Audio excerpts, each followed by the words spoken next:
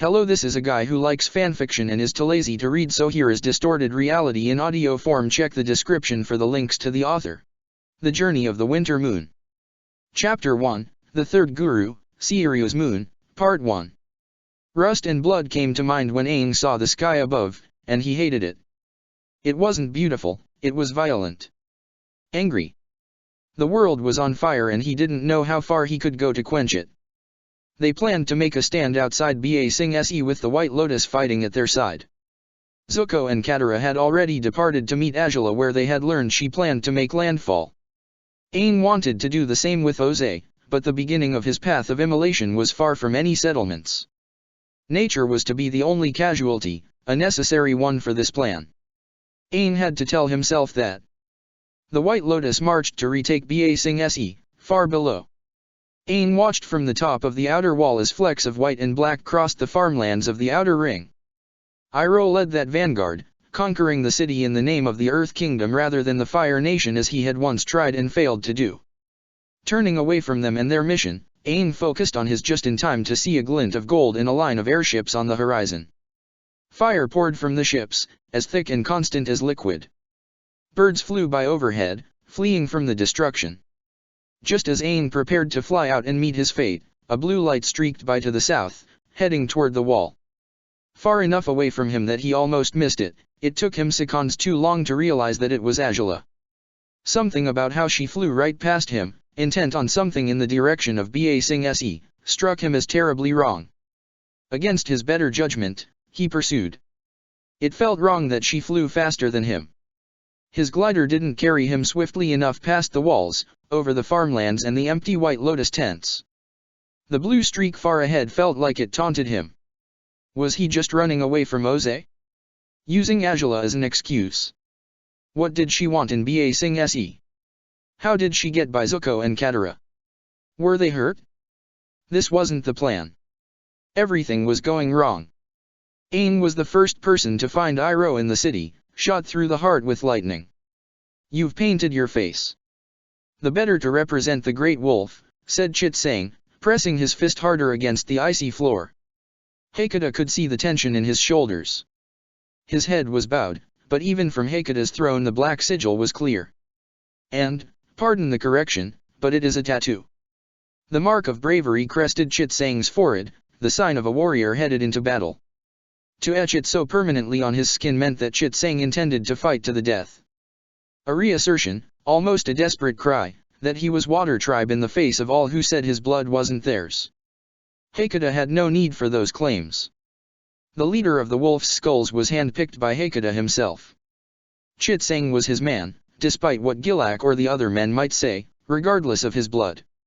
It did not matter at all whether he considered himself Water Tribe or not.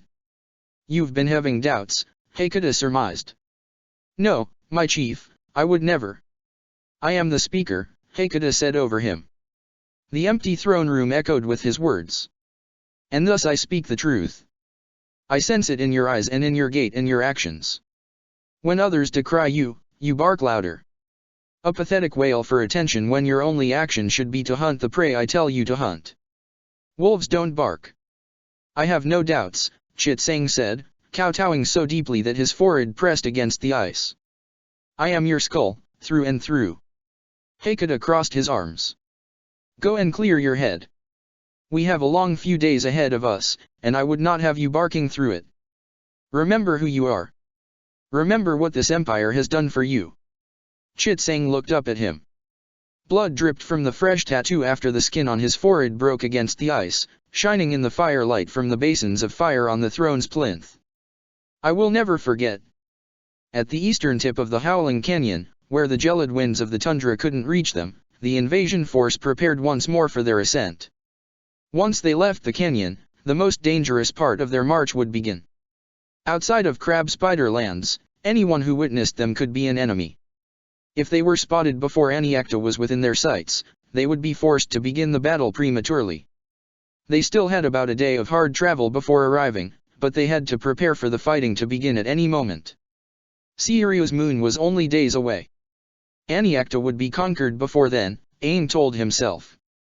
Aang found Azula in the morning and they spent as many quiet moments together that they could manage. They trained together and talked. Shared stories of their childhoods they'd never mentioned before. Things they once might have found boring about themselves, but both Aang and Azula devoured everything they learned about each other regardless.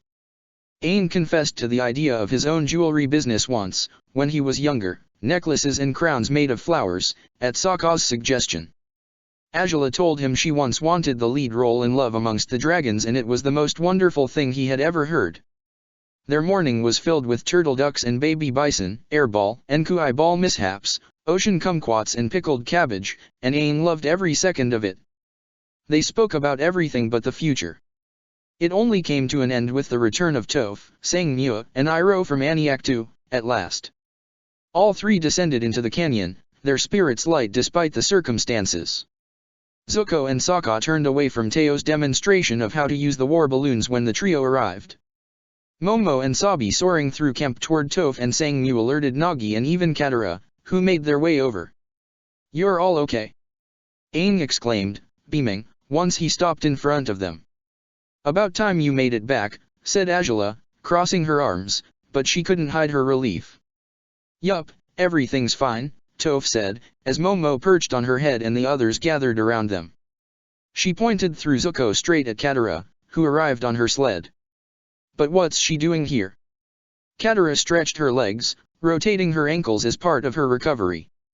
"You missed a few things." "We're all friends now," she said, but with a taunting lilt.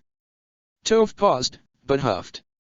"So going to the city was a waste of time, huh?" Iroh peered curiously at Katara but rubbed his belly. "I wouldn't say it was a complete waste of time. It was a wonderful journey, all things considered, and the city has a beauty all its own. I would say the three of us learned quite a lot about each other, and I am honored to count both Toph and Sangmu among my dear friends now." Sangmu squeezed Sabi and smiled up at him. "Me too. I had a lot of fun. Whisperwind might even be lighter on her feet than you are," Toph said to Aang. "And she can take a joke better than you, too." "Whisperwind?" Sokka asked, his face scrunched. Sangmu proudly put her hands on her hips. "That's me. I like the nickname." "I've never met anyone who really liked the names Toph gives," Aang said, as Toph punched her in the arm. And to his immense surprise, Sangmu punched her right back, and it looked like it even hurt a little. Both of them laughed with each other as the lemurs flew away from their suddenly rambunctious perches in irritation. Nagi rolled her eyes at their antics, but giggled into her fist. "Well, did you learn anything that could help us?" "Well, we did learn that Katara was taken to Crab Spider Lands," said Toph. "Old news, I guess." "More importantly, Hekata's forces are preparing for their invasion," said Iroh, his tone grave. "It was difficult to learn any significant intelligence, but his warriors are mobilizing. Supplies and men are leaving the city for the north. I'll have to go discuss the details with the rest of our allies." With that, he excused himself, making his way over to the scattering of tents hidden in the canyon walls. Sangmu looked at Aang after he departed and joined the tips of her fingers together. She looked almost hesitant, even nervous, but she shook her head and smiled. "Aang, while I was there, something unbelievable happened.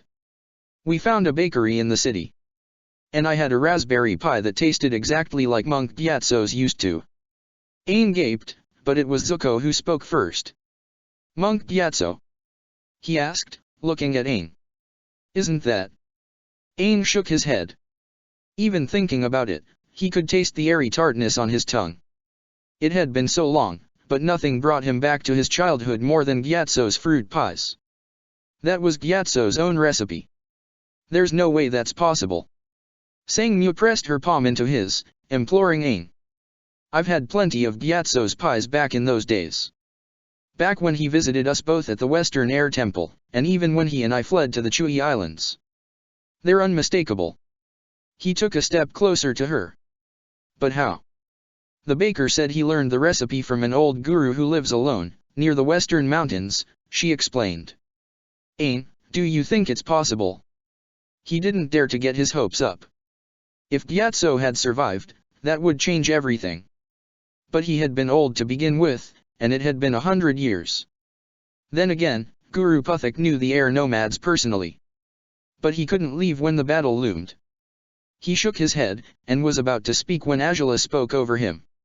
"Well, what are we waiting for?" she asked. "Let's go find this guru. Sang Mua, you'll come with us, I trust." Aang looked at her with his eyes wide. "But that's a distraction we don't have time for. It's something important to you." "We'll make it quick," she said. She looked at their companions as if daring any of them to challenge her assertion. Gratitude for her swelled up in his chest. Sokka sighed but apparently thought better of arguing with her. "Fine. Do what you need to. We don't need you yet, anyway, you just need to be back before the invasion starts, okay?" Aang nodded and looked around at all of his assembled companions. His other self jittered with nervousness, but Aang himself felt only the desire to see them through the battle safely. "I know. I won't fail this time." "You're not alone," Zuko said, spreading his arms wide. "Look at all of us. We're here, this isn't all on you, and it never was. If you fail, we fail together, just like we've always done. But this time, we won't." When he spoke, Aang thought he heard the other Zuko in his words, and had to blink away the sting of tears. "You've done things I never would have imagined," Sokka said. "And believe me, I can imagine a lot. I never thought I'd be here. But I'm happy I am." Aang grinned at him and put his arms around Azula and Sang Mu's shoulders, on either side of him, and pulled them all in close. Toph and Zuko joined the circle first, and then Nagi and Sokka. What are we doing?" Azula asked, tensing up beside him. Momo and Sabi soared into the circle of warmth, and Apple lumbered up to them as well. "A group hug," Aang replied, laughing. "Come on. It's a shame Ty Lee can't be here, I bet she'd love this." Azula relaxed into it once they all came in close. "She would," she said. "They're all still fighting on the other side of the world, I bet. So we've got to fight for them, too," said Toph. Nagi was the one who looked at Katara, lingering outside of their circle. "What about you, Katara? Do you have anything you'd like to say?" Katara scoffed. "No. And don't even think about asking me to join your little friendship circle. I just want to know how you plan on killing my dad, Avatar. Your technique has to be unstoppable." Aang felt like he'd been yanked back into the snow and let his arms fall. Finally, they raised the question sitting at the back of his mind. Just as it did back in his world, with Ozai. "I'm hoping it won't come to that." Katara leaned forward in anger, clenching the sides of her sled. "What do you mean? You have to. That's the whole reason why I'm on your side."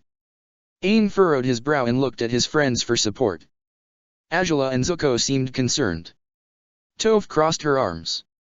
Sang Mu looked afraid, and Nagi looked away. Sokka looked about as tense as his sister. "I haven't decided yet," Aang said finally. He had thought he made his decision. He thought he would be ready to do whatever it took to save this world, and if that meant killing someone, then he had to. Even if it was Hakata. But he didn't know what made him waver to indecision.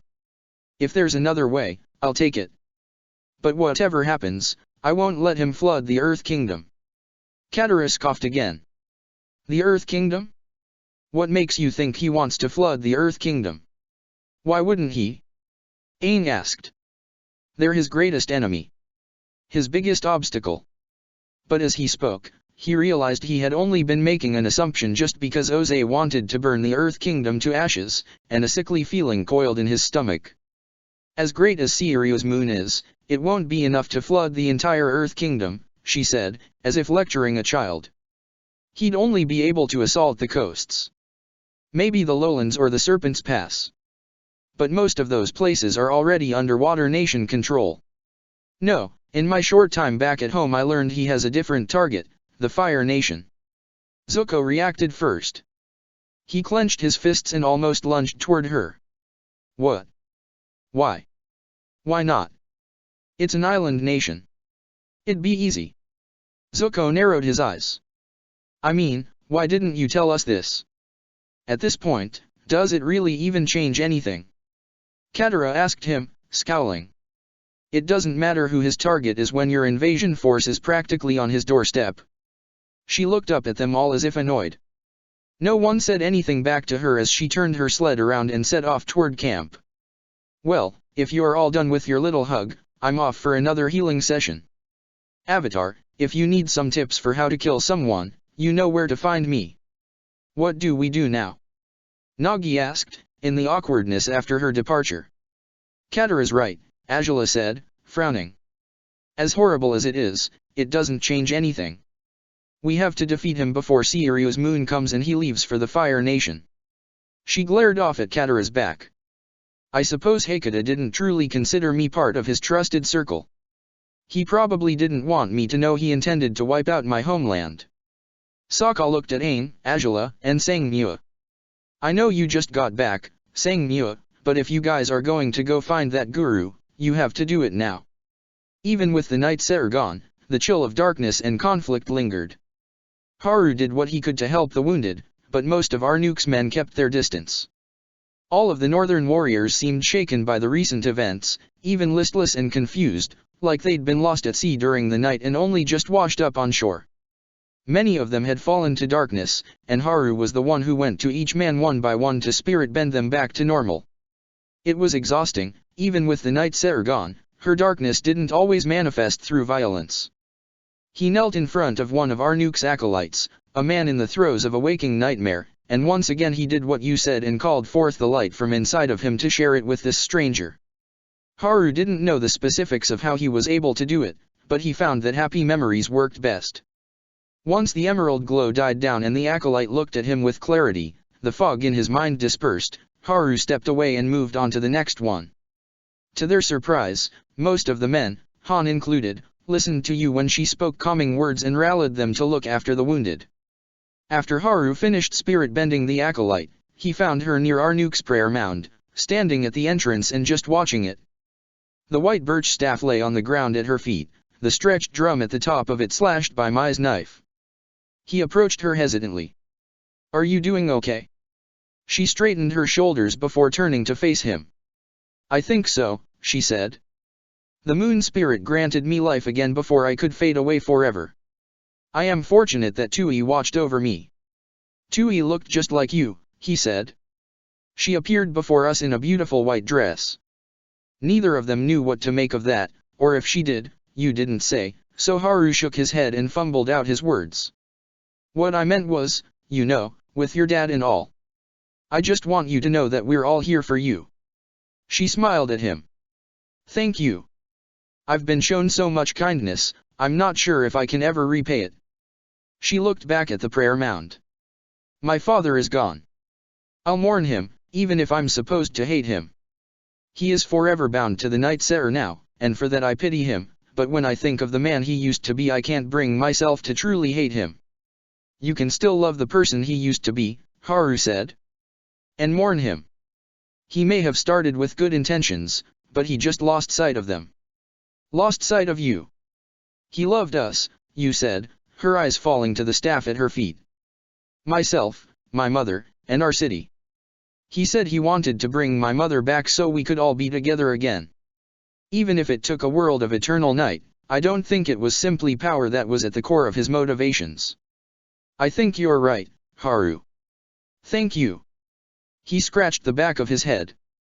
No need to thank me. You bent to pick up the staff from the ground and held it gingerly in her hands. She looked over it as if weighing it, and then something set in her face and she pressed the base of it against the ground, wielding it in a way that made her look authoritative. The ruined top was hollow, its connection to the Night Seher broken. Han, she said, calling over the first spear. Please send word to Agnikale. The Night Seher may be gone from Ororagampa, but as the spirit of night she cannot be truly defeated.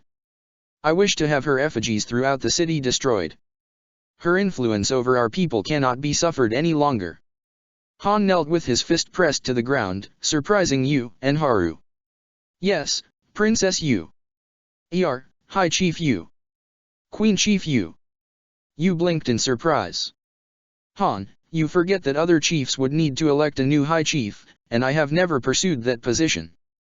She glanced at Haru, her brow furrowed in confusion. And what's a Queen Chief? Haru could only shrug in response. Right. Han said, and he hurried away to complete her request. After you left to attend to other things, Haru thought she really did have less of a weight on her shoulders, especially when Suki joined her. Haru went back to his own duties, but he wasn't sure if he could summon the energy to renew himself so easily.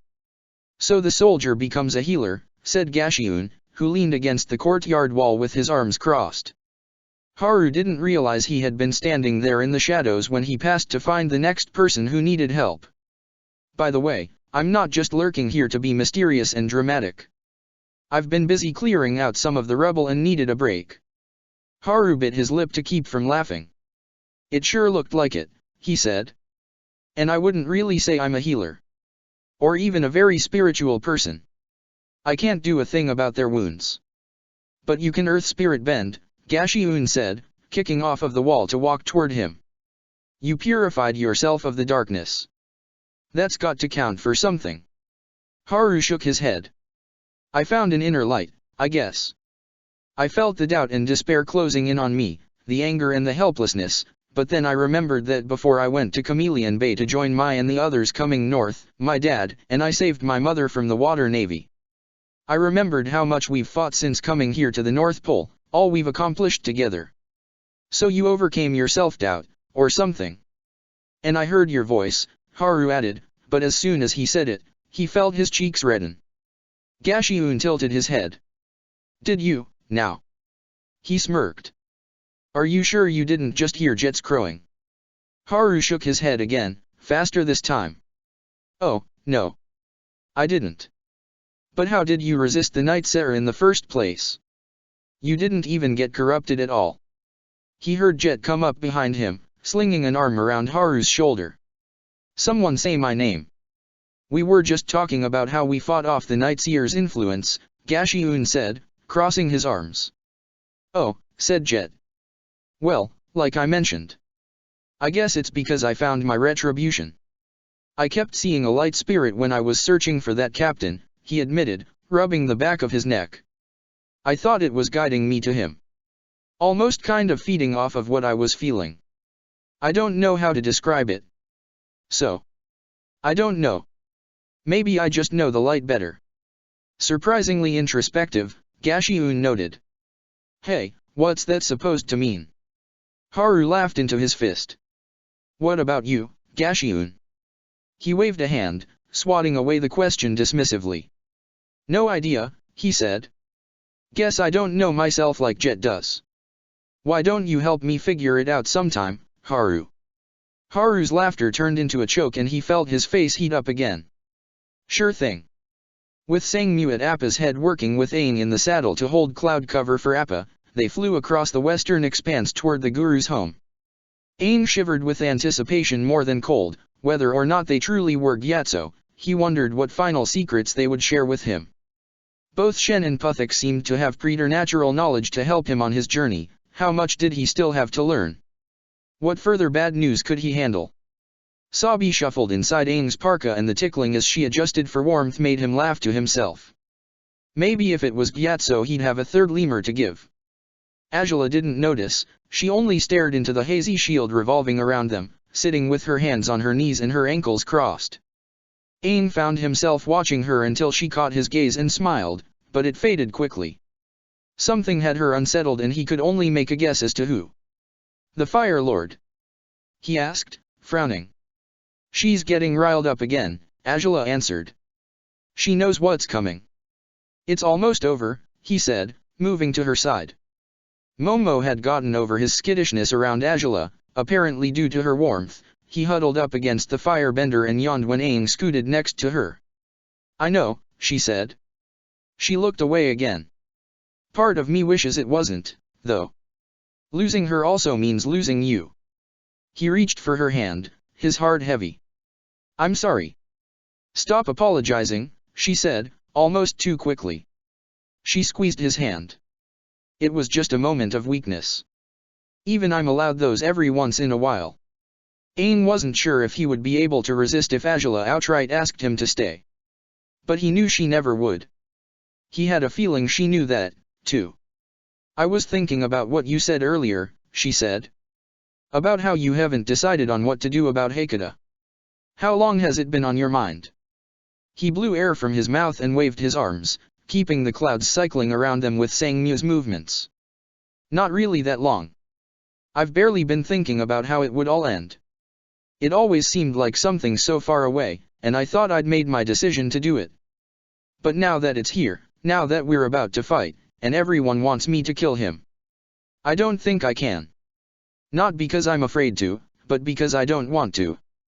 I want to find another way. He looked at Sangmu on Appa's head as he said it, watching her dance to music they couldn't hear while she bent the clouds with him. His arms swayed with her motions. How ironic that she represented the reason he had to kill Hakata and the reason he could not kill Hakata at the same time. If it was me, I'd want to kill him, Ajala said, with surprising venom. I already tried once. But this time, it would be for me. He's going after my home. Her voice softened. But you're not me. Whatever you do, make sure you don't regret it and I'll support your decision. And don't let us regret it, either. Appa veered out of the way of a dark and light spirit crashing from the clouds, battling with each other high in the sky. All three of them braced themselves as the keening of wounded spirits echoed across the full breadth of the fractured, celestial sphere. Aang and Sangmu wove the clouds around them again, repairing the gash from the warring spirits, an inevitability this high in the sky, but that was the closest call yet.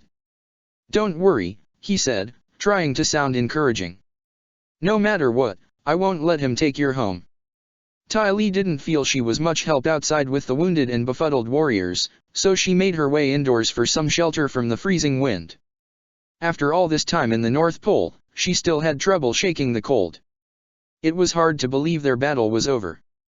Despite everything, she couldn't help but feel she barely made a difference. Why did Iroh feel it was her destiny to join them on this journey? What grand plan did the universe have for her? Sure, she helped in the fighting. She befriended you, Suki, and Gashiun too, she supposed. But that was hardly Ty Lee's doing, you just oozed enough kindness to bring them all together despite being on different sides. She was an easy person to like, a princess people looked up to. She managed to find a wide, shallow bowl in the food storage chambers of the monastery. The ceramic had cracked with age, but grainy streaks of blue and gray paint helped it retain its beauty, and she wiped the dust from it with her sleeve before filling it with a handful of foodstuffs. Some salted meats made their way onto the pile, but she managed to find dried papaya, a scattering of sea prunes, and even fresh cloudberries. Hoping no one would mind, she snuck back out into the dark halls of Aurora Gampa to search out one particular chamber.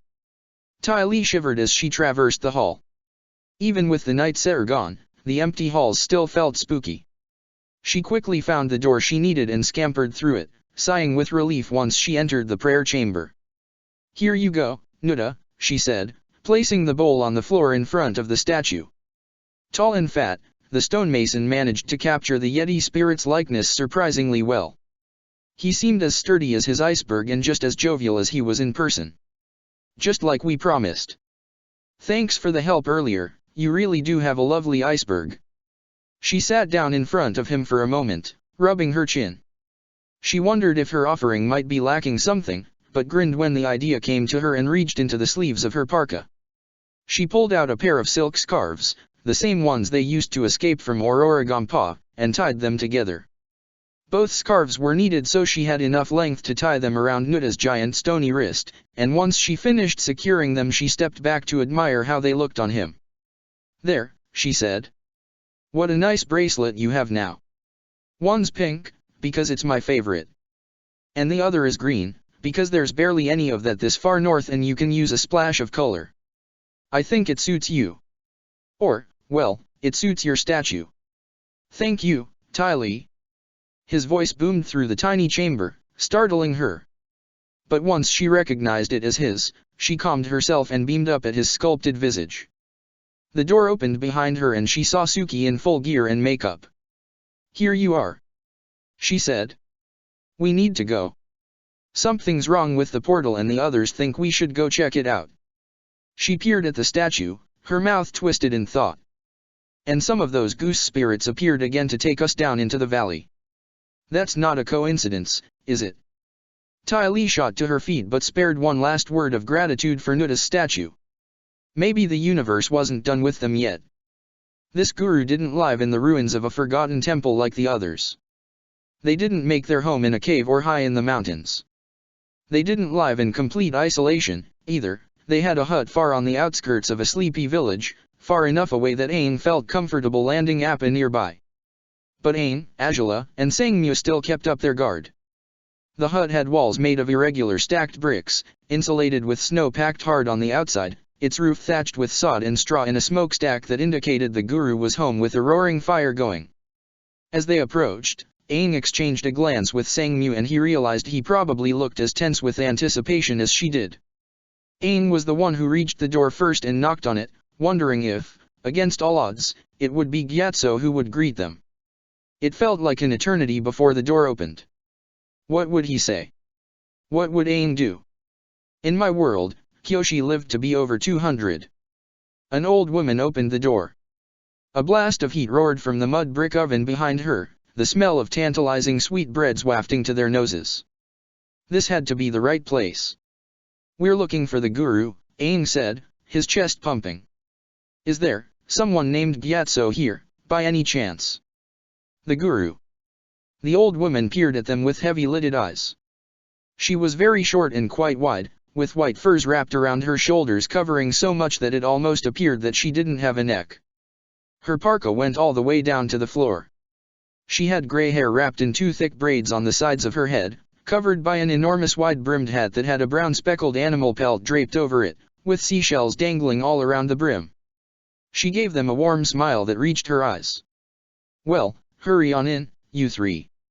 You're letting out all the heat. They filed inside of her hut, which felt cramped even with her scant belongings and the four of them.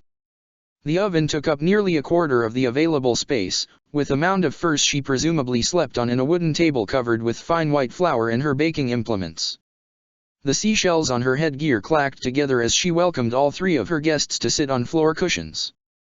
Aang's eyes wandered back to the oven. That style of mud brick was a staple of the bakery in the Southern Air Temple and just looking at it and smelling it made him homesick.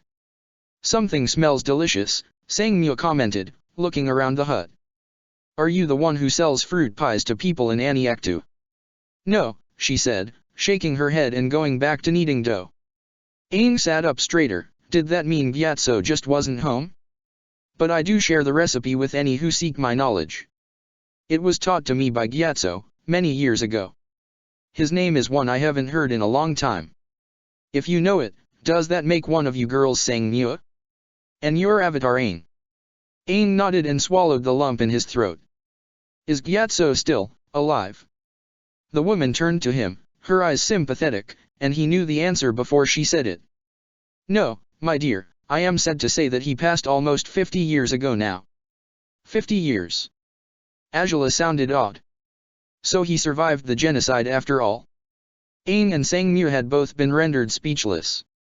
He might have been wrong to hope, but hearing that, he mourned his mentor all over again. What would have changed if he had emerged from the volcano earlier? Would they have reunited? Would that have been you who met him, or me? His thoughts overlapped so much with the other Aang that he didn't know which of them it belonged to. The sadness of his other self resonated with his own. I am Guru Tutaga, the old woman said. And Gyatso taught me many things before he died peacefully. He was loved here by this village, even though he kept his identity secret from everyone but me. She chuckled to herself. The fruit pie recipe, though, he only shared on his deathbed. The old coot. He wanted me to spread it far and wide only after he was gone, a hidden symbol of his people continuing to live on. I always suspected he just didn't want to do the work, his last prank. Even so, he always held on to the hope of reuniting with the two of you again. He spoke highly of both of you, young airbenders. Sangmu stood and joined Tutaga's side. It is an honor to meet such a learned spiritual teacher, she said. I'd be delighted to help you bake, if you'd let me. Fruit pies need some airbending, don't they? Tutaga smiled at her. In the original recipe, yes. Gyatso modified it for me, but I would love to taste one again as they were meant to be made. What do you gurus know about me? Aang asked, hoping it didn't come across as rude. Shen and Puthik knew who I was before they even met me. Who are you? Are you connected to the White Lotus? Do you think being a guru is a formal title, or an organized institution? Tutiga asked him. We are nothing of the sort. I've only met those two men once each, long ago. All I know of you is what Gyatso told me, but I suspect some things based on the current state of the spirit world. She portioned out the dough on a wooden tray, the next batch to go into the oven. Sang Myo checked on the batch currently baking. Some gurus are hermits, some aren't. We study the ways of the world, especially as it was before the four nations or even bending or the birth of the first avatar. Wan, Aang said, as Sang Myo took the first batch out of the oven. Or we can just ask you the details of facts lost to history, I suppose, Tutiga said. Wan, you say so flippantly. Well, as for the White Lotus, as much as Gyatso tried to teach me to play Paisho, I never had any talent for the game. So no, I have no connection to them. Wait. Is skill with Paisho really a prerequisite for joining? Ajala asked, dubious. All three of them shrugged at her in response. Does that answer all your questions? Tutiga asked. Poor dears. This war has gone on long enough, made you so defensive and skeptical. I can see the pull of the spirit world all over you, even as it encroaches on the rest of us. So now, Avatar Aang, it is my turn for a question. Do you belong in this world? Do I belong? He wondered that himself. I'm not originally from this world. Both Shen and Puthik sensed that about me, too. And don't worry, we intend to end this war very soon. What wisdom do you have for me? Tutiga doled out the plum mixture to the cake base of each pie. Don't go to the South Pole if you want fresh plums, she said, as Sang Myo held back a laugh and used her air bending to whip the pie into its distinctive spiral shape. But if you truly wish to go home to your world, seek out the last lion turtle. The last lion turtle? Aang asked, staring down at his crossed legs. He didn't even know there were any left. But Puthik told me going home would be as simple as walking through a veil. Not anymore, she said. Now it would be akin to finding a port in a storm with no lighthouse to guide the way. With how chaotic everything is now, you may end up in one of countless other worlds. You need the lion turtle's help to guide you. And how do we find it? Ajala asked, surprising Aang by beating him to it. You tell me, said Tutiga. What do you know of lion turtles? They are the perfect union of light and darkness, Aang said, recalling the memory of Shen's explanation. Created when Rava and Vato were still one, before spirits and humanity. Rava and Vato? Tutiga asked, looking back at him and blinking in surprise. So those are their names? Oh, I will have to write that down later. But yes, that is correct. And in this swirling storm of spiritual energy, the lion turtle will go to where light and darkness are in balance. A place of duality, of two in one, a border and a bridge. In the ancient world, lion turtles would seek out those who needed their aid in the most desperate of times, only finding those with absolute will worthy of their wisdom. Aang had been desperate on plenty of occasions. Was his own will not strong enough for it to show itself to him? Really? Ajala asked, crossing her arms. I'm sorry, but we do not have time for riddles. All the worlds are on the verge of ending and we need to defeat the Emperor. Is it really possible? Aang asked, putting a gentle hand on Ajala's shoulder. Possible for light and darkness to truly be in balance? Good and evil, in a perfect being like the lion turtle. Come now, Aang, said Tutiga, angling her head toward him so that the seashells clattered. Can you really claim that one is wholly good or one is wholly evil? Even in times of war, technology flourishes. Technology that can harm others, yes, but much more that leads to the betterment of humanity. I'm old enough to have seen plenty of that myself.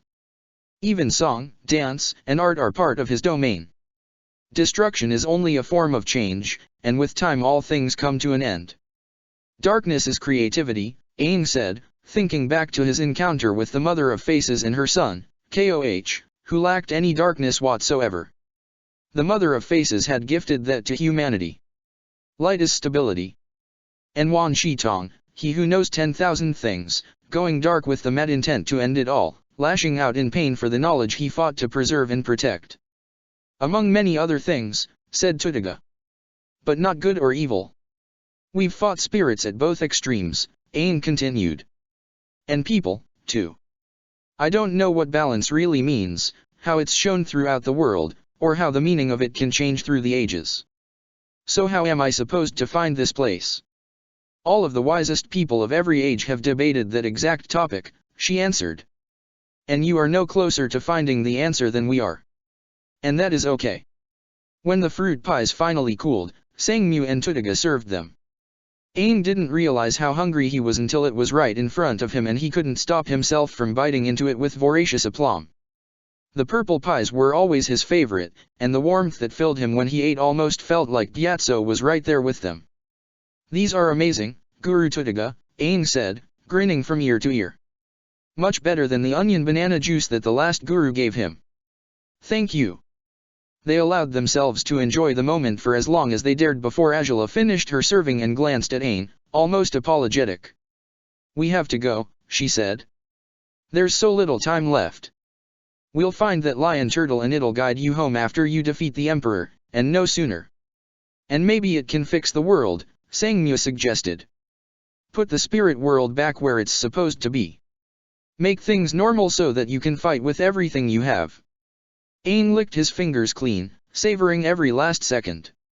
There's one last thing I'd like to ask before we go, he said. Tutiga, how do you think Gyatso would suggest I defeat Emperor Hakata? Do you think it's possible to do without ending his life? Which is the right answer for the world? Gyatso was an air nomad, like you are, she said. He would say that all life is precious. The right answer for you is the right answer for the world. That sounds like something an emperor would say, Aang said, frowning.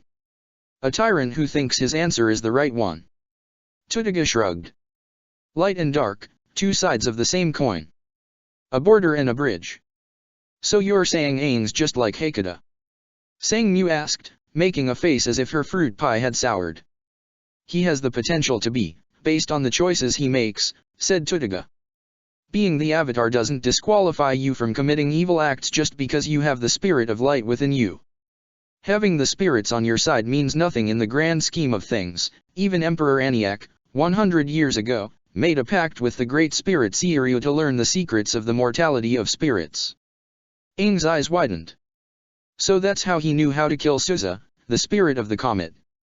That answer brings us no closer to what Aang should do, said Azula. She appeared to be growing impatient, tapping her fingers against her knee. Have you sought the wisdom of your past lives? Tutiga asked. As they did before you. Aang heard whispers in the snow outside. Whispers in the earth below them. Whispers in the fire from the oven and in the breeze. Be active. Don't make the same mistakes I did. How could he actively shape his own destiny, and those around him? Only justice will bring peace. Did justice have to mean death? What did Hakata deserve? Be decisive. Don't flounder. Whatever choice he made, he had to stick to it. Do whatever it takes to protect the world. If that meant turning against his values, so be it. But he would fight tooth and nail for the freedom of choice. And finally, his other self. What about Sangmu? Would Sangmu approve of him ending a life to save hers? If he didn't uphold the values of their people, could he expect her to do the same? I made a pledge to the spirit of winter, Aang said, trying not to look at Sangmu. A pact, just like Aniak did with Seiryu. And for that I need to end his life. Two sides of the same coin. It is unwise to back out on a deal with a spirit, especially a powerful one like Sedna, said Tutiga. But a betrayal of the self is even worse. If it goes against your values, yourself, everything you hold dear, then Gyatso would tell you that adhering only to your duties at the expense of yourself will leave you broken. Is that how he felt, in the end? Sangmu asked, her voice small. Broken. In this village, he found a new home, said Tutiga, giving her a sympathetic smile. He believed in peace, even here, and though he had to hide his past he continued to live with love in his heart, and hoped that you too survived to carry on the legacy of your people. So no, he was not broken. His heart was sad, but it was full. Aang remembered, all those years ago, when he had discovered Gyatso's remains at the top of the mountain, surrounded by his enemies. He couldn't say for sure which ending Gyatso would have preferred, but Aang thought he could guess. A bridge to unite two places and a border to separate them, Aang said, wiping away his tears. In other words, a door. Or the portal. Tutaga smiled. Go on, then, Avatar Aang. If you've found your answer, Gyatso would want you to believe in it. Zuko hefted the back end of a sled up onto the ridge so that the buffalo yak could pull it up the slope and make its way out of the Howling Canyon. Ascending was much more work than descending, and took longer, but he tried to help where he could. Just having Toph and all the other earthbenders made things much easier, and the physical exertion helped keep him warm, anyway. While he made his way up, he passed the astronomer standing precariously close to the edge, her gaze fixed on the sky. Do you see it? She asked, but he wasn't sure if she spoke to him or to no one in particular. That shining blue star, brighter than all the others? It's Seirio's moon. Oh, look how close it is now. He could see it. At first he might have dismissed it as another quirk of the spirit world sky, but its light was more vivid than all the others, like she said. As they looked up at the star together, the light of day darkened as if a shadow passed in front of the sun, and when he directed his gaze to the south he saw black clouds rolling across the heavens. A massive wave, like a tsunami of ink or tar. What's that? He asked, eyes wide. Those are not normal storm clouds. I suppose that is the Everstorm expanding from the South Pole, said the astronomer, without a trace of fear. If anything, she gave the first indication of irritation that he had ever seen from her normally placid countenance, a scowl and a snap of her fingers. Flaming hog monkeys. It'll block our view of the second moon. The distant clouds lit up with purple lightning, dark towers, and columns pulsing ever closer. Believe in my answer. The world raged. The Everstorm stampeded across the South Pole like the river in a broken dam. Dark spirits laughed and reveled and clashed with the flickering lights, themselves no weaker despite the storm's power. Aang devoted the entirety of his concentration to navigating the storm and avoiding lightning, the glittering wind of his air spirit bending their only shield against the chaos around them. Rain fell and at one point it burned as they flew to the eye of the storm, the southernmost point of the South Pole. They crossed the jagged southern mountains with no attempt to hide themselves, the odds of anyone seeing them were slim. Despite the storm and the spirits, Appa flew harder than Aang had ever seen him fly before.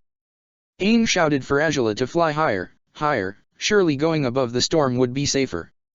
She pulled on the reins while Aang used spirit bending and he hoped dearly that he wouldn't have to redirect any lightning. Appa persisted through the struggle, and when he breached the clouds, Aang thought he had been deafened because the world above was silent. The atmosphere had been split between black and violet or white and rose gold. Where darkness had conquered the world below, the skies far above the storm belonged to the light. Daylight and nighttime mixed, the golden heavens a canvas for the endless expanse of stars. The Everstorm below and the sky above both seemed to stretch to infinity, separated from each other so distinctly that it seemed by design. Despite the presence of both light and darkness, the lion turtle couldn't be here. There was no union, only separation. But he did see a column of energy piercing the storm clouds, black wisps swirling around it as it stretched to the heavens. Azula led Appa there as the lemurs poked their heads out of Aang's parka, confused by the sudden lack of thunderous clamor. For the second time, Aang went through the spirit portal to another sky between dusk and dawn, and when Appa landed in front of the Tree of Time, all three of them dismounted. Aang scratched Appa's ears in gratitude, pressing his face against the bison's fur in the hopes Appa would understand his appreciation for the struggling he had just done to get them there. So this is the almighty spirit of darkness, said Azula, crossing her arms as she surveyed Vato in his prison. He doesn't look all that impressive. Despite all the changes in the spirit world, the seal covering the Tree of Time had remained the same. The tree itself, however, had transformed. Before, its bark and branches seemed desolate and bare, almost dead, like fingers reaching out of a grave. But now the tree had become thicker, livelier, and it looked like it had even grown. New shoots sprung up from its branches and Aang wondered if it would one day mimic the great banyan on its other end. On the other side of the clearing, the portal to the North Pole, still closed, swirled with dark energy, almost as if it absorbed all the power of the Everstorm outside. Aang still felt a sick twinge in his stomach when he looked at Vato and the darkness in the portal, but at least it wasn't complete revulsion anymore. Rava, Aang called out. Even though she was always with him, he wanted to speak to her physically. Please, I need your help. I need to find the lion turtle. The spirit of light swirled into being in front of him as if sprouting from the ground. You were wise to come here, she said. He will come. She doesn't look that impressive either, Azula whispered to Sang Mu out of the corner of her mouth. Aang glanced back at them and Sang Mu looked horrified at the comment. You do know she can hear everything I do, right? He asked with slight irritation. She grimaced in response and looked up at Rava with a little more respect this time. Sang Mu looked like she took care not to look at Vato while she addressed Rava. Spirit of divine light, she said, a little too formal for Aang's tastes, as if to make up for Azula. Is there anything you can do to help us? Know you the true value of the lion turtle you seek? Rava asked. Our children bear gifts that once aided humanity since the beginning of your time upon this earth. This lion turtle tried to find you once before, but your mind had been clouded and your will uncertain. Aang looked up at her, at the symbols within her form. He didn't want to ask when that might have been, when he had failed the test he didn't know he had been taking, and though he felt some shame for it, just being in Rava's presence made that feel insignificant. I don't know. But I am here to learn. And now, I will not waver. Vato spoke, and the booming of his voice made all three humans and all three animals shrink away from him in alarm. Our child, he said, as if correcting Rava. For there is only one remaining. It was humans and the dominion of light that has made them all die, one by one, for the past 10,000 years. And I have felt every death here, from this prison of memory and time. Instead of her usual aggression toward Vato, Rava reacted toward his words with a grief Aang felt all too keenly. The lion turtles created the land upon which humanity walks. And for a time, your people lived on their backs. Protected and cherished. That time has long since ended. If what he says is true, would this lion turtle want to meet us? Azula asked. Aang looked behind him at Azula and he saw another figure just past her that shook him more than even Vato did, the Fire Lord. She stood with shoulders slackened, her hair wild and loose and uneven, armor chipped and scratched and burned by battle. Her hair fell over her face until she slowly angled her head to look at Aang, a mad smile splitting her cracked, dry lips. She lunged toward Aang as if to firebend, but he composed himself in just enough time to keep from reacting to the movement. She laughed to herself as if playing a game only she knew, but when she didn't get the reaction from him that she wanted, she vanished. Aang let out a breath. He wanted to hit himself for not remembering the possibility that she could appear in front of him in the spirit world. Azula and Sang Mu both turned toward him, apparently ignorant of their entire exchange, if it could even be called that. Aang?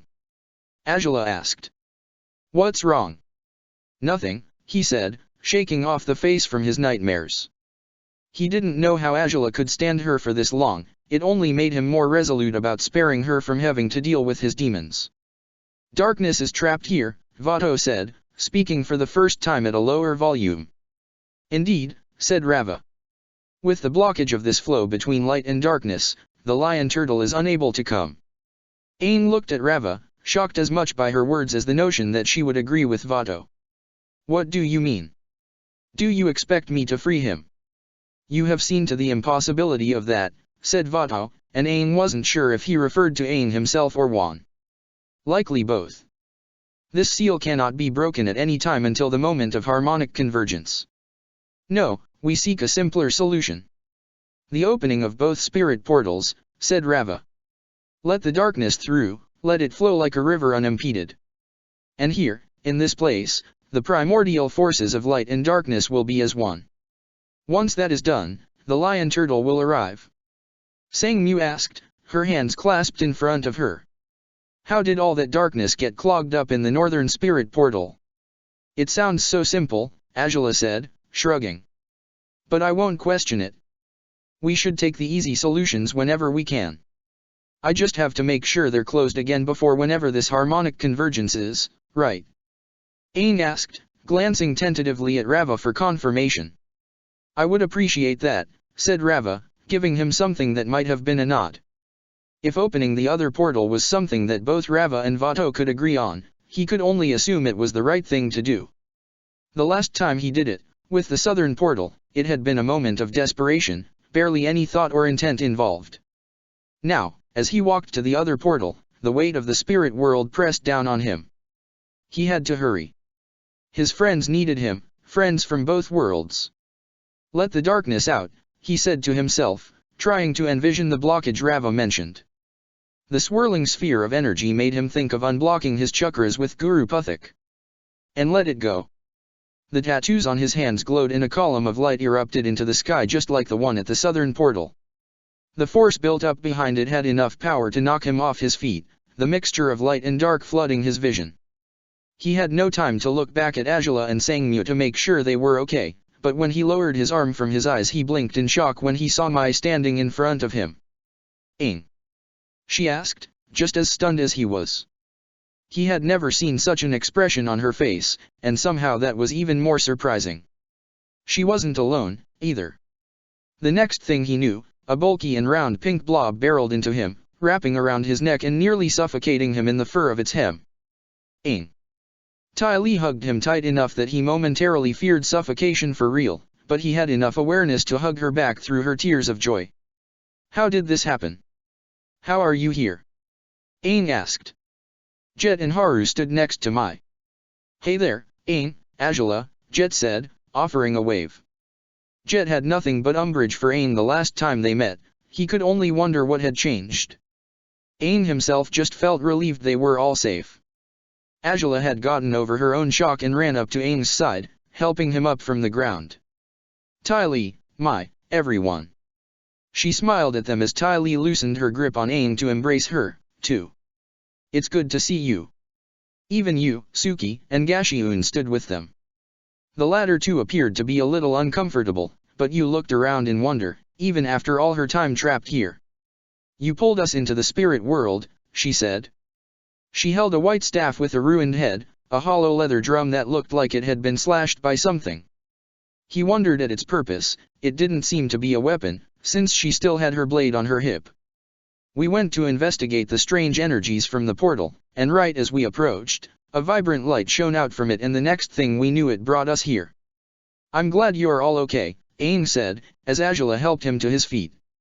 At that point, he noticed the strange spirits behind them, bird creatures looking around with beady black eyes in what he could only assume to be confusion. One of them honked like a goose dog. Momo stared at them with his fur on end. "But, what are those?" Thode made Chitsang wait at the entrance to the Chamber of Elixirs. It was as if Thode thought that every minute he made Chitsang stand there, it demonstrated how unimportant he was. Chitsang didn't care. Let him play his games in his little palace of potions and tinctures. The Chamber of Elixirs was a strangely round and open space where it seemed like the old man could practice his yoga. At the edges of the room sat tables stacked with bottles and jars of fluids and multicolored sands, ground-up gems, and animal parts, set next to weighing scales. Upon high recessed shelves he saw more jars and vials of potions, perhaps more valuable due to their placement. At the innermost sanctum of the Alchemical Institute, this was apparently a place of geomantic importance, but it almost reminded Chitsang of an old Fire Nation classroom. He fought the shiver crawling down his spine. "Hanat, Kulik," said Thode, addressing the teenage students who served his beck and call. "Siblings, from the look of them." Chitsang never had siblings. "What is the status of the aromatherapy project?" "It is complete, Master," said Hanat, the girl, bowing deeply to him. The boy said nothing. "I expect you to keep a record of the coming days for research purposes," Thode said to them, almost snappish.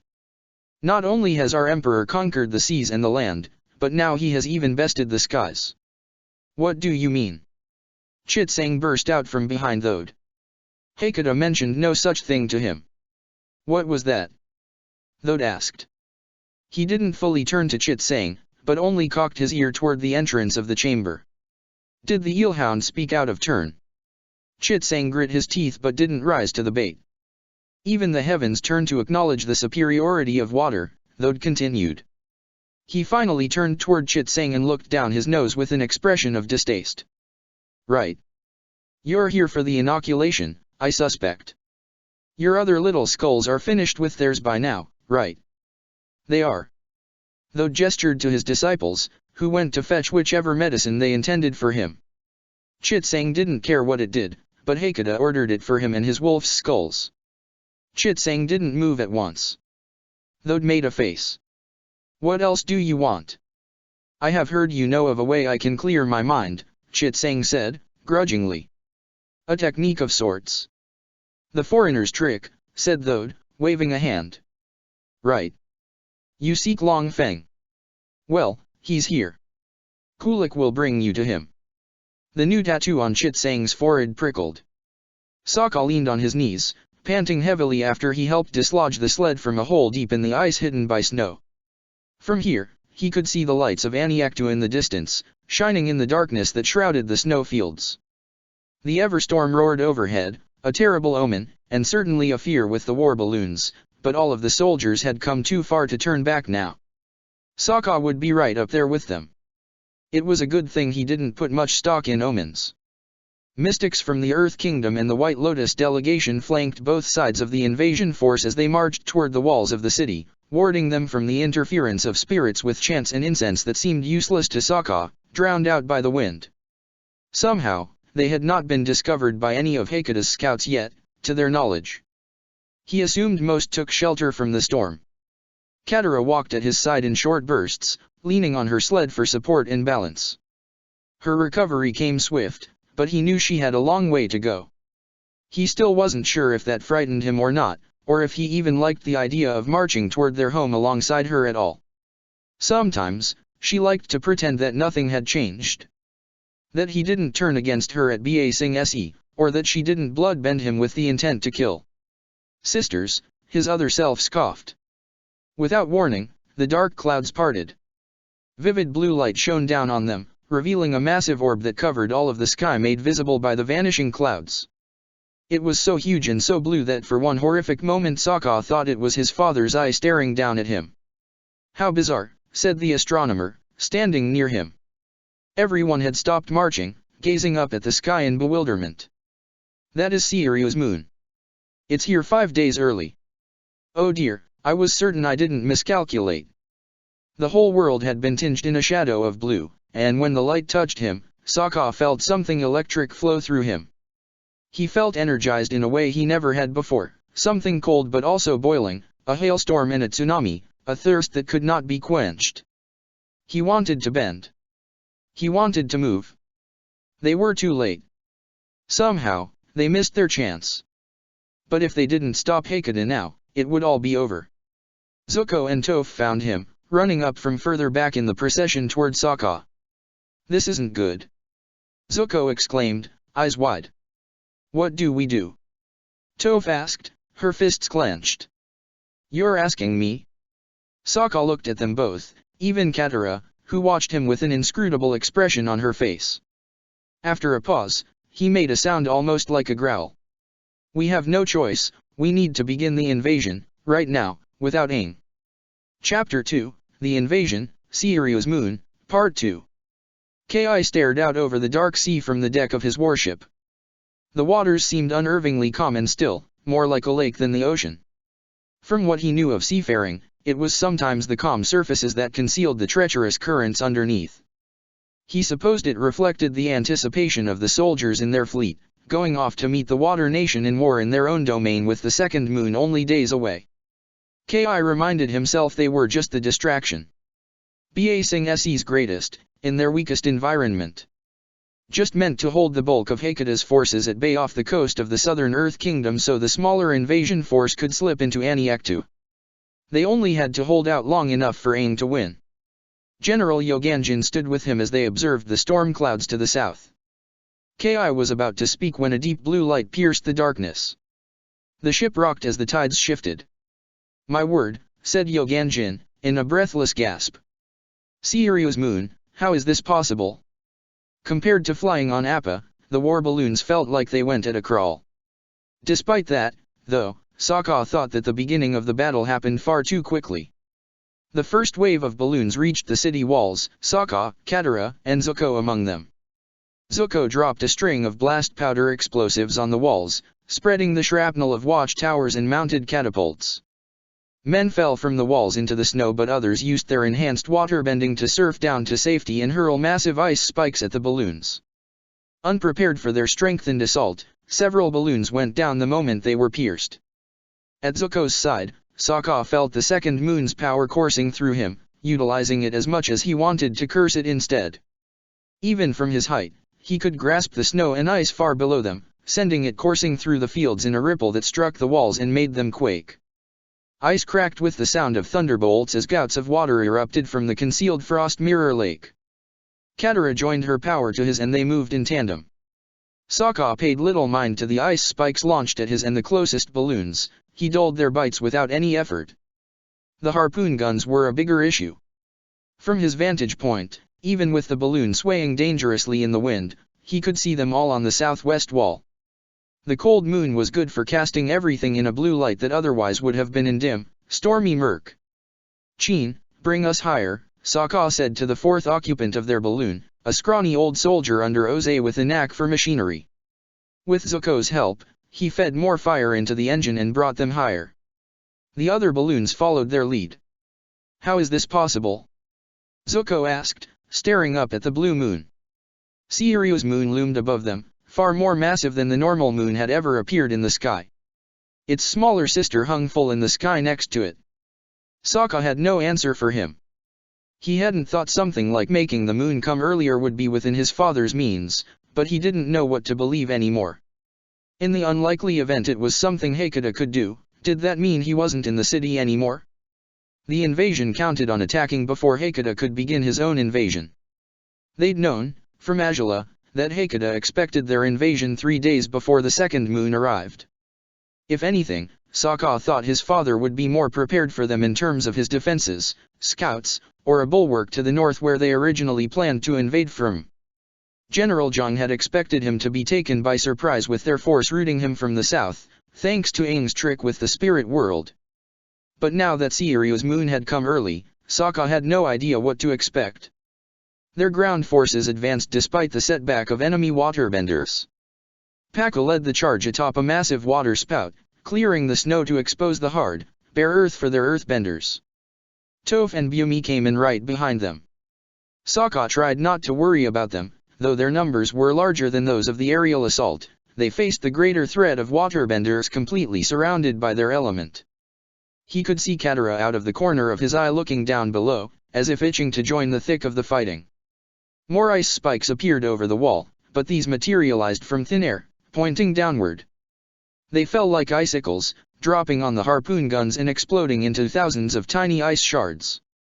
He looked to his right to see his grandmother in one of the other war balloons, her arms spread wide. Sokka followed her lead and pulled more moisture out of the air as ammunition for his attacks. He never knew it was possible to draw so much water this way. Katara, on the other hand, lowered herself back down to the floor of the gondola.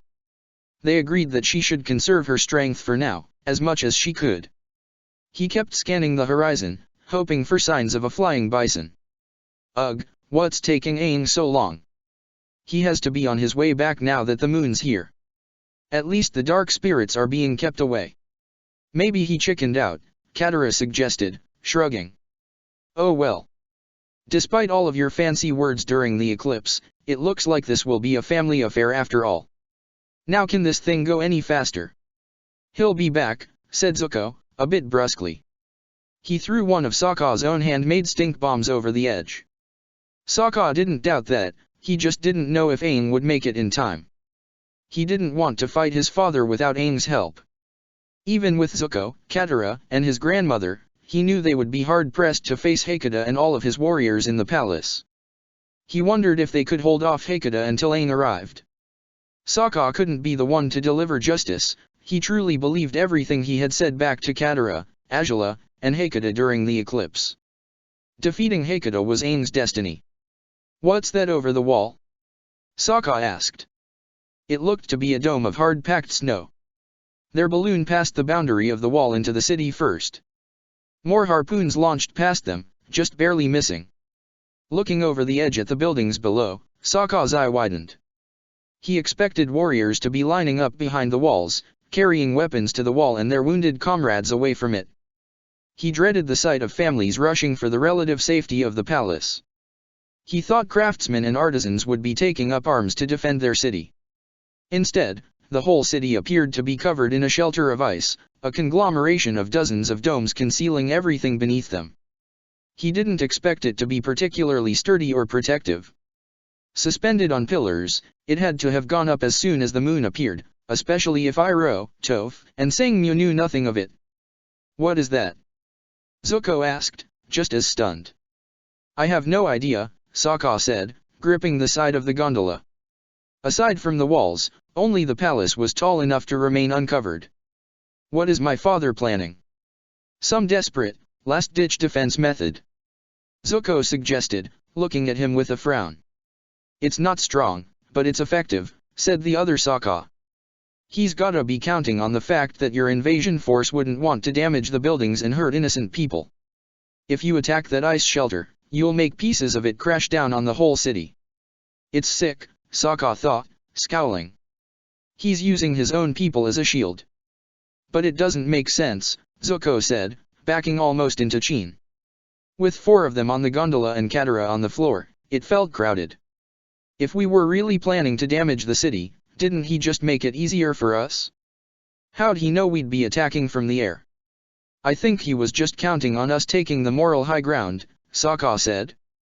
But he didn't have an answer for Zuko's second question, and that scared him. The sound of air rushing out of another balloon brought Sokka back to the task at hand. The balloon crashed down against the giant lumpy ice shield. Sokka worried for its occupants. They'd be behind enemy lines completely alone. But they all knew what they were getting into, the mission they had to complete. Winter's heaven loomed ahead, a shadowed silhouette against the giant moon behind it. The closer they approached, the more the attacks came. Harpoons and arrows sailed through the air toward them, making their advance even more perilous. Sokka noted how they shot with reckless abandon. Perhaps the shield over town also had the function of protecting it from stray attacks. Another balloon went down. Sokka waved his arm and a rain of sharp hail fell upon their attackers, but the non-benders raised their shields to defend. Chin aimed their balloon toward the top of Winter's heaven. Sokka hoped it would be easier to find his father up there rather than in the main palace below. He would want to be surrounded by ice, especially during this once-in-a-lifetime event. Only one other balloon made it to Winter's heaven with them, the one bearing Kunna and Piandao. Chin brought them right to a balcony overlooking the city, and for a moment they had respite from all of the attacks. "I'll wait up high," Chin exclaimed, pumping the bellows to heat the engine. Sokka could only hope he'd be far enough away from the danger, but he pushed the old engineer from his mind. The balloon that had carried his grandmother and Piandao joined Chin's. "Things are proceeding too smoothly," said Kunna. Only she could make that observation after just 2 balloons made it to the palace. Some still hovered above the city, raining explosives and arrows down on the walls to aid the main fighting force outside, but they had lost most of their air force. "It's likely we're heading straight into a trap," said Piandao, his sword drawn. Bereft of her sled, Katara used a combination of a fishbone cane and her blood bending to keep herself upright. Even so, she looked no less fierce. "Let's do this. We'll force our way through any traps and tricks he tries to throw at us." "Don't get reckless now, Katara," Kunna scolded her, as Sokka led the way. Katara made a face at that but let her grandmother take up the rear. As Sokka expected, Winter's heaven was relatively scarce of warriors. Few had any reason to be up here with all the fighting below and outside the city. Still, it was quieter than he wanted it to be. So many things didn't add up about this whole invasion and he racked his brains trying to find the answer. He felt that he was missing something obvious. Spearmen came at them from 2 different halls, an ambush from both sides. Sokka and Kunna both took apart the wall to force them away in a torrent of water that flooded both hallways completely, opening up rooms and simultaneously making a more direct path to the throne room for them. Sokka felt powerful enough to take down the entirety of Winter's heaven by himself. Just a wave of his arm and the ice would all come tumbling down. Sokka led the way, sliding across the ice and water that flowed with him through the remains of the halls. He came across the hall with the throne room so suddenly that he almost sped past it, and only just recognized the ornate details of an underwater vista carved into the ice. He was rarely allowed up in Winter's Heaven as a child, but he would remember that door anywhere. He paused in front of it just long enough, staring up at it, wishing for the final time that Aang was here so they could face Hekate together. It didn't feel right after how far they'd come. The 5 of them would have to hold him off until Aang did show up. And then, if he's even here. Stop being dramatic, Sokka, said Katara, tapping her cane with irritation. Just open the door so we can finish this. Sokka melted part of the door away, just enough for them to go through, and halted when he took in the empty chamber with only a single occupant sitting on the dais with the throne. A woman he didn't recognize sat on the step, her head hung low and her shoulders slackened. Who's that? Sokka asked, lowering his sword. Dad's not here, said Katara, scowling. That's Malina. What are you doing here, Aang? Haru asked. Did you start the invasion yet? Asked Ty Lee. Jet took a step forward. What did we miss? Have you heard from the rest of my crew? We banished the darkness from the North Pole, said Yu, looking up at the flow of energy swirling around and between both portals now that both had been opened.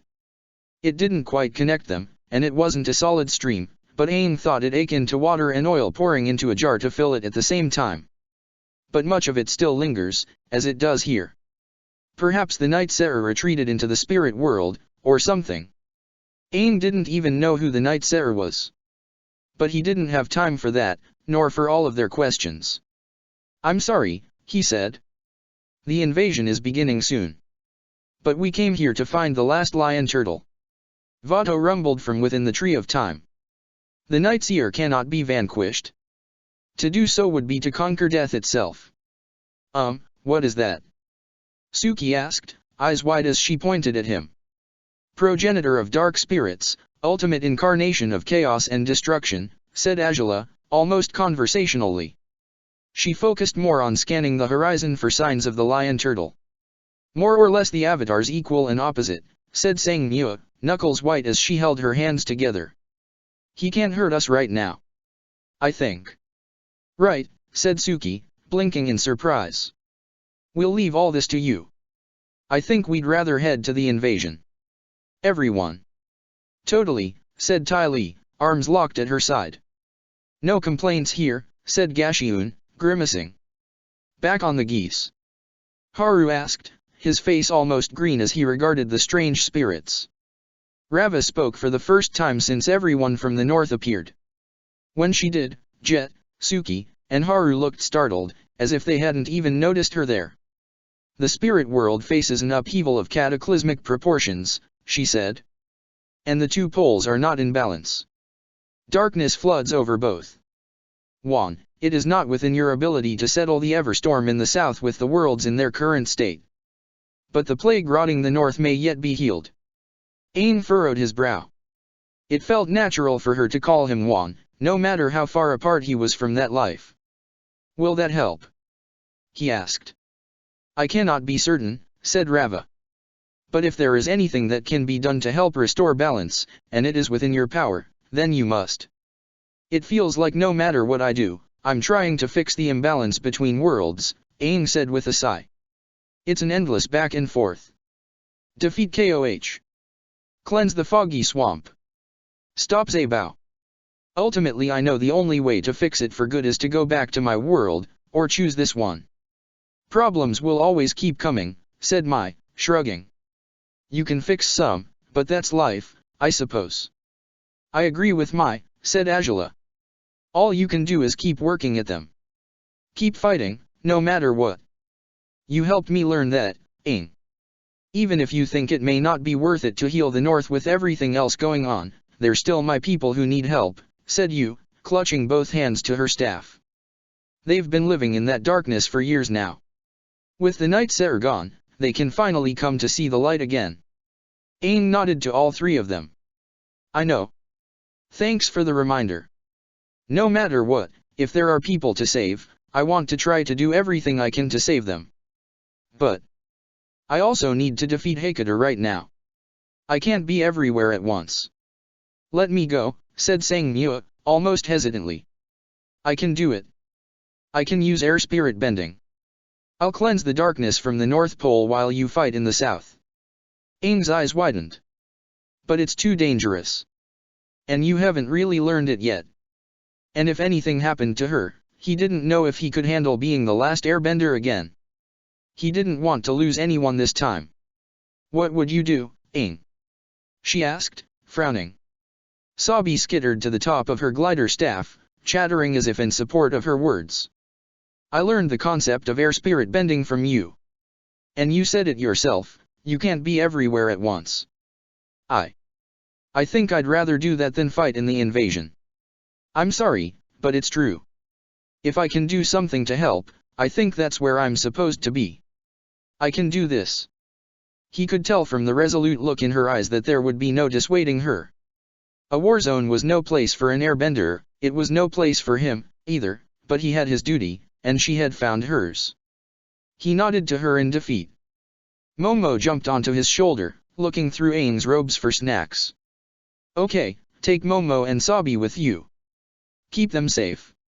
Of course, she said. She hugged him tight with her free hand, and then Azula as well before waving to Mai and the others. Momo flapped from Aang's shoulder to hers, as if understanding their words. Well, it was nice meeting all of you. Everyone, good luck. We'll come back together later, and I'll make fruit pies for everyone in celebration. After she disappeared through the portal, Jet punched a hand into his palm in a gesture that reminded Aang of Toph. All right, so it's invasion time. This is perfect. We're all here to help.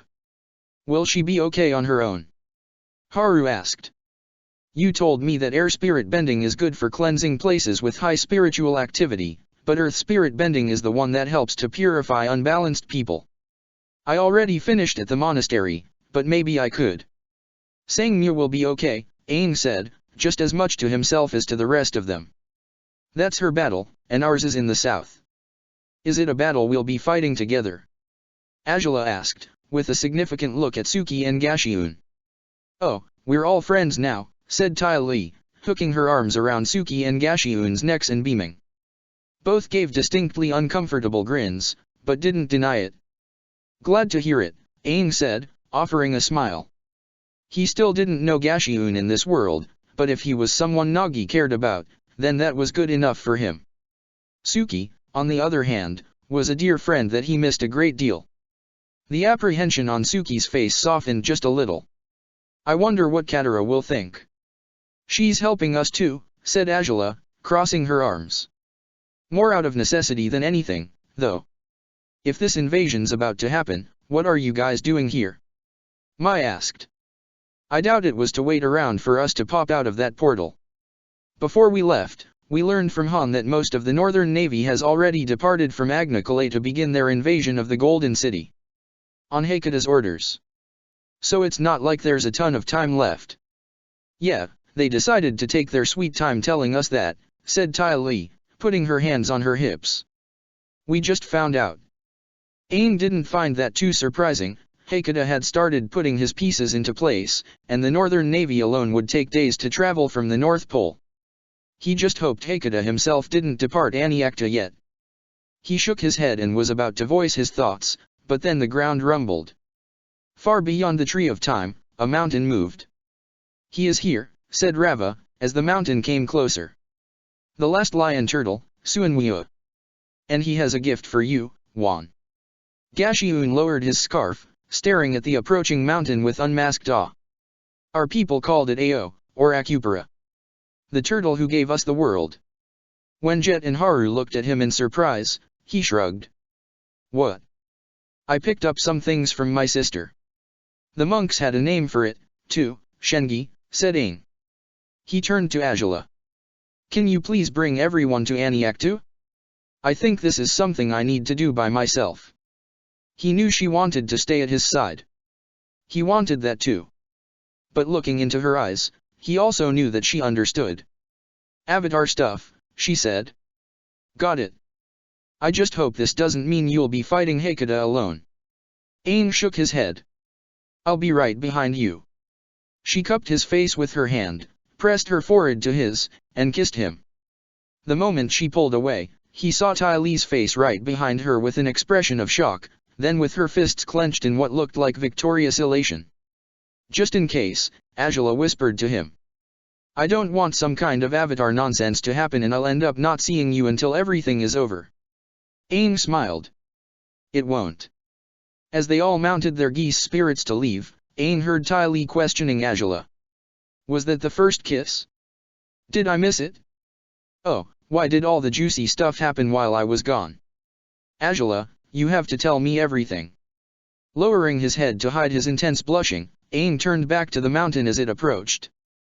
The earth parted in a grinding of rock and dust, quakes rippling through the terrain. It really was fully the size of a mountain, a whole forest grew on its back, wild spirits disturbed by its movement and the swirling storm clouds overhead. Aang found himself between Rava and Vato, all three of them watching the colossal, ancient being on earth itself. Both of its front paws stretched and braced against the ground, extending arms thicker than even the massive eye trees in the spirit world. Its face resembled a stone carving of a fierce deity, wisdom in its eyes and war in its bared teeth, with a mane like a dragon's beard. Aang had never felt so humbled. He bowed, as if to a master. "Equilibrium has been lost."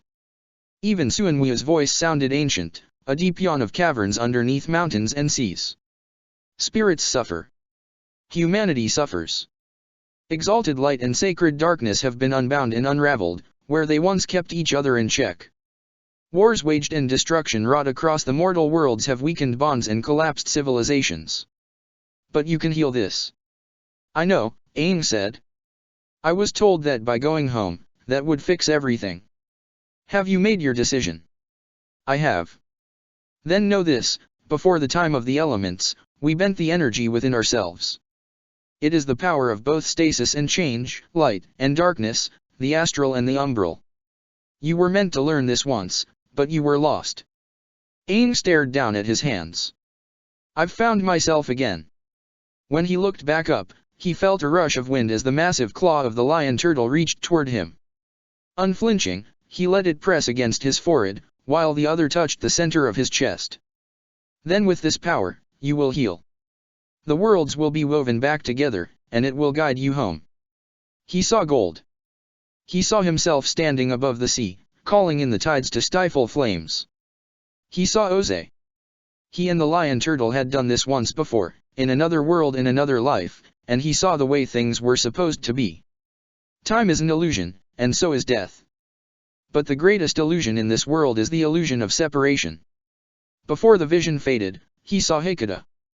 An iceberg, Aang's iceberg, emerged from the water and a light shone into the clear sky, and he knew where he would face the Emperor. It seemed only fitting. "Seek him," said Suanwua, backing away from Aang. Aside from gentle wisdom, Aang could also see kindness in the lion turtle's eyes. "And set things right." With every blink, the lion turtle descended further and further into the ground, the mountain shrinking, until it vanished like it had never been there in the first place. He didn't know how or why, but he felt different. He felt ready. He turned to Rava. "It's time," he said. "I have to leave now, and face Hakata." "Things have shifted in the outside world while you were here," she said. "Time, as ever, eludes us. Do you see now, bearer of light?" Vato rumbled from within the tree. "As long as war and conflict exist, darkness will thrive." "I know," said Aang, turning to face him. "You only do what is in your nature. The world's unraveling like they are is my fault as much as yours, but it also happened outside of both of our control. I'll fix it, though." For the first time, he considered the possibility of becoming a being like the lion turtles. A being in complete equilibrium with light and darkness. If he took Vato and his darkness inside himself, as Wan once did with Rava, what would he become? A honk echoed, answered by Appa's startled roar, and when Aang turned around to face the source of the sound he saw Angela flying back in on a goose spirit. "Aang!" she called. Something was wrong. He could see it on her face. "What is it?" "You have to come outside, Seireu's moon is here." "Where is he?" Sokka asked from the entrance of the throne room.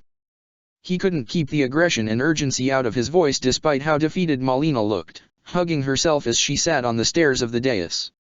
Is he down in the city, fighting our forces? Malina was completely alone. Not even guards had been left with her to protect her. I was supposed to watch him, she said, though it appeared she mostly spoke to herself. I had no idea. How could I have missed it? Zuko watched their backs for approaching warriors with Piandao, but looked over his shoulder. What do you mean? Answer us, said Katara. I don't care what you were supposed to do. Just tell us where my father is. He's already gone, said Malina, finally staring up at them. The main fleet is sailing to the north. To my home, where Hakata intends to purge it. Kunna, Piandao, and Zuko all gasped. Katara stepped forward, almost threatening. That doesn't even make sense. We know he was in the city just days ago, it's not possible that he made it all the way up there in time for Seirio's moon. He isn't with them, Malina said, shaking her head. Sokka noticed that she cradled a dagger against her breast, an Earth Kingdom weapon forged of iron instead of carved from whalebone. His main fleet is going to attack Agnikale while it is undefended because the Northern Fleet was sent to use the moon's power against the Fire Nation.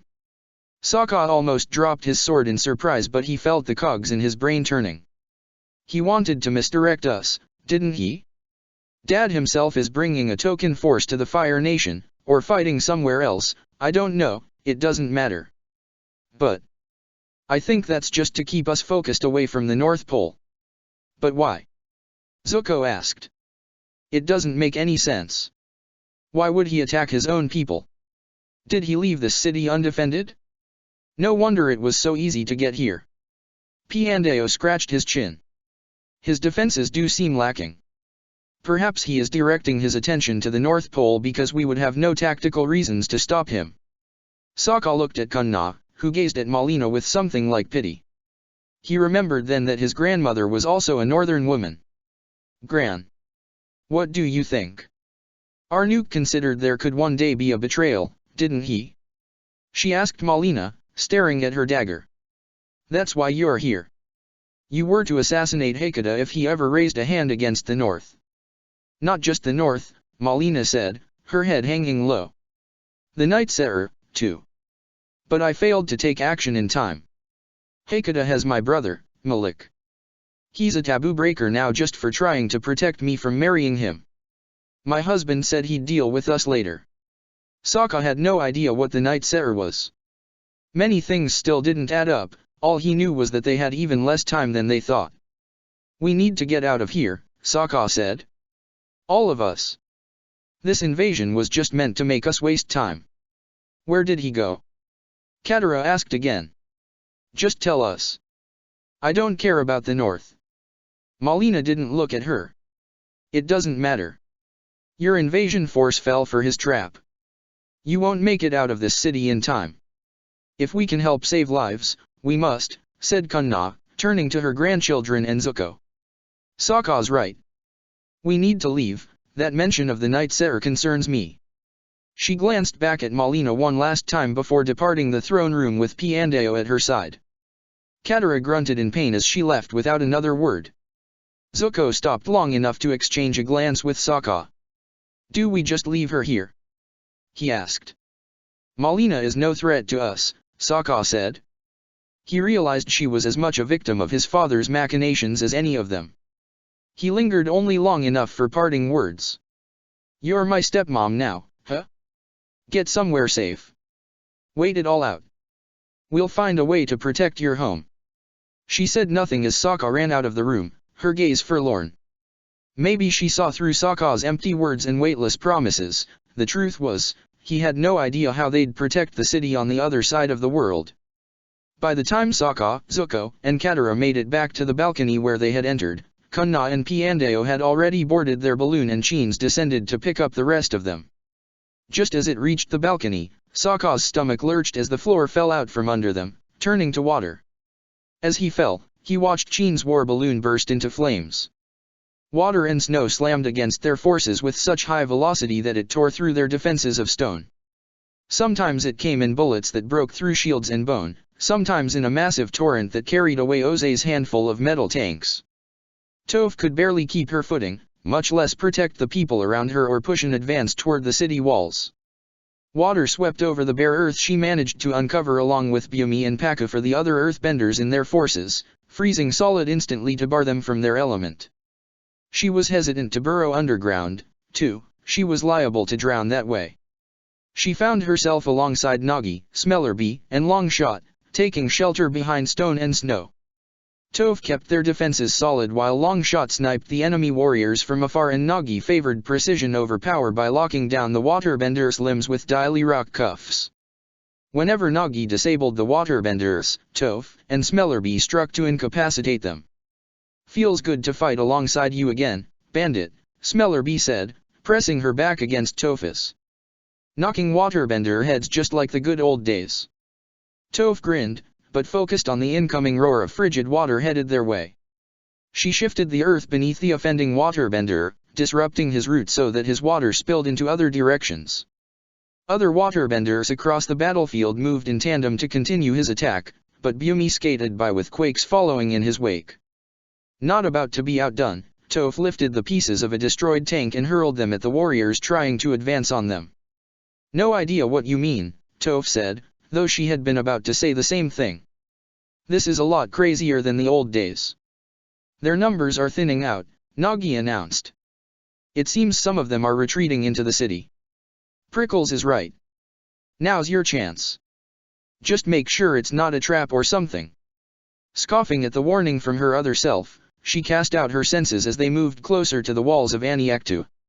Just outside the city's perimeter, she felt a line of clay pots buried in the snow.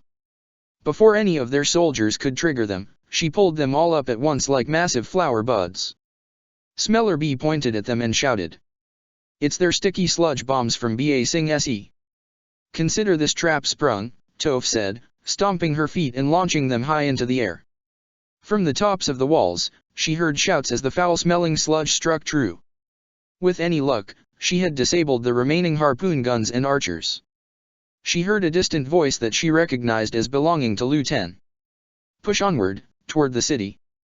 Someone, likely Paku, had torn down part of the southern wall, allowing them to penetrate the city's defenses. Toph could feel the massive ice pillars holding up some kind of cover overhead, but she couldn't tell how far it reached. Within the walls, the assaults came less frequently, but the men were harder to pinpoint since they hid inside and between the buildings. That was no problem for Toph, but she could only do so much to alert the others to the presence of an ambush, especially since the charge that led the way into the city did not stay together. Nagi seemed to share her thought process. "Most of our forces are still outside," she said, pressing her back against the side of an empty stall to catch her breath. They didn't make it in before another wave of waterbenders resumed their attacks. Smellerbee crept alongside Toph, her knife clutched in a reverse grip as if ready for anyone to jump out at her. "I don't like this," she said. "This giant dome over the city is eerie. It almost feels too quiet, like anyone could jump out at us at any second. And as bad as that second moon is, it at least provided light." Longshot nodded as if saying that was exactly what could happen. "It's not quiet to me," Toph said with a grunt. The ice dome over the city amplified the distant echoes of explosions and ring of steel, disorienting her. She furrowed her brow in an attempt to focus on the occupants of the buildings around them, but with all of the noises she found it more difficult than usual. Few of them stood empty, most felt to be non-combatant women or children. "Hakata didn't even evacuate his people," she said in disgust. Some men, fathers or brothers, rushed out from their homes, with waterbending or not, shouting at them to leave their families alone. Cursing them. Calling them invaders. Toph wanted to call them hypocrites. All were warriors, but their numbers were fewer than outside the walls. "He's a monster," Nagi said. "What kind of ruler ignores the safety of his own people?" She slid her foot across the ground and shoved a man into one of the giant metal tanks scattered around the city, parts of the system that pumped hot water for use in their homes and saunas, which Sang Mu explained to Toph when they came just days before. The force of his body dented the metal, releasing a stronger hiss of steam into the air. Toph missed a warrior, somehow. He came at them with a spear from above, but Smellerbee was fast enough to avoid the blow and strike back with her own. The distant clamor felt louder, like bells pounding inside her skull. We have to secure the city, said Nagi. Her words sounded almost slurred, like she'd become drowsy. This is too easy. It's like Hakata is handing it over to us.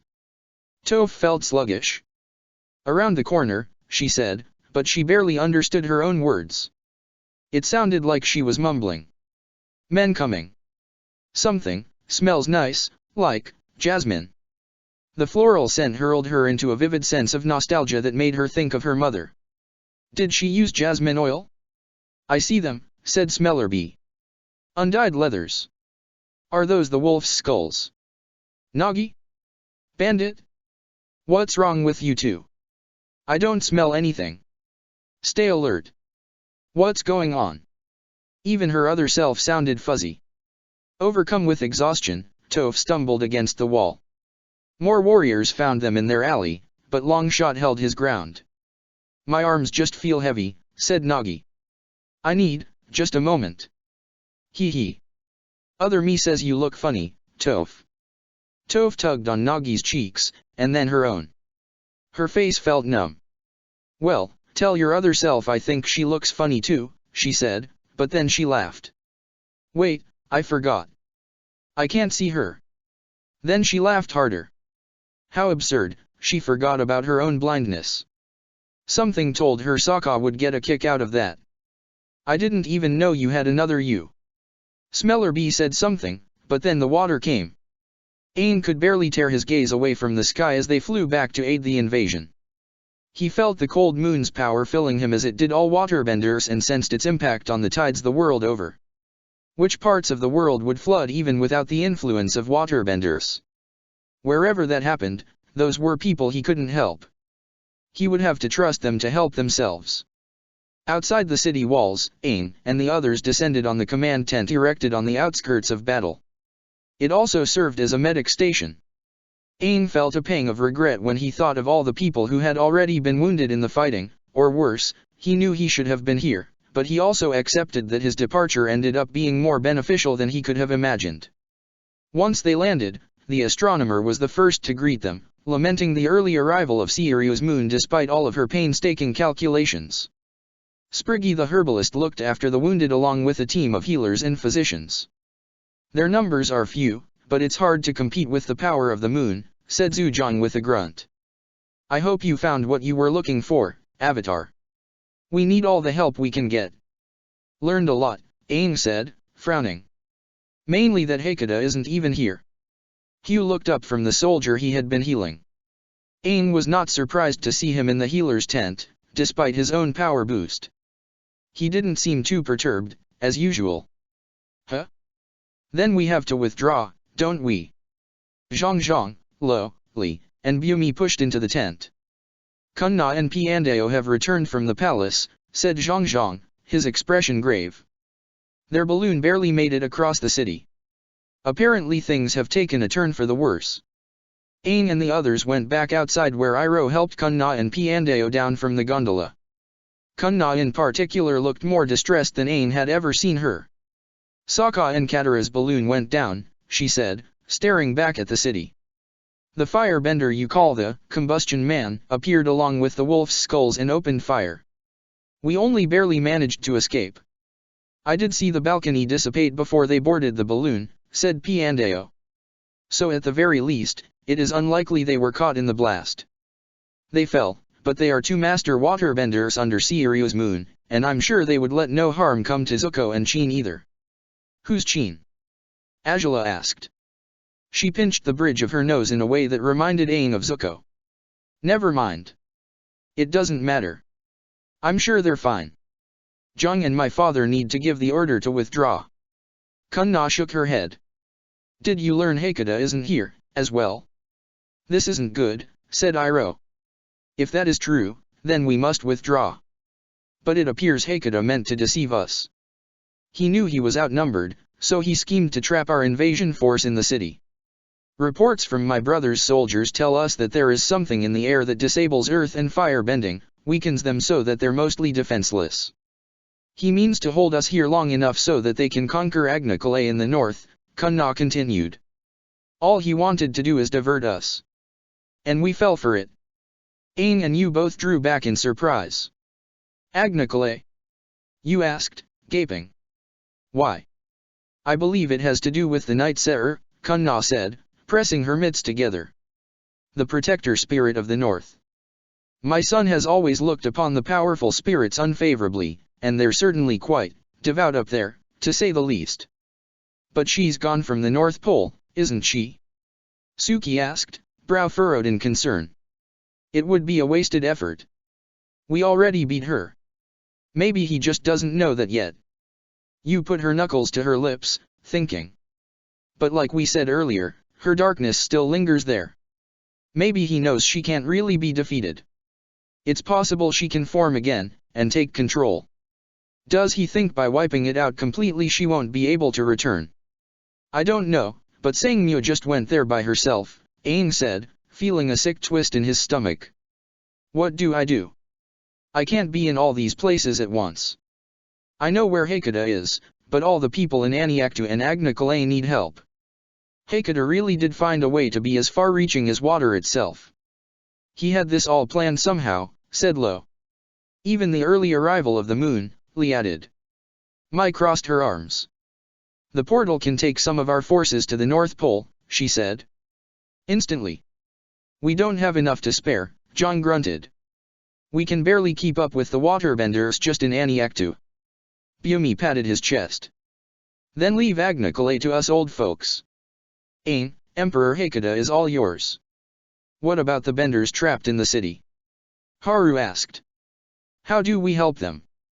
Spriggy spoke up, shaking a pair of vials between her fingers. Sounds to me like Old Thode and the Alchemical Institute figured out the particulars of their little aromatherapy project, she said. That explains the ice domes over the city. They released a colorless, odorless gas that directly targets the chakra of whoever breathes it in. Sort of like a widespread chi blocking that saps the strength of the afflicted. The domes help to keep it concentrated and contained. And waterbenders and non-benders are immune. Piandao asked, scratching his beard. That was the biggest obstacle they had, but it appears they solved it, Spriggy continued, giving a chuckle that sounded more than a little appreciative. There is a way to protect yourself against it, but I assume most of those remedies are within the Institute. So we need to get there and spread the cure so our soldiers can leave safely, said Ty Lee, clenching her fist. Spriggy clinked her two vials together. I can put together a concoction with some of the ingredients I have, she said. It should give a couple of our benders their firepower back. So we've all got our objectives. But will that be enough? Azula asked, frowning. With Aang and I leaving. Azula, Aang said, dreading his own words, he didn't want this, but knew it would be for the best. Hakata was Aang's fight, and it was always meant to be. I think you should stay here and help. Zuko and the others need you. She stood perfectly still, watching him, almost weighing him in the calculating way she used to before they knew each other as well as they did now. For a moment, he thought she would dismiss his suggestion. But then she let out a sigh, her posture loosening. I know I said all that before about fighting at your side, but I suppose I wouldn't be much help against a superpowered waterbender after all. I have to make sure my dum-dum brother is okay. Be safe, she said. And give it your all. They embraced one last time, careful not to say goodbye. They had only one goodbye left, and this wouldn't be it. Same to you, he said. He still had so many things he wanted to talk about, but there was never enough time. Fire Lord Azula still lived behind her eyes and he had to save her from that. Red lights streaked through the stormy sky behind her in swirling lines, carving patterns in the clouds. As always, she looked beautiful. He didn't want to forget this moment for as long as he lived. After he tore his gaze away from Azula, he turned to Kunna. Since I don't have Sokka or Katara to help. She shook her head before he could finish. I'm afraid I won't be able to join you, Aang, she said. History would remember this as a personal conflict within our family, soiling Sokka's reign in blood before it even begins. Only the Avatar, impartial and balanced, has the power to set the stage for change like this. I once told you that this was a destiny you had taken from another, but I was wrong, this is a destiny you have chosen for yourself. I think I speak for all of us when I say thank you for being here to save our world. Thank you. Two simple words he didn't expect, and didn't think he needed or earned. He had only been doing his job as the Avatar, fighting to save a world full of people who had become so important to him. But it struck him at this moment in a way he couldn't describe. Unable to find words in response to that, he could only stammer. So, Sokka will take the throne, then? You really think so? Kunna smiled. If he so chooses. We may have to ask him. Behind them, Haru gestured to the odd assortment of spirits clustered outside the tent. A perplexed Bumi stood with him, scratching his head. These geese are all yours, King Bumi, Haru said. I'm happy to hand them over. Zuko barely had time to react to Chin's inexplicable absence on the war balloon as the explosion rocked it. The floor underneath him turning instantly into water protected him from the blast as his stomach leapt to his throat. Falling through open air with water splashing around him like rain, he floundered, attempting to right himself even though there'd be no way they could survive a drop from the balcony's height. The water swirled around him and solidified once more into ice, a ramp that formed in midair. He didn't know if it was Prince Zuko's reflexes or his own, but he managed to keep his footing when his boots touched the ice and he slid down in a spiraling descent that formed just ahead of his feet. It felt like less than a second later that he reached the roof of the palace below, somersaulting with the momentum to come to a safe stop. Sokka and Katara came down a moment after him, the water coiling around their bodies. Sokka slumped over with relief when he landed. Phew. Never thought I'd say this, but thank goodness for the moon. Thanks for the save, Zuko said. Do you think that explosion came from the combustion man? Is Chin all right? Bet you he was taken, Katara said, her eyes fixed on the sky. From their angle closer to the ground, the combustion man's blasts couldn't reach them. Grandmother looks like she got away. A harpoon cut through the air like an oversized dart, gouging the roof of the palace just inches away from Sokka, who yelped in a panic. A rain of arrows followed suit, which Sokka and Katara both deflected with a shield of ice. When the shield fell away, a pair of waterbenders and an old warrior joined them on the rooftop. Sokka's eye narrowed. You two go on ahead, he said to Zuko and Katara. This is one of our grandfather's old friends, I've got a score to settle. Katara rolled her eyes. You do? Please. I'd take Gilak down myself if he was worth my time. Gilak? Zuko wondered. He knew that name. One of Hakuda's inner circle, he was supposed to have departed the city before the eclipse to protect his lands from the Wolverine Skunk clan, according to Azula. Based on Sokka's calculating expression, he must have known it, too. The longer they lingered, the bigger chance they had of getting the entire invasion force caught in Hakuda's trap. For that reason alone, Zuko nodded to Sokka and followed Katara to the edge of the roof. You've been a disgrace to our nation ever since your ice-dodging embarrassment, boy, said Gilak, as they departed. He threw his voice, likely so Katara would hear his next words. And your sister was always a waste and a failure. Kvichak knew it, too. Katara didn't hesitate as she leapt down an ice ramp going off of the roof, surprising Zuko both for her lack of a reaction and that she was considerate enough to leave it for him to go down safely, too. When they landed on the snowy ground, he took a moment to look back and worry for Sokka. You weren't going to stay and beat that guy up for what he said? I already mentioned he's not worth my time, she responded. Gilak is an old pig-headed idiot and a relic. He's not even a bender. I'd rather go and find my dad since your little bald friend still hasn't shown up yet.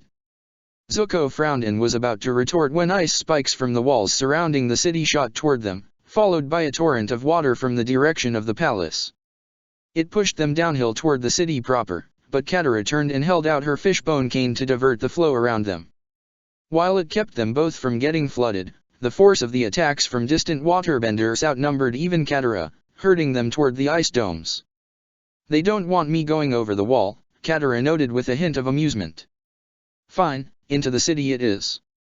When they passed into the shadow of the domes, it seemed to contain all of the sound within the city.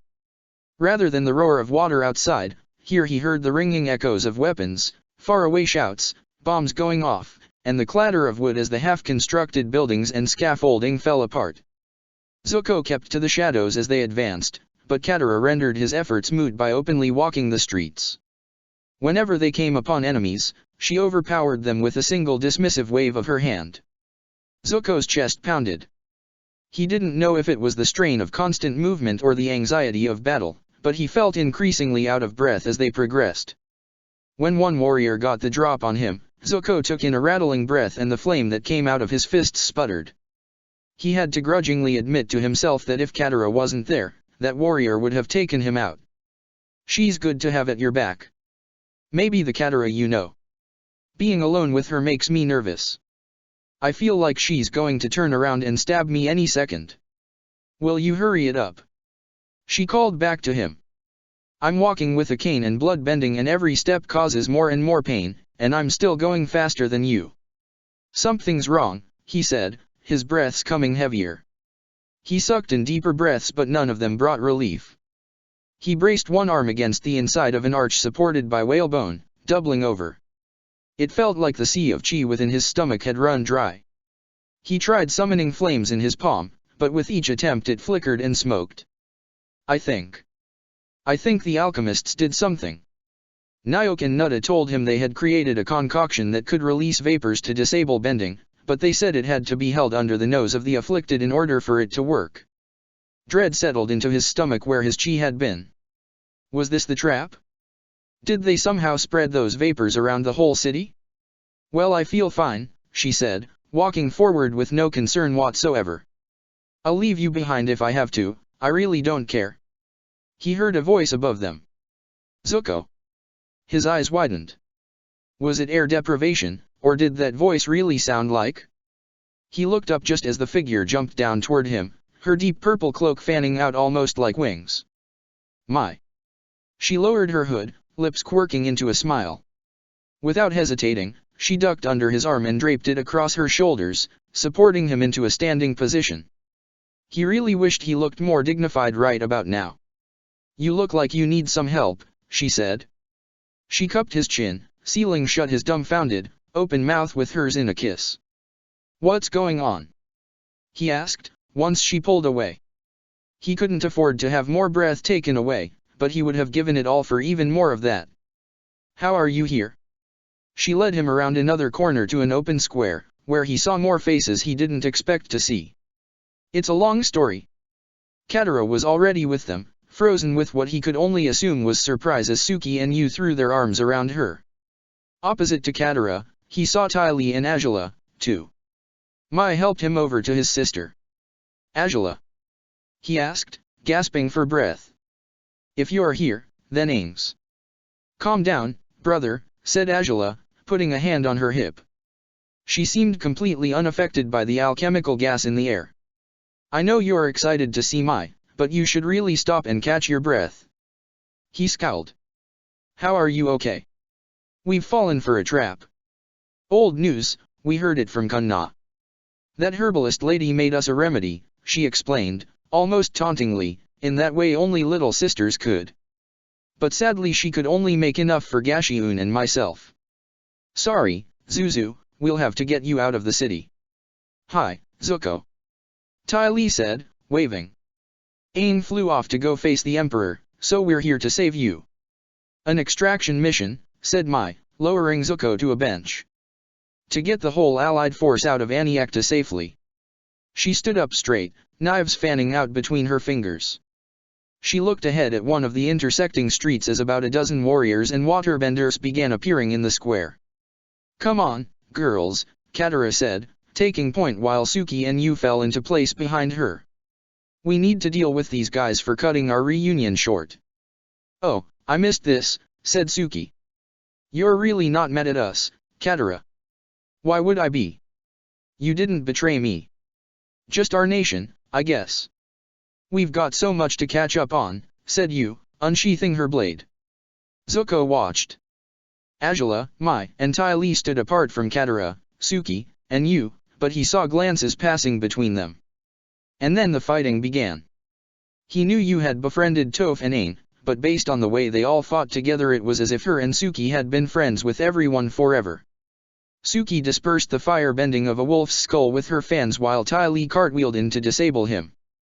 Mai hurled her knives at a distant warrior, but when a fighter with a spear came at her, Yu stood in front of her and cut his weapon in half. Mai covered Ty Lee from afar while Suki and Yu surrounded an earthbender up close.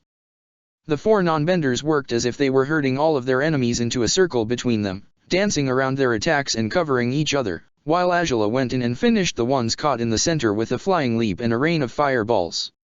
Just outside their circle, Katara fought off the waterbenders. Walls of water and snow pushed down the city street, but she redirected the flow around the square. Zuko pressed as far away from the white water flow as he could, getting swept up in that would make him crash and break all of his bones, if he didn't drown first. Between Katara and the other three waterbenders, they bent enough water to swallow entire buildings, clearing the ground of snow or conjuring it from the air. It seemed their only limitation was the sheer absence of more water to bend. Azula distracted one of the waterbenders with a barrage of blue flames, but he snuffed them out with a shield of water. He gestured to retaliate with a slicing motion, but before he could finish, Mai pinned his arms to the nearby metal steam tank with a loud clang. Ty Lee rolled in to finish him with two quick jabs to his shoulders and another to his lower back. On the other side of the street, Katara blocked the bullets of water from the other bender. Suki disarmed him of his machete while Yu struck him in the stomach with the hilt of her blade, and then pulled an unusual white birch staff from her back to knock him unconscious while he was doubled over. "You all right, Zuko?" Mai asked him once it was all over. Zuko narrowed his eyes at the metal tank as it belched more steam, remembering another fact he learned during his time at the Institute. His words came out in wheezy gasps. "It's those tanks," he said. "Their main purpose is to spread hot water throughout the city using underground pipes." Sokka had shown pride in the ingenuity of his people when Nyoke and Nutta explained that to Zuko and sang Nya. "Yeah, they let me enjoy my hot yoga and saunas," Katara said. "What's your point?" "The pipes originate in the Institute," Zuko said, hunched over. "The hot water comes from there, with a solution mixed in to keep them from freezing. I think that's how they're disabling bending on such a wide scale. We're inhaling something that makes us feel this way, and somehow it only works on firebenders and earthbenders. Wow, that's so scary that they can take bending away," said Ty Lee, her hands clasped together with her eyes wide. Everyone paused and looked at her with varying levels of exasperation. "What?" she asked. Suki made a fist. "So should we break all of their tanks?" Zuko shook his head. "I'm not sure that'll work. There are too many, and it's already in the air." He looked up at the dome, casting a shadow on them all. "Think of it like a heavy fog. The domes are to help hold it in, and keep the wind from blowing it all away. It's not to protect the city from an aerial attack at all. So what we need to do is turn it off right at the source, don't we?" said Mai. "Once we do that, our people will be able to fight back and get out of the city more easily." The sound of footsteps coming toward them made them turn down the street, but they all lowered their weapons when Jet and Gashiun entered the square. "Next street over is getting overrun with waterbenders," Jet announced, panting. "We should get moving." "Jet," Zuko called, more relieved to see him than he expected. "Not a bad idea," said Katara. "Let's go." Jet glared, his eyebrows knitting together with the hard lines of his face, all pure disgust. "Wait, she's here, too." He pointed one of his hook swords at Katara. "What, did none of you tell him I'm on your side now?" Katara asked, rolling her eyes. "I'm still not sure how true that is," said Azula, rolling them right back. Zuko wasn't sure if they noticed they wore the same expression. Besides, there were more important things to go over. "I mentioned it earlier, but you were apparently too battle-hungry to listen, Jet. She tortured me. That's all in the past, can't we avoid getting all emotional and let bygones be bygones?" said Katara, waving a hand dismissively. "The moon's here.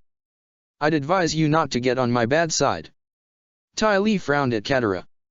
"Wait, torture? I played a part in that, too, if you remember," said Gashiun, shuffling his feet. "Perhaps later is when Katara and I can make amends.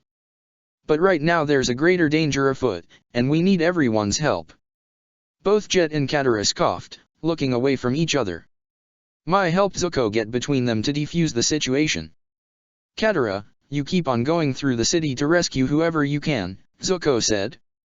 Jet, everyone else, let's head to the institute. Katara crossed her arms. I don't take orders. Gashiun started walking in that direction first. Hopefully we'll run into my sister that way. Wasn't Sokka with you? Suki asked Zuko. He's back at the palace, Zuko answered. We left him facing Gilak on the rooftop. Thanks. I'm going to go help him, she said, disappearing in that direction. Zuko couldn't help but notice Katara's peeved expression at her departure, but he ignored it. In the end, they decided that Azula and Yu would join Katara while the rest of them made their way to the institute to disable the steam tanks. Before they parted, however, a horn blasted from somewhere to the north, just outside of the city. Another blared from the east, and then a third from the northwest. All Water Tribe horns. Sounds like the Wolverine skunks couldn't, or didn't want to, hold off my dad's closest allies for long enough, Katara said, clutching the head of her cane. We should have known, since Gilak was already here. Now Aniaktu is surrounded. You're just trying to delay me. Sokka clutched his sword while Gilak wielded his own, a whalebone Water Tribe blade somewhere between a scimitar and a machete with a single edge and jagged teeth on its other side. He held a bone shield in his other hand, but the far greater threat were the two waterbenders who flanked him and the archers up on the higher eaves of the palace rooftop. Sokka faced them alone, glad that Zuko and Katara managed to descend into the city. Hey, I take offense to you disregarding him as a threat just cause he can't bend. Of course I am, said Gilak, spreading his arms. Can't have a waterbender traitor going to help the invaders during Sirius Moon. You'd be too much of an advantage. What a shame, since you were always such a liability to your own people. At least once you exiled yourself. Yeah, the genius son lecture, Sokka said, scowling. I had an auspicious future ahead despite the ice-dodging failure until I threw it all away to go and prove myself. Heard it all already.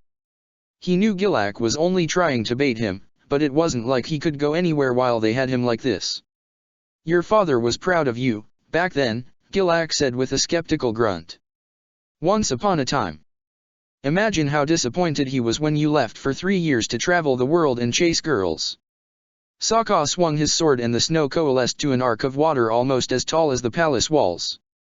It smashed into the stone, carving into it with a cracking noise that made everything rumble, but Gilak leapt out of the way as his two waterbender cronies diverted the flows around them.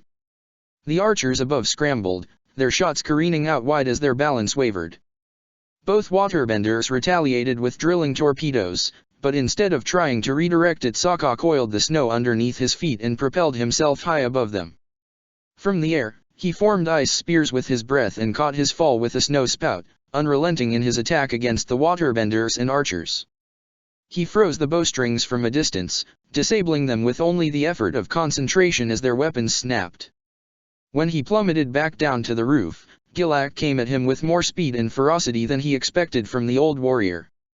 The disappointment came long before my ice-dodging trial, Sokka said, hefting his meteorite blade to block Gilak's strike. Gilak's attack against his sword made Sokka's arms rattle, and when Gilak held the lock, Sokka found himself sliding away to break it. He shook out his arms.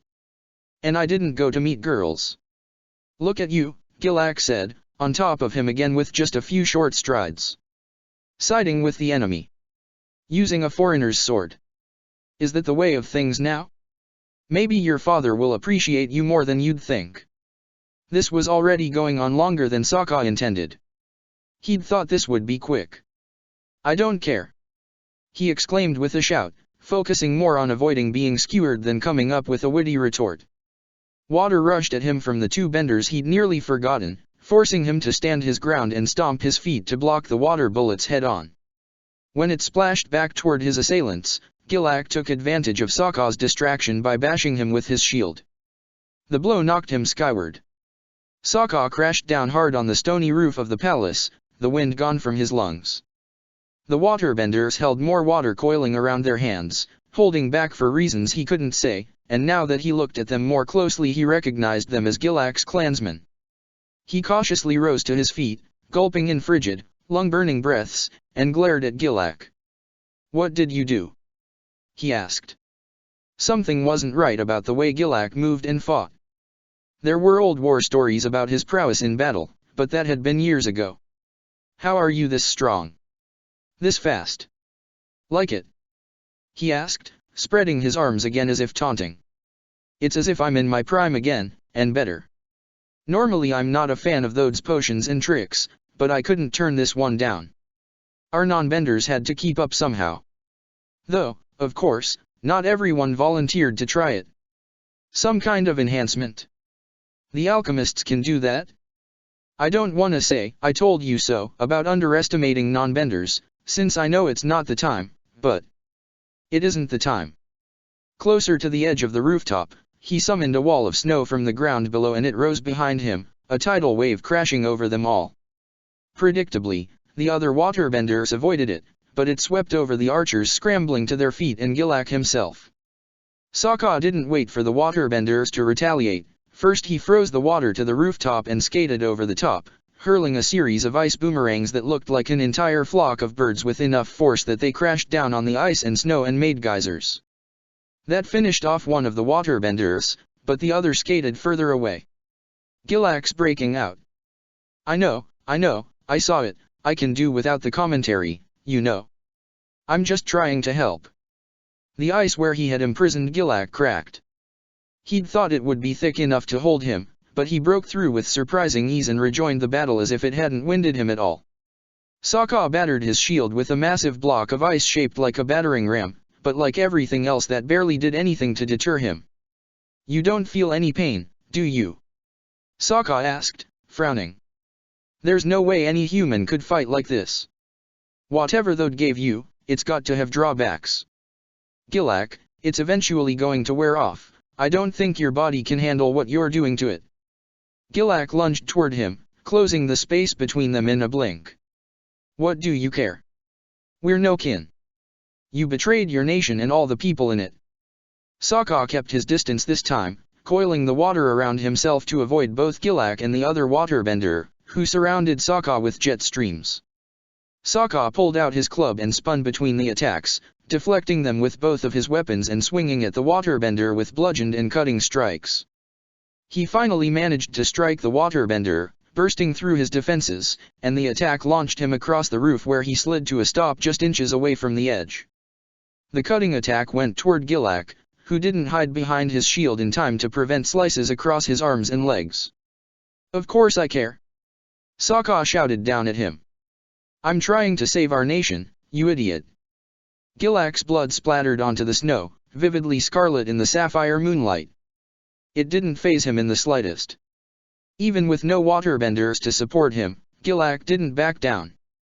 You have a funny way of saving it, he said, scowling.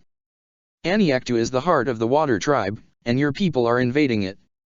Sokka didn't miss the way Gilak grouped him in with the Earth Kingdom and Fire Nation invaders. From high above, Sokka only had pity for him. How are you so set in your ways? He asked. Our element is the element of change. Of adaptability and innovation. The water tribes still have room for people like you, you know. Even in a world at peace. I do adapt, he said. I do whatever I must to adapt and overcome. To survive. But even I have my limits.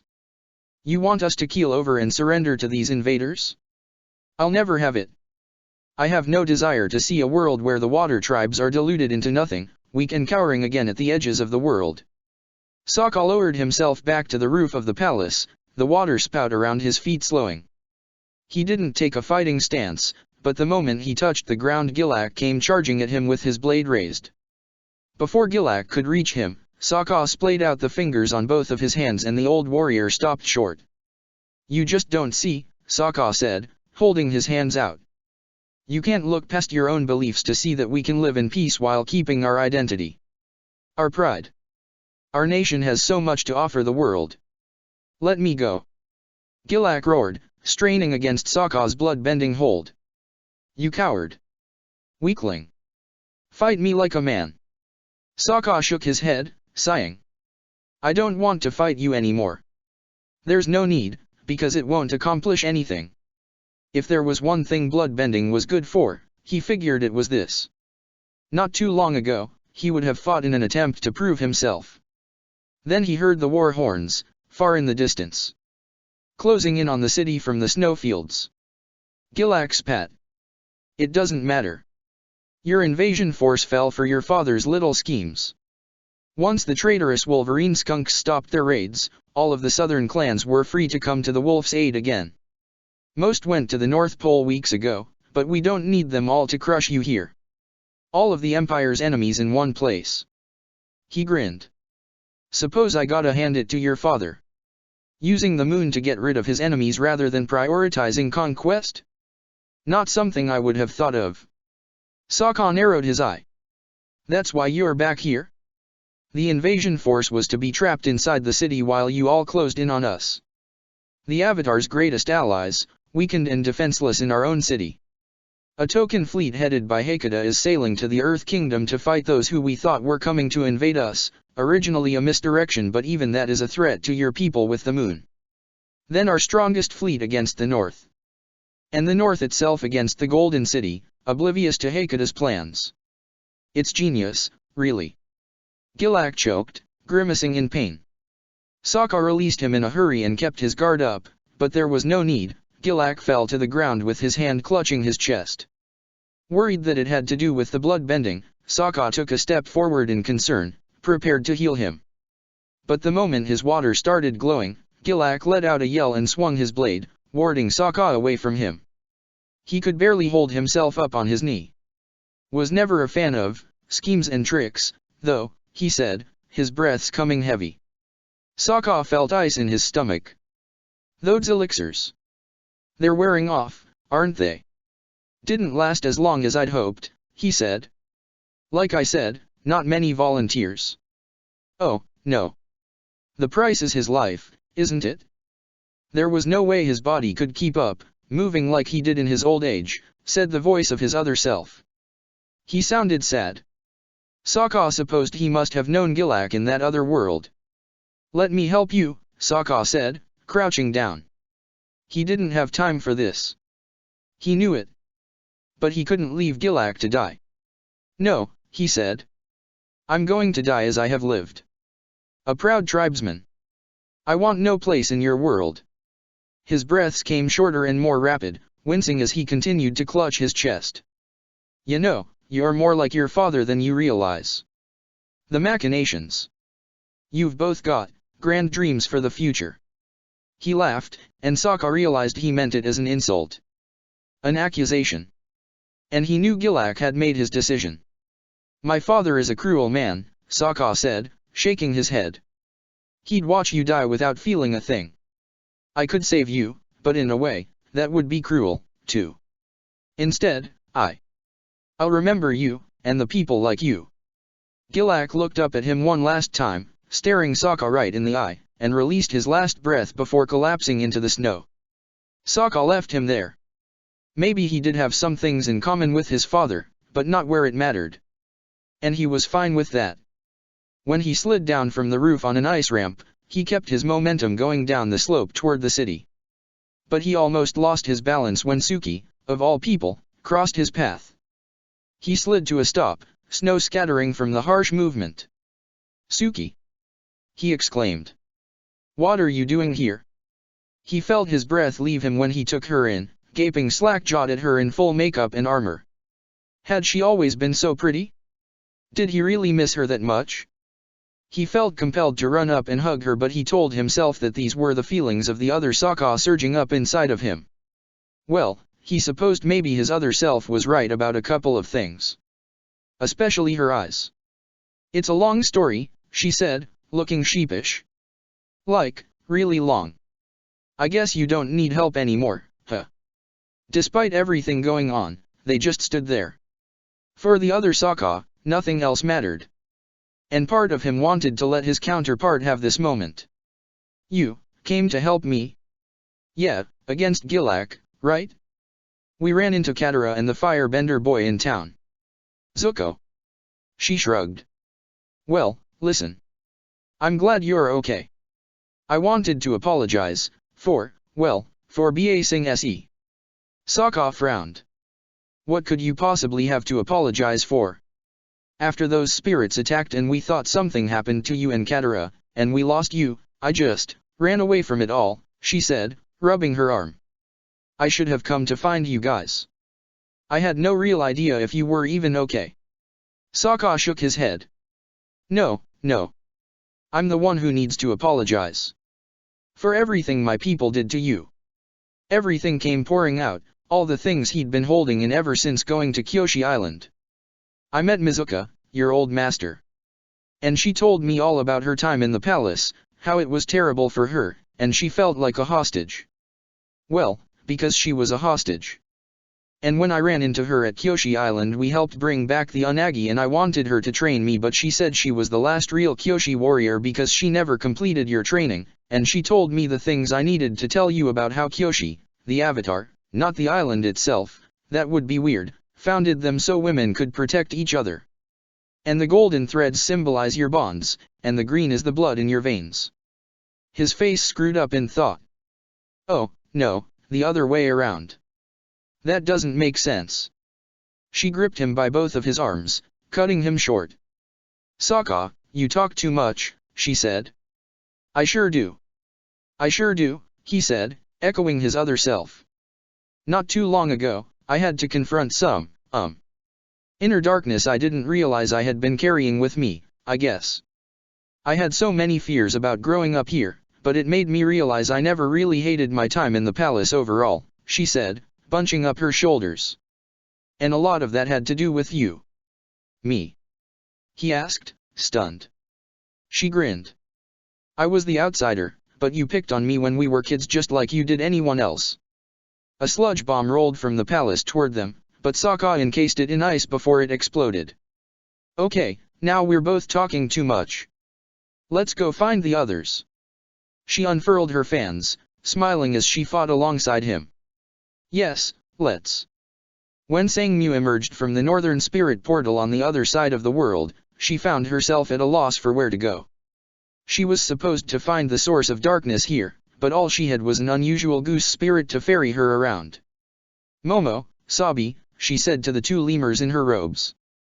I said I'd do this, but where do I even start? She sat down in a lotus position and meditated. Back at the Western Air Temple, she'd read about monks and nuns who would meditate to contemplate blessed or cursed objects and places. They spoke of sensing the flows of energy around them, the attunement to their highest self, and walking the path of enlightenment with the aid of these places. The first airbender to find this enlightenment did so under a great tree, so all tried to follow his example. Her mind wandered, and then she found herself at a pool of water. Grass amidst the snow, life amidst the barren cold. But it felt heavy, with spirits mourning as if they attended a funeral. Dark spirits infested this place when once she thought it must have been beautiful. She flew up high, noticing the city of ice sprawled out beneath her. Then came the realization that she lacked her body, and even more shocking, Seirio's moon journeyed through the night sky. Mai ran alongside Zuko as they made their way to the Alchemical Institute. They trailed behind Ty Lee, Jet, and Gashiun, since Zuko still struggled to breathe and run on his own. But she was not about to leave him behind. On the way, she wondered if spirit bending could remove whatever impurity afflicted him, but she no longer had that ability. Even so, she told him about it, the one and only time in her life she managed a feat of bending. That isn't the only miracle you are capable of. She stopped short when the voice, melodious and calming, resounded through her head. It felt familiar. It warmed her at her core, like the scarlet and gold fire amidst the gloom of darkness when the Night Seer tried to claim her. And she knew its identity as surely as she knew herself. You're Suza, she thought. I am reborn within you. Reborn into this world. And because you have found your reason to fight, now you have given me the chance to atone for the ruination I have brought to other worlds. You have my life. And I, yours. And thus were they reborn, among stardust and ashes. Chapter 3, Comet and Moon, Seirio's Moon, Part 3. The intense heat burned his skin even without the direct touch of fire. Ose's onslaught was unrelenting. Smoke from the forests around them choked the air. Aang struggled to breathe as he fled from Ose's pursuit, but with the power of the comet at his back the Phoenix King commanded the skies as easily as Aang did. earth, wind, and water did little to hold his assault at bay. It was all Aang could do to survive, much less fight back. He thought he had been ready. They'd exchanged few words when Aang and Ozai beheld each other for the first time. With tears barely held back, his voice low and shaking with sorrow and grave finality, Aang had been the one to tell Ozai that his brother had been slain at Ba Sing Se. Aang had found Iroh after Azula already struck him down, but when Zuko arrived on the scene Aang couldn't bear to stay and watch him battle his sister in rage and grief. Ozai had only laughed in triumph. With the tragedy of his family unfolding before him, he could only celebrate the added boon that came on the day of his ascension. Aang expected, or rather hoped for, at least a spark of humanity. Aang pulled his forearms together to make two pillars come crashing in front of him, a split-second defense against the roaring flames. They licked the air, immolated the grass and the trees, and seared the stone where Aang had been standing just as Aang hurled himself away. Tails of his own fire rained down on Ozai in retaliation, but the Phoenix King spread his arms in an arc of cutting flame dispersed Aang's own. He armored himself in earth, stood his ground, and summoned gales to push Ozai away, but Ozai refused to give him space.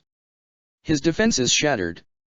Swirling winds surrounded Aang in a tornado to carry him away, and when it brought him to higher ground, among the smoke of burning trees, Ozai shot the first bolt of lightning at him. It sounded like Ozai cleaved the sky in two. It forked and spread from his fingertips, the glow among the ash reminiscent of stories from the deepest, darkest parts of the spirit world. Aang plummeted to the ground to avoid him, fleeing from the stinging scar on his back, his breath hitched in fear. He had to turn around, had to keep Zuko's lesson in mind. He could do this. Now. When he found himself in an open clearing with nowhere to hide, he turned and caught Ozai's next lightning strike in his hands. He held it between his fingertips, the power surging in him, a vibration so strong it was painful. It didn't want to be contained, it couldn't be contained. It crackled around his body, but he remembered the lesson and the repeated movements, and it was almost muscle memory that reminded him to take it in, down to his stomach, and out. When he held it in his other hand, ready to be redirected, he locked eyes with Ozai. Ozai knew that Zuko wielded this technique. But perhaps he didn't think it would be passed on so quickly to Aang. He saw the momentary lapse of arrogance in the Phoenix King's eyes, the slip of his expression to something almost vulnerable. Now was the moment. He could end this. Yet, as he felt the energy coursing through him, all of his love, fear, and grief for his people and the teachings they upheld fought to guide his hand away from pointing to Ozai. The reminder that all life, even Ozai's, was precious. But in the split second, the minutes, the hours, that he held the lightning, he let the grief and the anger flood in. The nomads guiding Aang's hand burned to ash, and Fire Nation soldiers appeared in their places. In Ozai's eyes, he saw Hakata and Bato, and all those they lost in the invasion. He saw Iroh, and his disappointment. Aang released the lightning in Ozai's direction, war in his eyes and in his primal yell that he didn't even know he let out. But Ozai caught the lightning, too. It was imperfect. Twice reflected lightning had a way of getting out of hand, it seemed. It might have been panic or inexperience. Ozai struggled to contain it. Aang was so rooted in place with surprise that if he aimed it back at Aang he wouldn't have been able to dodge, but instead Ozai released it to the only place he could, up into the sky. His hands smoked, the flesh of his hands burned with a raw, ugly brand. Disheveled, Ozai directed his gaze back to Aang, and pure contempt flashed across his eyes. "I didn't expect that from you," was all he said. Aang fled, horrified at what he had failed to do, what he had almost done. Despite knowing he almost had the upper hand, he felt the lingering sting at his fingertips and the scar on his back. Ozai shot no more lightning and his unceasing conflagration continued. A streak of brilliant scarlet soared across the sky like a phoenix's tail, breaking the turbulent, unending azure of Sirius moon. Iroh felt its power invigorating him, the sea of chi at his core rising up to meet the comet like the push and pull of tides. It filled him with both dread and hope as they left the spirit portal behind them and flew on the backs of spirits to the city of Agnikale. "How strange it is," he said to himself, unheard by any of his White Lotus companions. The red sky seemed like a far-off dream come to life. That a symbol of ruin in one world could become salvation in another. He knew it could only be the work of spirits, their only hope against the 3-day empowerment of the waterbenders. He exchanged a glance with Kunna as they flew, their sense of urgency rising. If they were to save the people of Agnicolae from the betrayal of their southern kin, they had to act. And perhaps, Iroh hoped, they would succeed here where he had once failed. When Sangmir reached the northern border of Agnicolae, bewildered by both the celestial objects in the sky, she could only react with horror when she witnessed the chaos in the city. "Oh no!" she said, gasping as she held both Momo and Sabi close. "What's happening now?" After emerging from the spirit portal and meditating on the location of the Nest of Darkness, she found her own spirit drawn to it, projecting over a great distance as if it pulled her in. Thanks to what she could only assume to be an unexpected application of air spirit bending, she now knew where she had to go to cleanse the city of its darkness, an oasis of sorts, a place of once great spiritual importance. She could just feel how powerful it was, how it used to be, and how ill it made her, even without her physical body. Below a sky both blue and red, the city was under siege. A massive fleet of water tribe ships assailed them from outside the city walls, bombarding Agnicolae with flaming pitch and oil or ice and tidal waves, with the sea at their disposal. The North fought back, but even Sangmyo could tell they were vastly outnumbered. She had no idea who attacked the city or why, but it seemed to her a concentrated force. But that wasn't even the worst of it. The darkness lingering in the city in the Night Seer's wake gave form to nightmares even worse than the assault. Drawn to gorge on the conflict, monsters the size of buildings tore apart the ice walkways over the canals with massive arms and grasping tentacles. Even from above the city, she could hear the screams. Stopping the spirits was what she came to do. She couldn't hope to fight off all the waterbenders attacking the city, but dispelling the darkness was something within her power. She just had to make it to the oasis. Both the lemurs perched on her shoulders as if bracing her for what she had to do. "Come on, Momo and Sabi," she said, unfurling her glider. "First we'll sneak to the oasis to deal with the spirits, then we'll worry about whatever's next." With Pakku, Yumi, and Toph gone, the invasion forces fighting in the snowfields outside Aniakta found themselves hard-pressed from all sides, especially when the other clans arrived. The snowfields turned to floodlands, the cold seeped through Haru's clothes, his boots heavy with water. Its frigid touch started to become as great a concern as the battle itself. Haru joined the battle outside the city because he knew battles like this best. He was a soldier. He knew what it was like to fight as part of a greater unit, to lose allies and push back regardless, to drop everything and help the wounded or trust the people alongside you through only your shared cause. With only enough of Spriggy's Bender remedy left for Gashiun and Azula, he knew he had to leave the city to them, and that he couldn't subject any of his friends to a battle like this.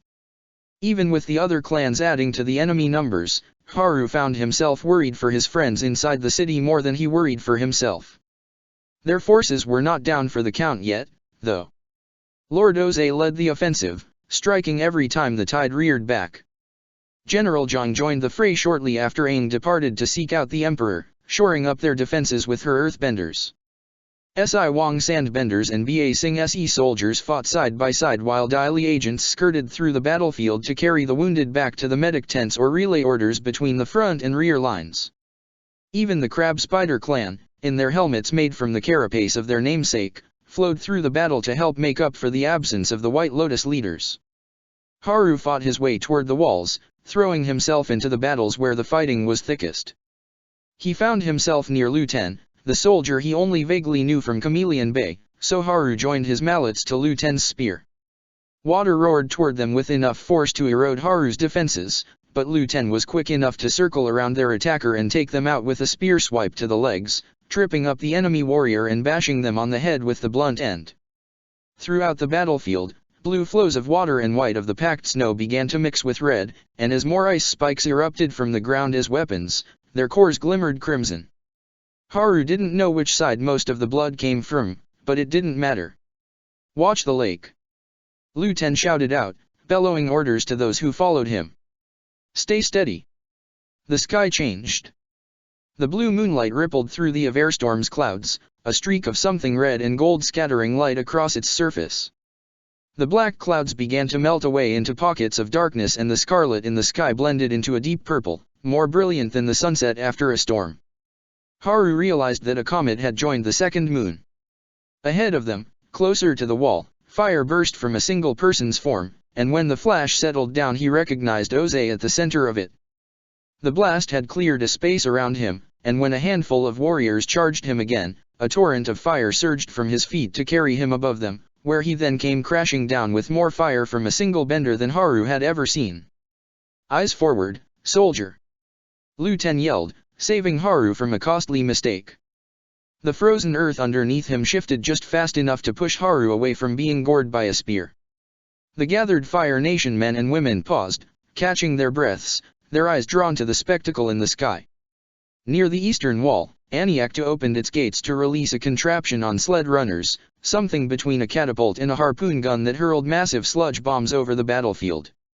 They braced themselves, weapons shaking, but before the new weapon loaded up a second time, a woman with a whalebone blade almost as big as she was seemed to come from nowhere to hack it with a single swing.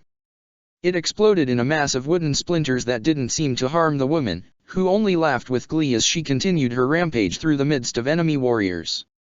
"That comet's there to help us," Haru said, smashing the spear between his mallets and dispatching his assailant with a kick. "We can still fight back. Let's go help, whoever that is." "I'm not sure she needs it," said Lu Ten, hesitating in a way that Haru could only assume meant the view perplexed him. "But I heard the Beaver Bear clan was coming to help us, so I am going to assume that's Chief Lyran. Seems they arrived." The soldiers' quivering knees stopped, the spectacle in the sky forgotten. Though a mix of Earth Kingdom and Fire Nation, they all looked at each other with equal confusion, especially when a boy with goggles over his eyes and a metal pole in his hands showed up, crouching among them with his chest heaving. "Teo!" Lu Ten exclaimed. "What are you doing out here?" "I need to get into the city," the boy named Teo said, panting. "Can you help me? I heard there was a plan to help the benders trapped there. I had an idea." "We'll get you there," Haru said, joining his power to two other earthbenders to summon a rampart. Teo looked at him and gasped. "It's you." Haru braced himself as the waterbenders battered his defenses. "Me?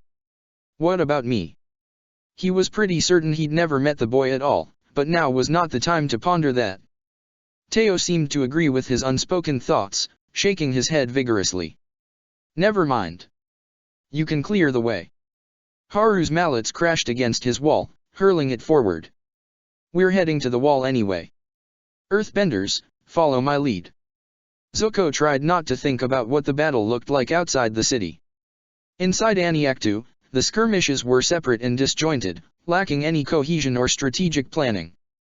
Just by turning a corner they were liable to run into friend or foe, and now without a waterbender on their side they had to play it safe or else they ran the risk of running into a whole squad of moon-enhanced benders. Gashiun was their only bender operating at full strength with Azula and Katara combing the other parts of the city with Yu, and he couldn't stand up to them on his own. He felt cold, his breaths escaping him with every step. He had no idea he had come to rely on bending so much now that he didn't have it again. "I don't think it's a great idea for us to be heading in the direction of all those explosions," Jet pointed out. They seemed to be coming from the eastern border of the city, so Zuko guessed that the combustion man must have been outside of the ice domes, perhaps up on the wall. With each blast that struck the domes, everything shook and sometimes ice crumbled, making them fear that he would take the entire city down with one of his reckless assaults. If he truly was up on the wall, then that must have meant his job was to pick off anyone who tried to escape from under the domes. "It's not quite in his direction," Zuko rasped, pointing Ty Lee and Gashiun toward their destination, a little further north. They had reached the artisans' quarter, which meant they were close. From the sliver of sky he could see between the domes and the wall, something seemed strange to him about the lack of blue and the vivid scarlet that replaced it. "The Alchemical Institute is that way. But does the sky look weird to anyone? It was so blue before with Siriu's moon." "No weirder than it has been for weeks," said Mai, speaking so quickly it was almost dismissive. "I wouldn't overthink it. Maybe there's a comet now or something." "Huh. Hey, it's you guys!" shouted a deep, booming voice from down the road behind them. Each of them whirled around, and for a moment Zuko thought that the mountain of a man rushed toward them in an attack. But he had a smaller child up on his shoulders, with a helmet too big for his head. "Jet? It's really you!" the child exclaimed, and then Zuko recognized them. Jet's jaw dropped, but then his expression changed to a level of joy that Zuko had never seen in him. "Pipsqueak. The Duke. You're both okay?" Once Pipsqueak came closer, Zuko noticed that he had an unconscious Nagi in his arms. Just as he was about to ask what happened, Gashiun ran to Pipsqueak's side. "Nagi. She's breathing, so I think she's fine," said the Duke, climbing down from Pipsqueak's shoulders. She was wandering around the streets with Longshot, looking lost. But someone hit her in the back with some needle that came out nowhere, and it made her loopier than she already was. "Out of the middle of the street," said Mai, eyes fixed to the tops of the buildings. "Now. Someone with needles?" Ty Lee asked. She pointed directly at Mai. "But you use those, Mai." Everyone looked at her, perplexed, but Mai only scowled at them. "Really? I've literally been with you this entire time." Ty Lee shook her head as they scrambled to the shadows of the ice buildings. "No, we were only hoping you'd be able to tell us what's wrong with Gashiun's sister." "I don't know," Mai said, turning back toward the direction Pipsqueak and the Duke came from. "Some kind of poison, maybe." "Poison?" Gashiun asked, eyes narrowed as he took Nagi from Pipsqueak's arms. Her head lolled onto his shoulder. "Think we can get an antidote at the Institute?" Nagi stirred, her eyes struggling to focus. "Shiun, that you?" "I'm fine, bending just broken. Arms, like jelly." Her voice came out in a weak mumble. "She was with Longshot, Smellerbee, and Bandit, but we all got separated," the Duke pointed out. "Longshot was able to keep the needle person away, but Nagi ended up with us. We're trying to help evacuate the city. Even Water Tribe kids need some help," said Pipsqueak. "We've been finding them." He trailed off, causing Jet to look at him in concern. "Pip." "Oh," said Pipsqueak, and he fell face first into the snow. A needle protruded from the center of his back. The Duke and Jet both shouted out in alarm. "Pipsqueak." "I'm okay," he said, his voice muffled. Jet plucked the needle out and both he and Ty Lee tried to flip Pipsqueak onto his back, struggling under his bulk. "Just can't move." "All of you get out of here," said Mai, stilettos appearing in her hands. "Whoever this is, I'll handle them." Zuko pressed against the wall, using it to support himself. "But Mai." "I can't leave Pip here," Jet said, crouched protectively over him, swords drawn as if he aimed to deflect any other projectiles from the rooftops. "Just get to the Institute," said Mai, glancing at them out of the corner of her eye. "I'm best equipped for this. You can leave your teammate with me." A ripple of understanding seemed to pass between the two of them that went over Zuko's head, but eventually Jet nodded. With Gashiun lifting his sister in his arms again, Jet went to support Zuko. He hated how helpless he felt, and how much his chest clenched with worry. "Mai," he said, his breaths rapid. It wasn't fair that they had to split up again so soon after reuniting. "Just be careful." "Don't worry, Zuko," she said. Zuko just barely managed to see a glint of light in the air, but Mai's hand flashed and her stiletto deflected the needle flying toward them in midair. "I will." "Go on, move it, all of you. I'll cover your backs." "Let me stay, I'll avenge Pipsqueak," said the Duke, shaking his spear threateningly, but Jet pulled him along with them. Still on the ground, Pipsqueak grumbled as they departed. "But I'm still alive." You wanted to question Katara about everything that had happened since Ba Sing Se, especially how she had come to join the Avatar's allies and the circumstances behind needing a cane now. But that also meant explaining everything that had happened to you, and she wasn't sure if she was willing to talk about that yet, especially in the presence of the firebender she didn't really know. And perhaps now was not the time, anyway. Katara swung her cane like a warrior's club, slamming a deluge of water against the wall of bone shields barring their way. The shields cracked and crunched under her attack, sending the men underneath sprawling. The waterbenders among them retaliated and Azula punched, a sunburst of orange and yellow filling the square. Well, said Azula, as their enemies fled. "It's a shame we can't see the comet going by above us," because it just feels glorious. Seeing it must be even better. Where did it even come from? You asked. She had met the spirit of this comet, Suza, herself, and the phoenix seemed to be in no condition to fly again in this world. Couldn't resist the opportunity to show off, could you? Katara asked, blocking off one of the streets with a wall of ice. Waterbenders aren't the only ones who get to be special today, said Azula, breathing in deep, savoring breaths. You genuinely couldn't tell if they hated each other or if they might have actually been friends. They kept moving. Between the two of them, you didn't have to do much fighting, which was just fine with her. But something curious happened shortly after they discovered a trio of stranded Earth Kingdom soldiers, a thrumming in the air that felt as if it made Yu's skin vibrate. A spiritual power so potent that they all sensed it. Katara and Azula both seemed particularly affected, their faces twisting in pain. A light cut through the air above the buffalo yak stables nearby, searing the space above it. You thought light spirits would surge out of it, but instead something green and bulging forced its way through, growing and twisting into a thick vine that descended on the stables and split, encasing them. Glowing mushrooms grew from the vines in a myriad of colors and patterns. The spirit world is breaking through, you said. Even with the moon spirit inside of her instead of the night spirit, she still felt attuned to the movement of energy all around them. The White Lotus and their wards aren't enough, said Azula, teeth grit. We're running out of time. The appearance of the spirit vines drew the attention of more warriors, but when Katara and Azula faced them, a different waterbender assaulted the warriors from behind, sandwiching them between two different waves of water. Yu was elated to see Sokka on the other end of it. Sokka!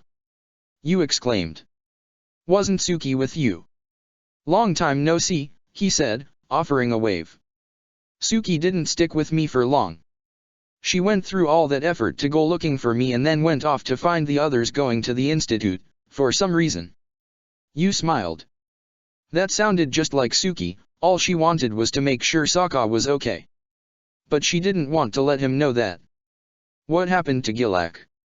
Katara asked. Please tell me you gave him a good beating for the way he spoke to us. Something about what she said seemed to bother Sokka for a moment, but he shook his head. I got away. But something he told me has me worried. Azula's posture tensed. What is it now? I know things are bad here, but if we don't do something now, that Earth Kingdom fleet will be going right to their deaths, Sokka said. Gilak told me our dad's heading a diversionary fleet that was meant to mislead us into thinking he'd depart for the Earth Kingdom. Dad's fighting this battle on 4 fronts, and though Dad himself is not at the most important one, it's somewhere he can do a lot of damage. Ki and basically the entire navy of Ba Sing Se are there. 4 separate fronts? Katara asked, scowling. It's like a pie show game where he's a dozen moves ahead, said Azula. He lured our main fighting force to Aniakta to trap us with his tricks, pretending his main allies among the clans were preoccupied with the Wolverine skunks for longer than they were, so they could ambush us. Then he sent the North Pole fleet to the Fire Nation. It may not be enough to completely flood them, but with Sirius Moon they'll deal a devastating blow to the Golden City at the very least. Then Hakuda's main fleet that he probably sent up there weeks ago is accomplishing his primary goal, conquering the North Pole and wiping out the influence of the Night Serer. All while Hakuda himself turned around our plan for the Ba Sing Se Navy to keep his forces preoccupied while we invaded Aniakta. But Sirius Moon coming early gave him all of the advantages. Am I following? Yu found herself a little lost halfway through, but Sokka responded without missing a beat. Yeah, that about sums it up. Aang went that way to face him, but Ki's navy will be defenseless. Sokka frowned as if weighing something, then he slowly directed his eye to Katara. Katara. You and I can go help them.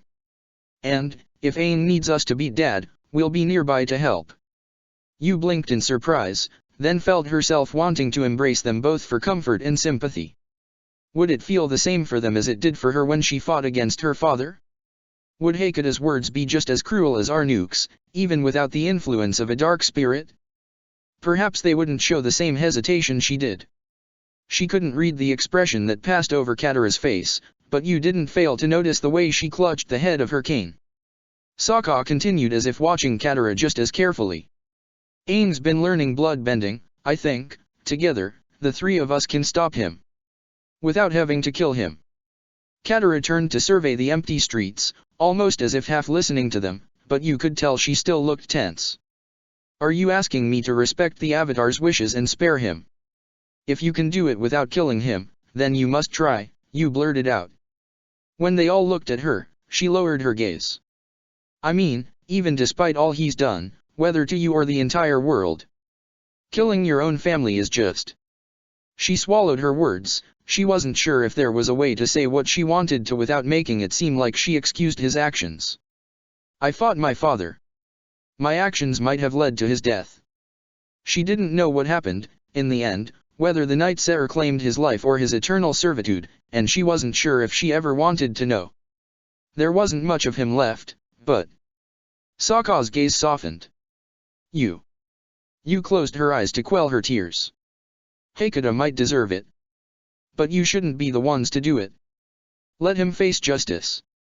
We're just kids, and no kids should ever have to their own parents. Sokka took in a breath but squared his shoulders again as he looked back at Katara. Katara, I'm not asking you to promise anything. Just, help us, like you have been doing. Katara matched his gaze, and then her eyes slid to you, her expression unfathomable. Saving an entire navy from super-empowered waterbenders. She said. Shouldn't be a problem. I just hope they're enough to keep me entertained. I'm going to, said Azula.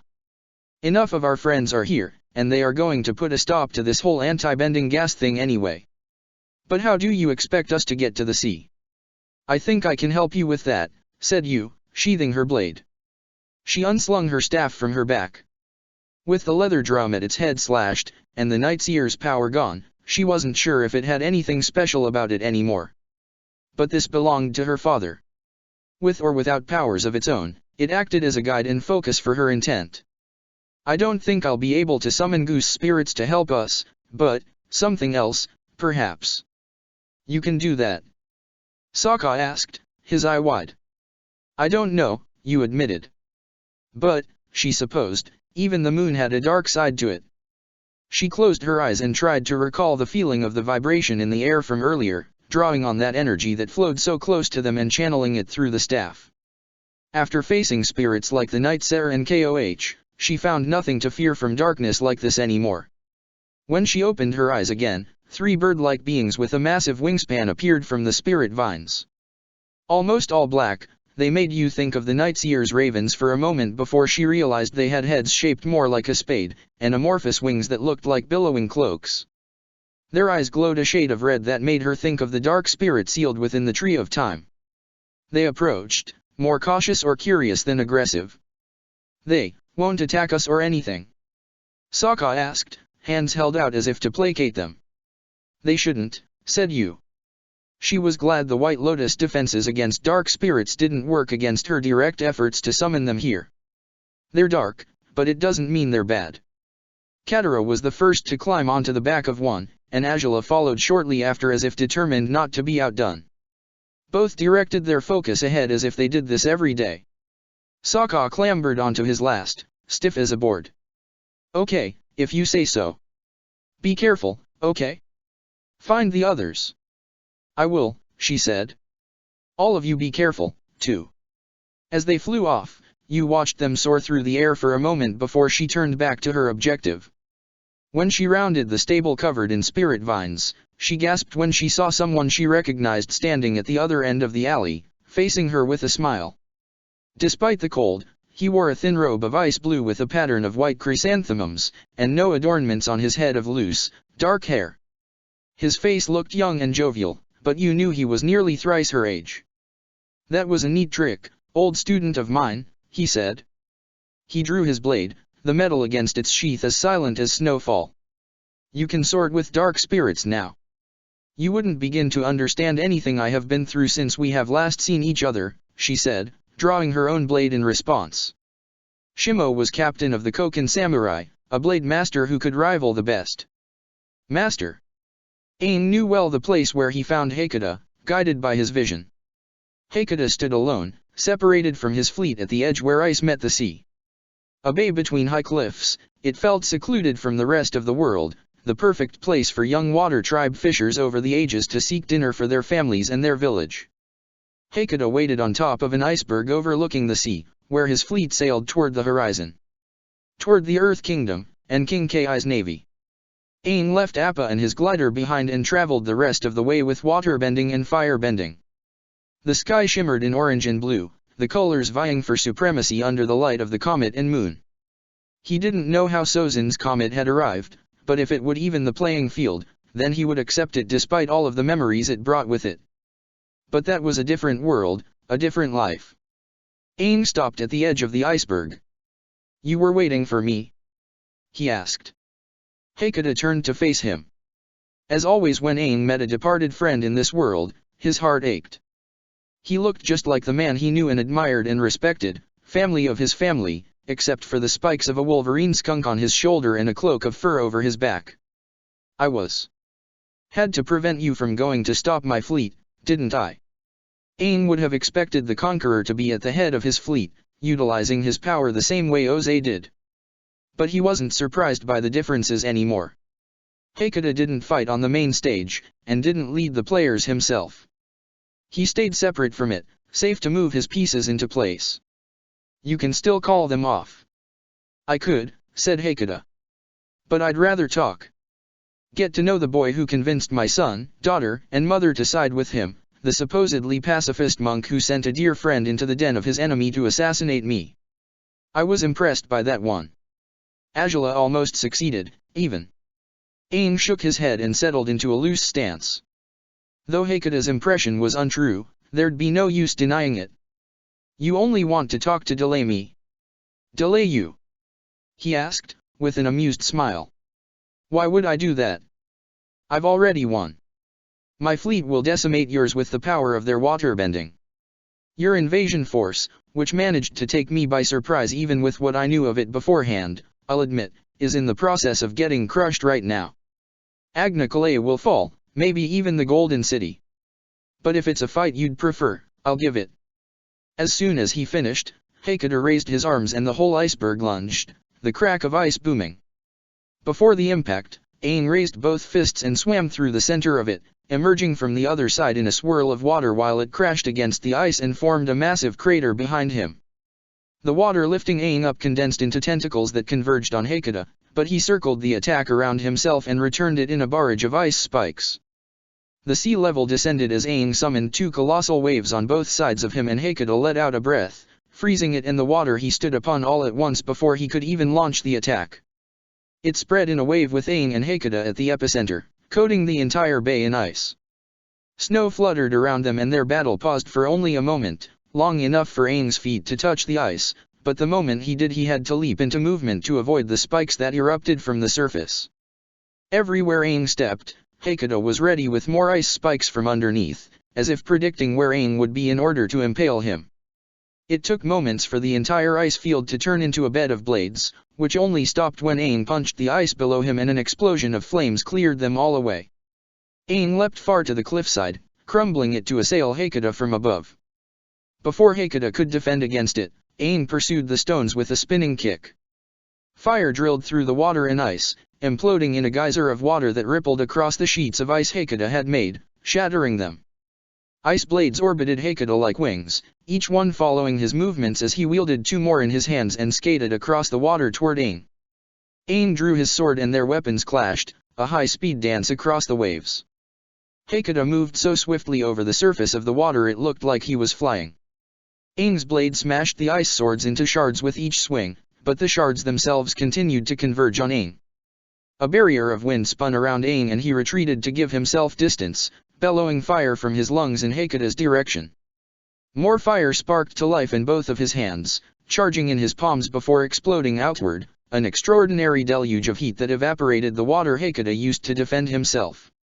He sank below the waves instead. Aang clung to the cliffside, watching the water churn, and when Hakuda emerged it was with a masterful display of the octopus form, a gargantuan construct of dozens of tentacles. Hakuda looked up, his eyes narrowing at something behind Aang. When Aang directed his attention to whatever Hakuda had noticed, he flipped away from the new arrival in surprise. An immense snake man in a robe with a sword drawn had appeared as if from thin air. "How disappointing," said the spirit, his tail flicking in agitation. "That the almighty Seiryu must share the sky with Suza. I refuse to acknowledge the comet's arrival and rebirth within some lowly human girl. I know not why he even chose her." Ain held his sword ready, unsure of what to think of this interruption to their battle. "But you came early." "It matters not," said Seiryu, hissing at him. "Mortal, descendant of Aniak, do you wish to join your power to mine, in body and spirit, to attain the power to vanquish all of your enemies?" Ain froze. He didn't know what Hakuto would become if he did blend his essence to Seiryu. Was that even possible? What sort of strength did Seiryu wield for him to be capable of such a feat? Hakuto held his form, glaring up at Seiryu. "No," he said, and the finality and certainty of his statement shook Ain more than the initial question. "Leave us. I've no wish to deal with you any further." "I honor you more than you deserve, mortal," said Seiryu. The blue of his scales reflected a lustrous sheen under the moonlight. "Imagine, you would join me on my journey, and all of the land, sea, and skies would be ours." "None of that ever belonged to you," croaked another voice, a woman, who appeared on the opposite cliffside. "Sedna, the ice spirit. It is winter that coats the world. It is my touch that reaches all of the mountains and rivers and forests, if only for a time. Seiryu, my love, my enemy. We meet again. We are indeed enemies now, aren't we?" said Seiryu. He looked sad, somehow, his snake-like visage pinched in an unbelievable and unknowable mourning. "So be it."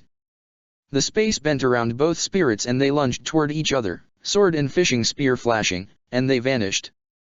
The White Lotus arrived at Agnicolae from the north to find a city engulfed in turmoil. Hakuto's fleet dropped anchor just beyond the defensive wall, their waterbenders battering the city with tidal waves. The comparatively few waterbenders remaining in the city fought hard to defend against the assault, with even the women, normally forbidden from fighting, picking up their weapons out of desperation. Dark spirits penetrated their defenses, their otherworldly forms and unusual abilities allowing them to slip past or fly above.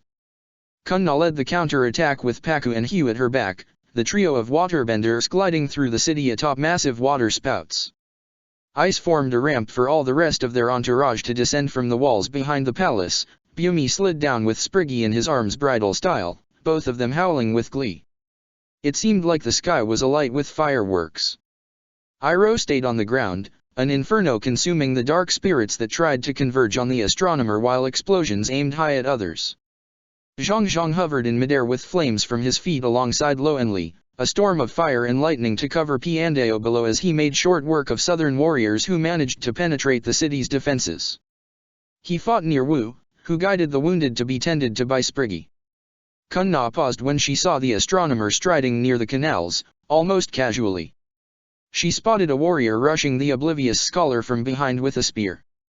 Kunna reached forward, about to shout a word of warning to her companion, but the astronomer sidestepped his attack without looking, as if distracted by something else, and caught the shaft of his spear under her arm. She snapped it as if it were an afterthought and whirled to strike him with her open palm and knock him in the canal, her robes fanning around her. When the three waterbenders reached the walls, Hugh swept his arms and toppled the enemy benders just breaching the top of the wall. Straight-backed and beating his arms in circles in the distinctive style of his tribe, pillars of ice erupted from the wall directly underneath the warriors using hooks and ice picks to climb into the city, launching them skyward by the dozen. Paku stood next to Kunna, his waterspout lowering to the ground. "What do you say, Kunna?"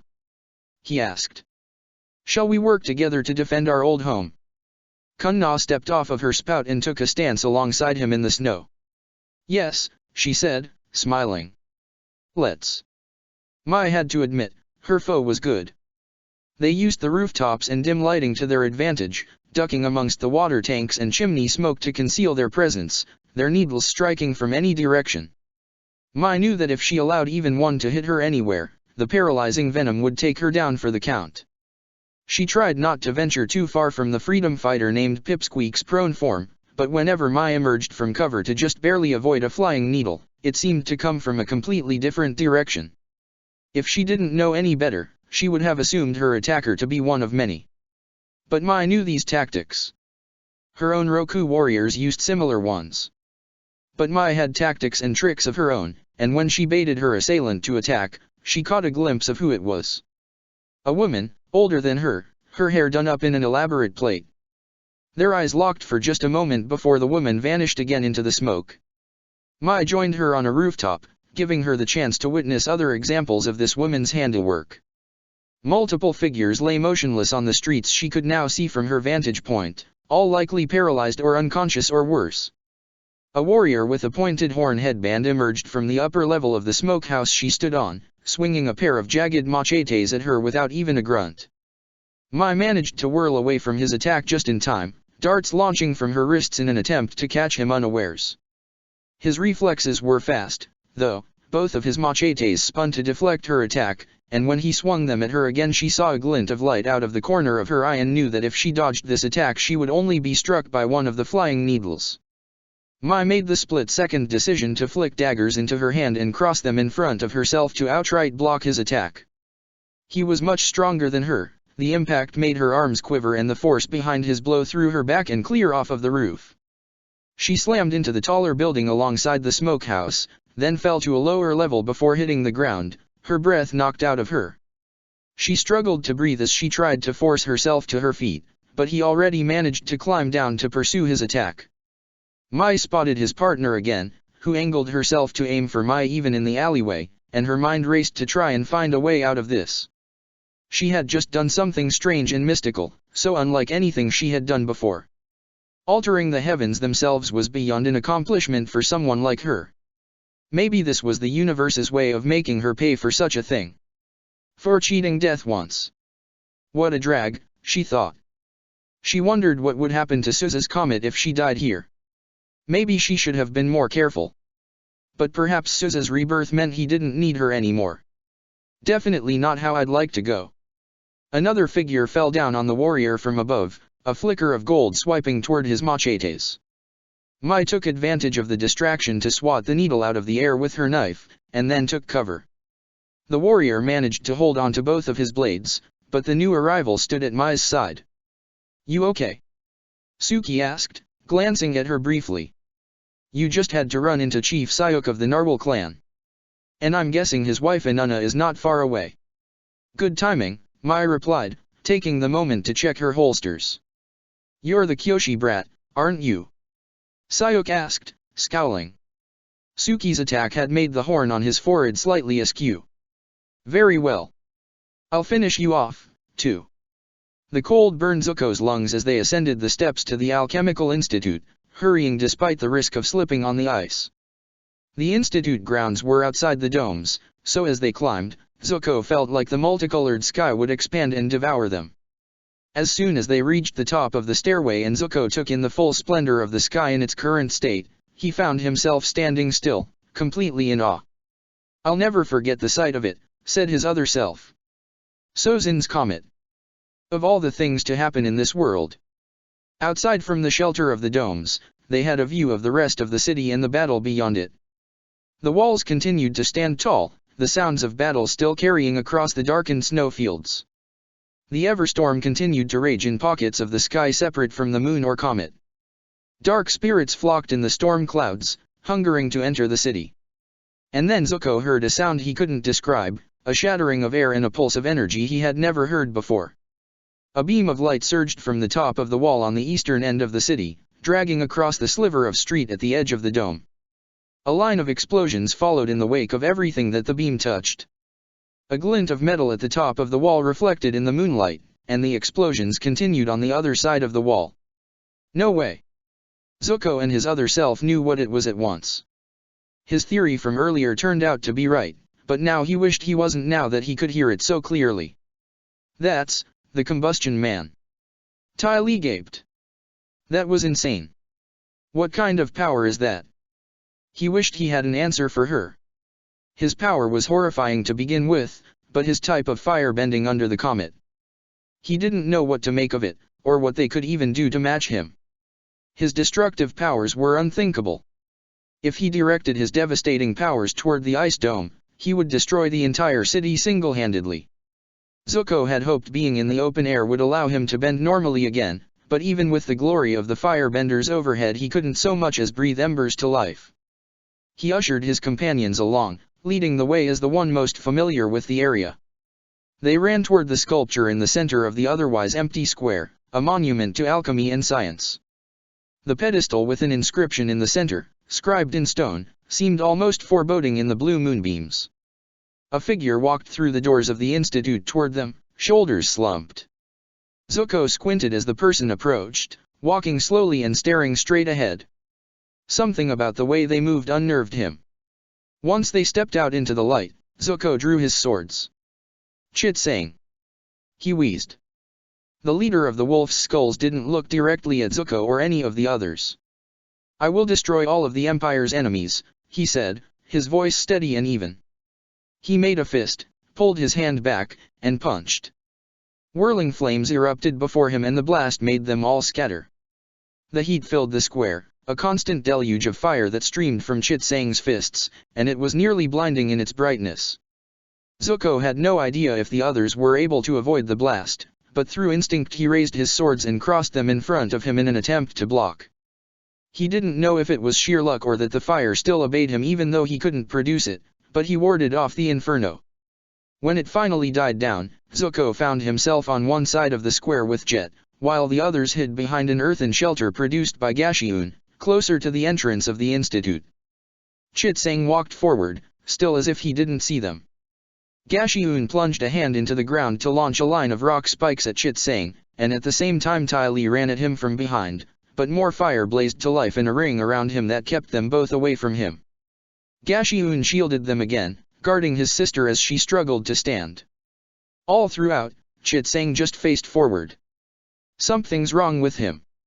I can't put my finger on it, but it's like he's not even here," Zuko said, furrowing his brow. "All of you, go on ahead. I'll deal with Chit Sang." "Not alone, you won't," said Jet, standing alongside him with his hook swords. "Not in your condition." Ty Lee patted furiously at the smoking sleeve of her parka. "We can't just leave you." Zuko kept his eyes on Chit Sang, who didn't even hold a stance. "You need to turn off the steam tanks," he said. "If you do, everyone in the city will be able to fight back again." Chit Sang stomped his foot and spread his arms wide, throwing a semicircle of fire that licked the sky. "I am Hakata's loyal wolf," he said. "I am the pack that hunts at his command. And you are my prey." Jet ducked behind Zuko to avoid the flames. "What's his deal? Some kind of water tribe fanatic?" He frowned at Zuko. "You sure you're okay? You look like you can barely stand." "I'm fine," Zuko said, his voice hoarser than usual. "Ty Lee, Jet, and I will handle this." "Okay, be careful." She chewed her knuckle with worry, but eventually nodded and pulled Gashiun along by the wrist, who in turn carried Nagi over his shoulder. All three disappeared inside of the institute, leaving Zuko and Jet to face their foe together. "So, you defend us from his giant fire-bending attacks and I'll strike," Jet suggested. "Since you lost your bending again." "This is only the first time I've lost it," Zuko hissed. "But, stopping his attacks takes a lot out of me," he admitted. He wondered if that had to do with the alchemical gas as well. Every time he stopped Chit Sang's flames, he felt the heat more and more, and his breaths came shallower. Like every exhale permanently deflated his lungs just a little bit more. "I don't know how long I'll be able to keep it up." Both of them fled to the pillars around the perimeter of the square, hewn from the same ice-like stone as the institute itself. Zuko covered his face as the fire immolated the square, missing them by scant seconds. "All right, new plan then," said Jet. "We split up and go at him from both sides. I'll draw his attacks." Zuko clutched his swords. "We might be able to reason with him," he said. "I almost got through to Chit Sang once. I have to try again." "You're welcome to try," said another voice, deep and oily, just beyond the pillars at the edge of the Institute's grounds. An Earth Kingdom man in heavy green robes and a long, silky braided beard approached, his hands folded behind his back. "The Emperor's eelhound has given his mind fully to me, of his own will. How fortuitous it is that firebenders have now become as powerful as the waterbenders. Zuko angled his blade toward the newcomer, his face settling into a glare. It had been a long time, but he remembered that face and voice. Long Feng. Aang's battle with Hakuda continued after the departure of Seiryu and Sedna. He had no time to think of their words, of the battle they waged in another plane unseen by mortal eyes. No time to ponder the return of the comet and the spirit Suza, originally slain over 100 years ago by Emperor Aniak. Hakuda pressed him every chance he had, rising on a water spout to reach heights only airbenders could. It felt as if the entire ocean rose with him, bombarding Aang from all sides. The spirit world wailed. Aang felt it at his core. Battles raged across the four nations, in the realms of both mortals and spirits. He felt the frenzy and fear of people far away, carried to him over the flows of energies pulsing through the world, and it gave him visions. Hakuda's fleet met with Ki's over open water, waves thrashing as if in a storm. The navy of Ba Sing Se outnumbered Hakuda's token fleet on its way to the Earth Kingdom, but they stood no chance against waterbenders in their element at the best of times. They were so close to Aang. He wanted to help them, to prevent their suffering before he could feel it carried to him, but Hakuda commanded all of his focus. One misstep and he would find himself sinking beneath the surface, all control lost. But he didn't run. Aang held his own. He scored a hit on Hakuda, shooting a rock directly at his hand to bind it in stone. Aang dragged that stone downward, jerking him off of his water spout and causing him to lose his balance. An arc of wind slammed into him as he tumbled, sending him plummeting into the water dozens of feet below. The tendrils of water he commanded fell with him, and Aang continued his attack by freezing a new iceberg to encase Hakuda inside it. The iceberg burst before Aang could finish, frosty shrapnel flying. Both of them stood on the surface of the water, facing each other amidst the growing turbulence of the sea. "One thing I don't understand," said Aang, "is why Agnikale? Why turn against your own people?" Hakuda leaned forward and fell into motion, the water rising all around him and Aang as if they had both been encased inside of a tunnel. "I could have used Seiryu's moon to wipe out the Fire Nation or Earth Kingdom," he answered. "But why would I end this war when it keeps me in power? When I can focus the pain and passion of my people outward rather than being mired in the infighting of their own clans? War brings us profit. It gives us purpose." Aang joined his hands together and a gout of flame filled the water tunnel, exploding outward. Before it collapsed, Hakuda pierced it from the inside with ice spikes. One of the spikes sliced across Aang's back, a shallow wound that nonetheless made him stumble. "I refuse to believe that's your only reason," he said, coating all of his body except for his head in water. "You're too clever for that." Hakuda smiled, water coating both of his arms and freezing into long, slim blades. "You think highly of me? Well, then, since you can see right through me. Yes, there is more to it. The truth is, I'm tired. Tired of the way spirits have interfered in the lives of men in every age and era. There are spirits who have chosen kings and spirits who have unmade them. Spirits who have wiped out entire civilizations or gifted the undeserving with riches beyond their wildest dreams. And nowhere in this world are spirits more entrenched than they are in the North Pole." Aang glared. "So you're just going to wipe them all out? Innocent people?" "No, not all of them," he said, freezing the water all around him again. He slid across the ice, his movements smooth and faster than before. Ice discs shot from the water toward Aang, who managed to deflect them with fire and sword. "Just those who offer power to the spirits. Those who give themselves to the whims of nature. I will subjugate the rest under the uncontested rule of the South. The reins of history belong in the hands of man, and I intend to set us free. Our strength is our own, and only we can empower ourselves." Aang slammed his hands downward in anger, the island of ice rocking and shattering. "All of that, all of this war and suffering, against your own people, because you think you're helping us." Aang descended with the weight of a boulder in the water, waves crashing against Hakuda's defenses. "You say all of that, but you're using a spirit's power now. You allied with Seiryu, did something to bring the moon early." "I do what must be done," Hakuda said. "And if that means my hands are covered in the blood of my allies and enemies alike, so be it. I may be using a spirit's power to accomplish this goal, but it is the only way to get the power to do what I need to do. So, just this once, I have done what I find distasteful. Besides, it will give me the opportunity to slay Seiryu myself so none can use his power again. Aang almost stumbled. What? Why not? He asked. It was through an alliance with Seiryu that my great-grandfather Aniak uncovered the secret to slay Suza. This would only bring it full circle. Perhaps you can even help me in that goal, Avatar. I'm always open to new allies. Are you insane? Aang asked, scowling in disgust. You'd kill a force of nature, just like your ancestor did. You sound like Zabao, Hakuda mused. He once shared my goal of a world free of the influence of spirits until I suggested that. Bato, I believe you two have met, was my only other ally in this, but now I bear this mission alone. Bato. Aang furrowed his brow. You sent Bato to the Golden City to kill the fire spirits, didn't you? Not both of them, Hakuda said, spreading his arms.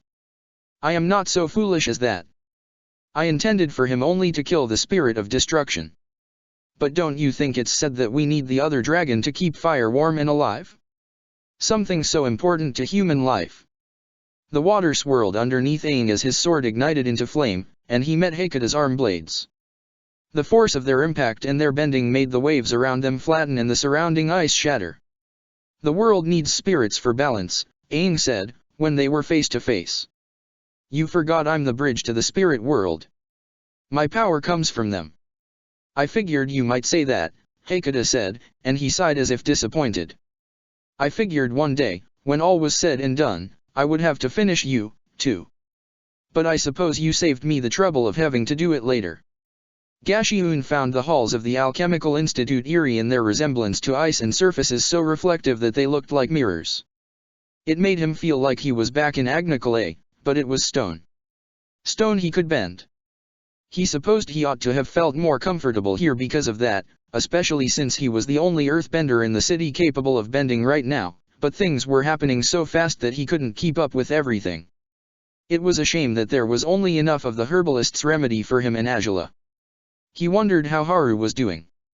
Put me down, brother. I can walk, I think. Nagi's voice sounded a bit clearer than it had since he had found her, so he acquiesced. That poison needle didn't really pierce through my winter robes. I just can't bend. Ty Lee slowed down so that Gashiun could gently let his sister walk on her own 2 feet again. So you're Nagi? I've heard so much about you. Have you? Anything Shiun told you about me is a lie, she said, bracing herself against the wall. She massaged her temples. Oh. My head hurts. Ty Lee scratched her cheek, grinning. Actually, getting Gashiun to open up is like talking to a rock sometimes. It was all you. Are you okay? Gashiun asked, ready to catch her if she lost balance. He had no retort for Ty Lee. Nagi dragged a hand down her face. I think I'll be okay.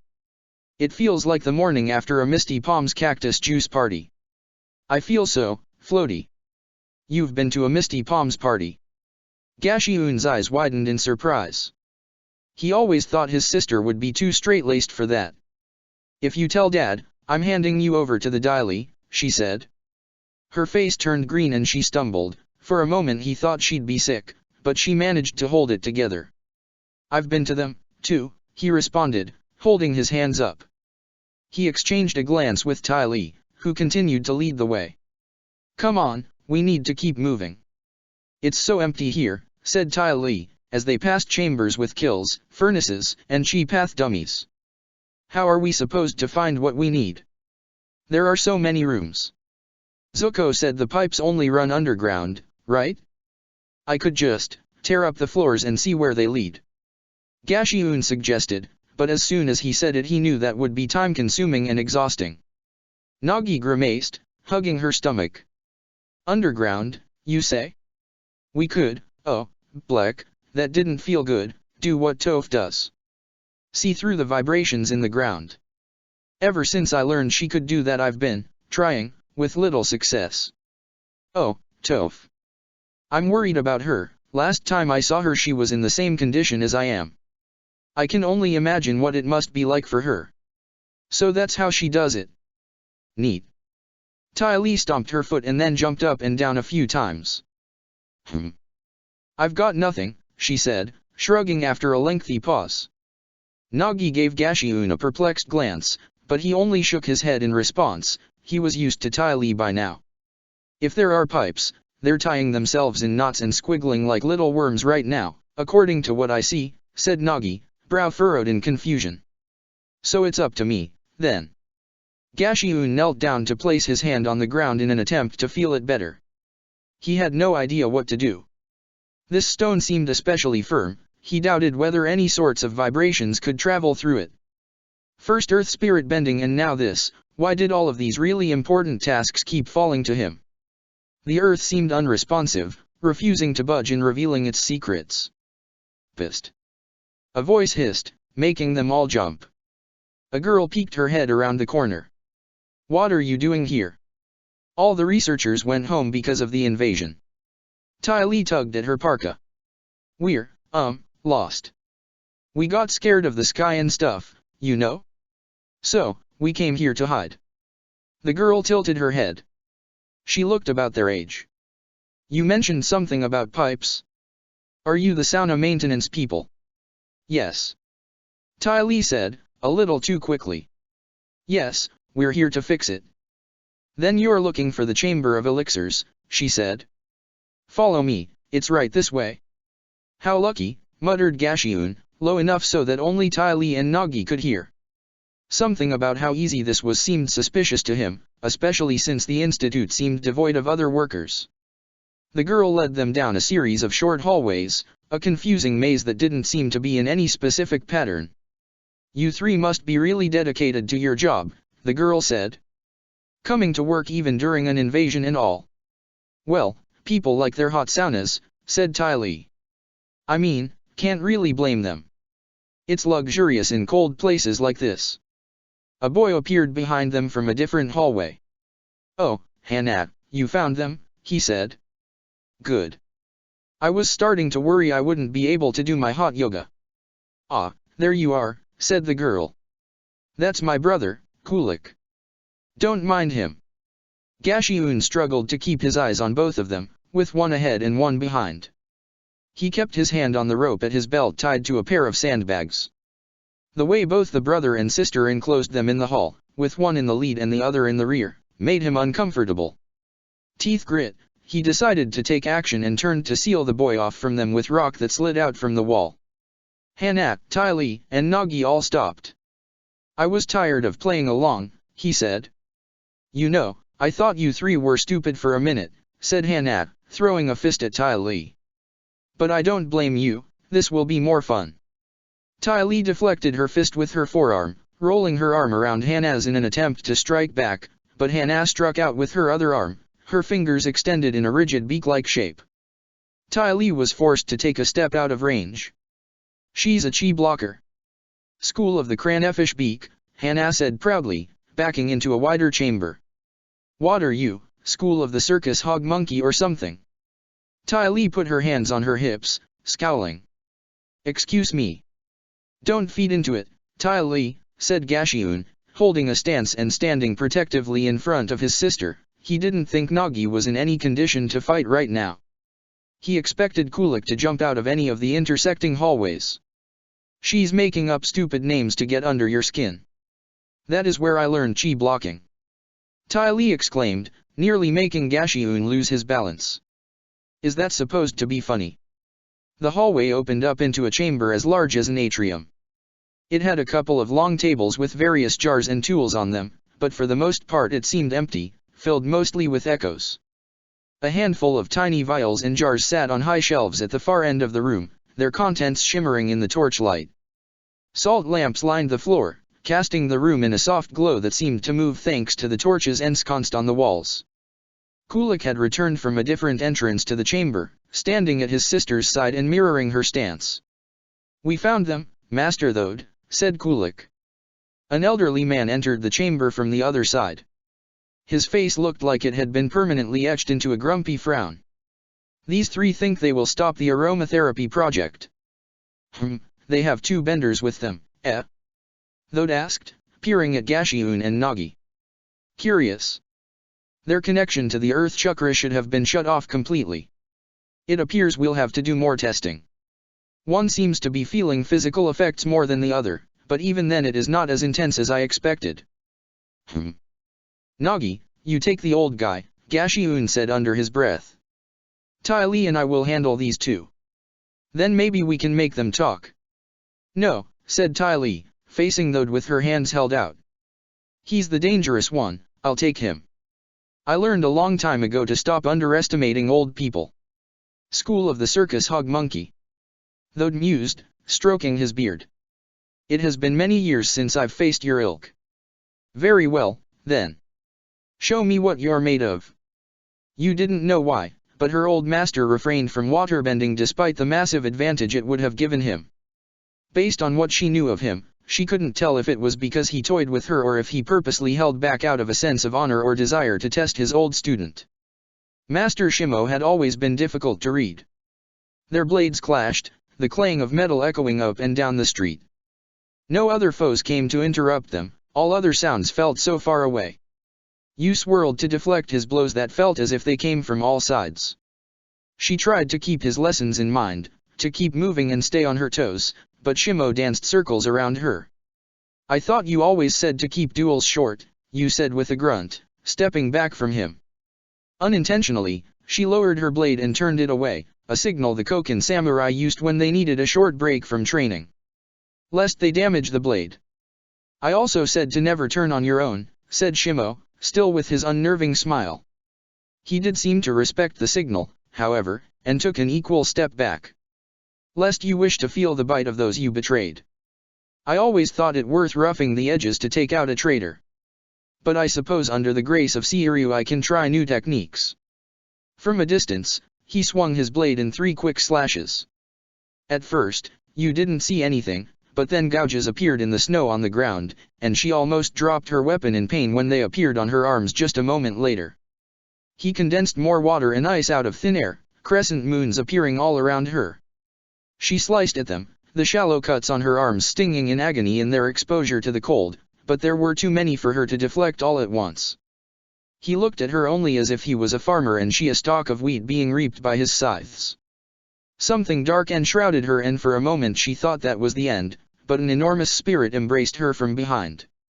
It made her think vaguely of a goat gorilla, but with giant hands resembling a human's flattened into a shadow.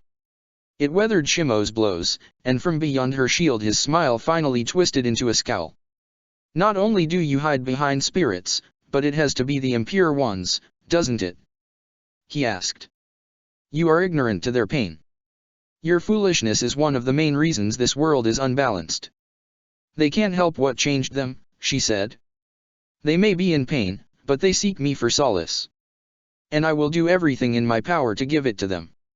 Mai spared a glance for Pipsqueak, still unmoving except for his eyes as he leaned against a building, but that was all she had time to do.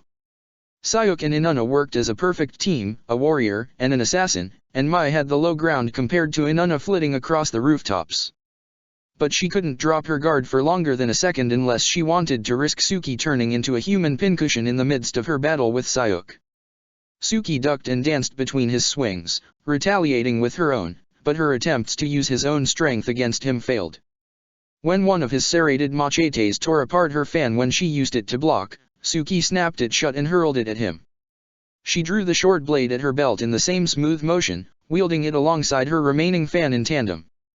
We can't keep going on like this, Mai thought. They had been fighting to a standstill, but Mai knew her ammunition was running low and she did not know how well stocked Inanna was.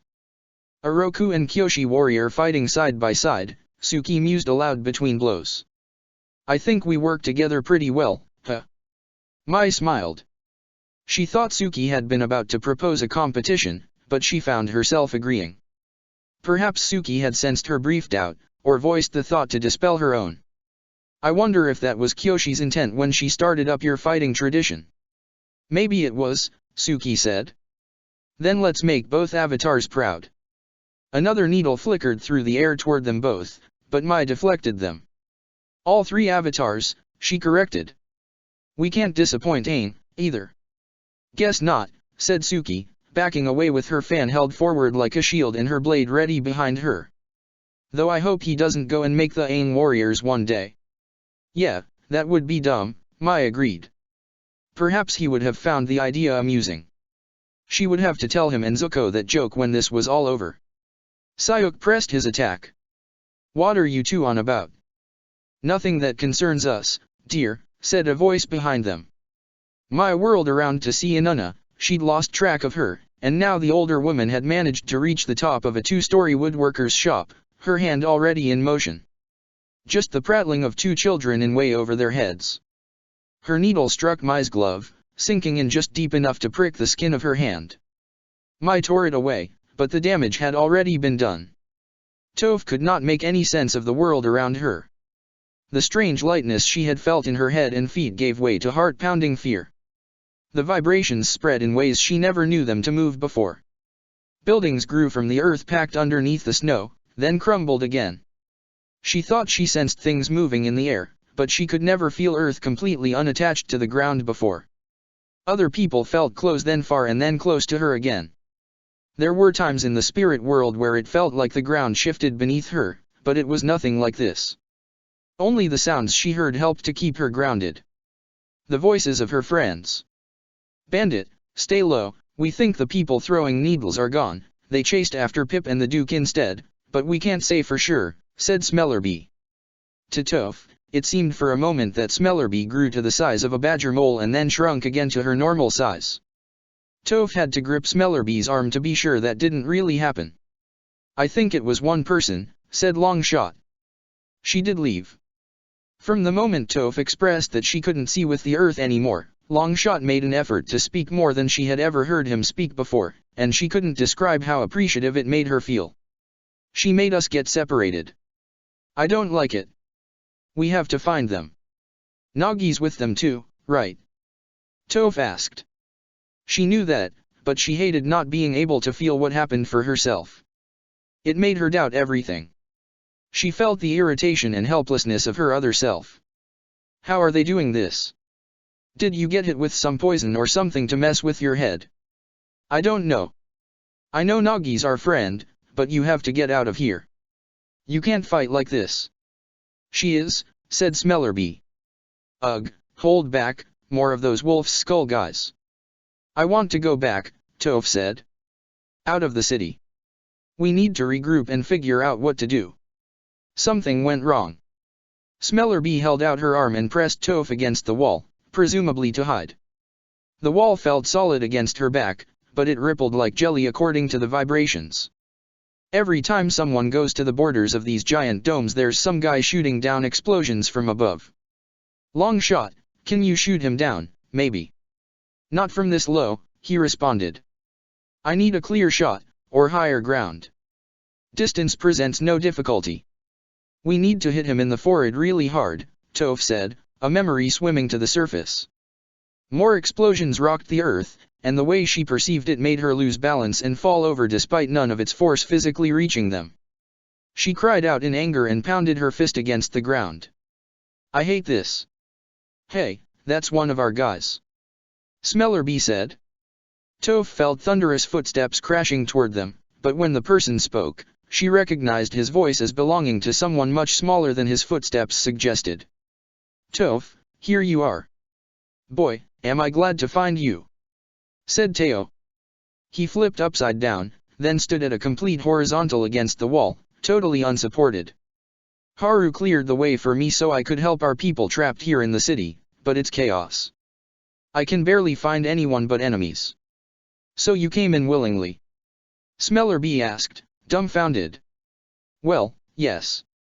He responded. He pressed something against the ground that sounded like the butt of a metal pipe or staff. 1. I'm a non-bender, so I can fight. And 2. The working theory is that there's a gas coming out from the metal steam tanks that's blocking the chi of our benders. I think I can stop that. Toph clenched her fists. So all we need to do is smash them. Well, no, said Teo. That would leave us unable to regulate the flow and might just make things worse. I can tinker with them and try to figure out how to turn them off. But I need to get close to them. Right down that way, said Longshot, but Toph didn't know where he pointed. She heard other voices that she could only assume belonged to the enemy. Someone shouted, there was a flash of heat, and the twang of Longshot's bow before someone else yelped in pain. Someone else shifted the earth, and the figure she thought to be Teo rushed to face them in battle. For a moment, it seemed as if he could be Aang or Sangmu with the way he moved. Smellerbee guided her by the arm. Toph trusted in her, running alongside her friend. If she ran into anything, she would just have to bulldoze through it. She just hoped the earth would make way for her. They stopped near something that radiated heat. Teo strained against it, pressing himself flat on the ground. Then he floated upward, and a giant metal monstrosity appeared directly in front of Toph, hissing and rumbling with unseen machinery. What do you kids think you're doing over there? A rough, gritty voice shouted over to them. Toph froze. She had never met the man, but she remembered his voice. I never forget a voice. That's Xianfu. She knew him from her other self's memories. Decently skilled as far as earthbenders went, but nothing compared to her. At least, under normal circumstances. The earth shook again, the explosions coming even closer. Toph guessed that they had to be as close to the wall as they dared without going out from under the ice domes. Smellerbee let go of her. The rumble of the steam tank stopped. The telltale sound of an arrow whizzed through the air, and the crumble of rock slid against the snow. Toph was thrown off her feet. The world really did get upended this time when another blast rang out, explosions following a line at the perimeter of her senses. A sound she had never heard before preceded the explosions, like a massive cloud of buzzard wasps. She landed hard. For a moment, she didn't sense any vibrations in the earth at all. It was as if the world had gone completely silent. Then it ignited into motion all at once, an overwhelming sensation that made her want to scream. Ty Lee and Thode battled in a flurry of fists around the chamber. Her style had more mobility than his, involving somersaults and leaps to circumvent his defenses. But Thode had longer reach, and often made use of kicks that battered her arms. His strikes came with the intent to wear her down and soften her defenses enough that her exhaustion allowed him to overpower her. On the other side of the chamber, Gashiun did most of the earthbending to ward off Hanat and Kulik. Nagi's earthbending looked feeble in comparison, as even lifting a single block of stone looked like just as much effort as it would have been for Ty Lee to pick it up and throw it herself. She tried throwing smaller rock cuffs at them in an attempt to disable either of the other pair of siblings, but her attacks went too wide or too slow. Thode's heel came down on her forearm with enough force to make Ty Lee wince. That one would leave a bruise. But it had left him open, and she weathered another strike in order to take advantage of that and aim at a chi point under his leg. He limped away from her, cursing under his breath. At the same time, one of his disciples managed to get Nagi in the legs, too, sending her sprawling against the wall. Gashiun shouted out, hurling one of his sandbags at the end of a rope toward Kulik. He spun the other one in his hand, then slid both ropes across the floor like serpents. Both ropes converged on Hanat, tangling up in her limbs and making her fall bodily to the floor. Kulik took advantage of Gashiun's focus being on his sister, rushing toward him, but the back wall rumbled and the glass vials and jars on the high shelves rattled. Blocks of the stone that looked like ice launched from the wall toward Kulik, but he weaved around each attack and managed to get through Gashiun's defenses, chi blocking him so he lost control of all of his limbs. Gashiun fell to the floor, limp and grimacing. "Oh," said Ty Lee. While Thode had one leg down, and Hana was tied up in Gashiun's ropes, she wasn't sure if she could handle both Thode and Kulik at once. Thode had even managed to hit her once or twice, but luckily her parka was so thick that he couldn't get a clear enough shot at her chi points. The vials and jars from the shelves toppled and shattered on the floor around Nagi. Potions and unknown liquids bubbled out of some, but many also contained dust and sand in a multitude of colors. "No!" Thode shouted in alarm. "Do you know how rare some of that is? Volcanic sand from the glittering beaches of Quillbear Island.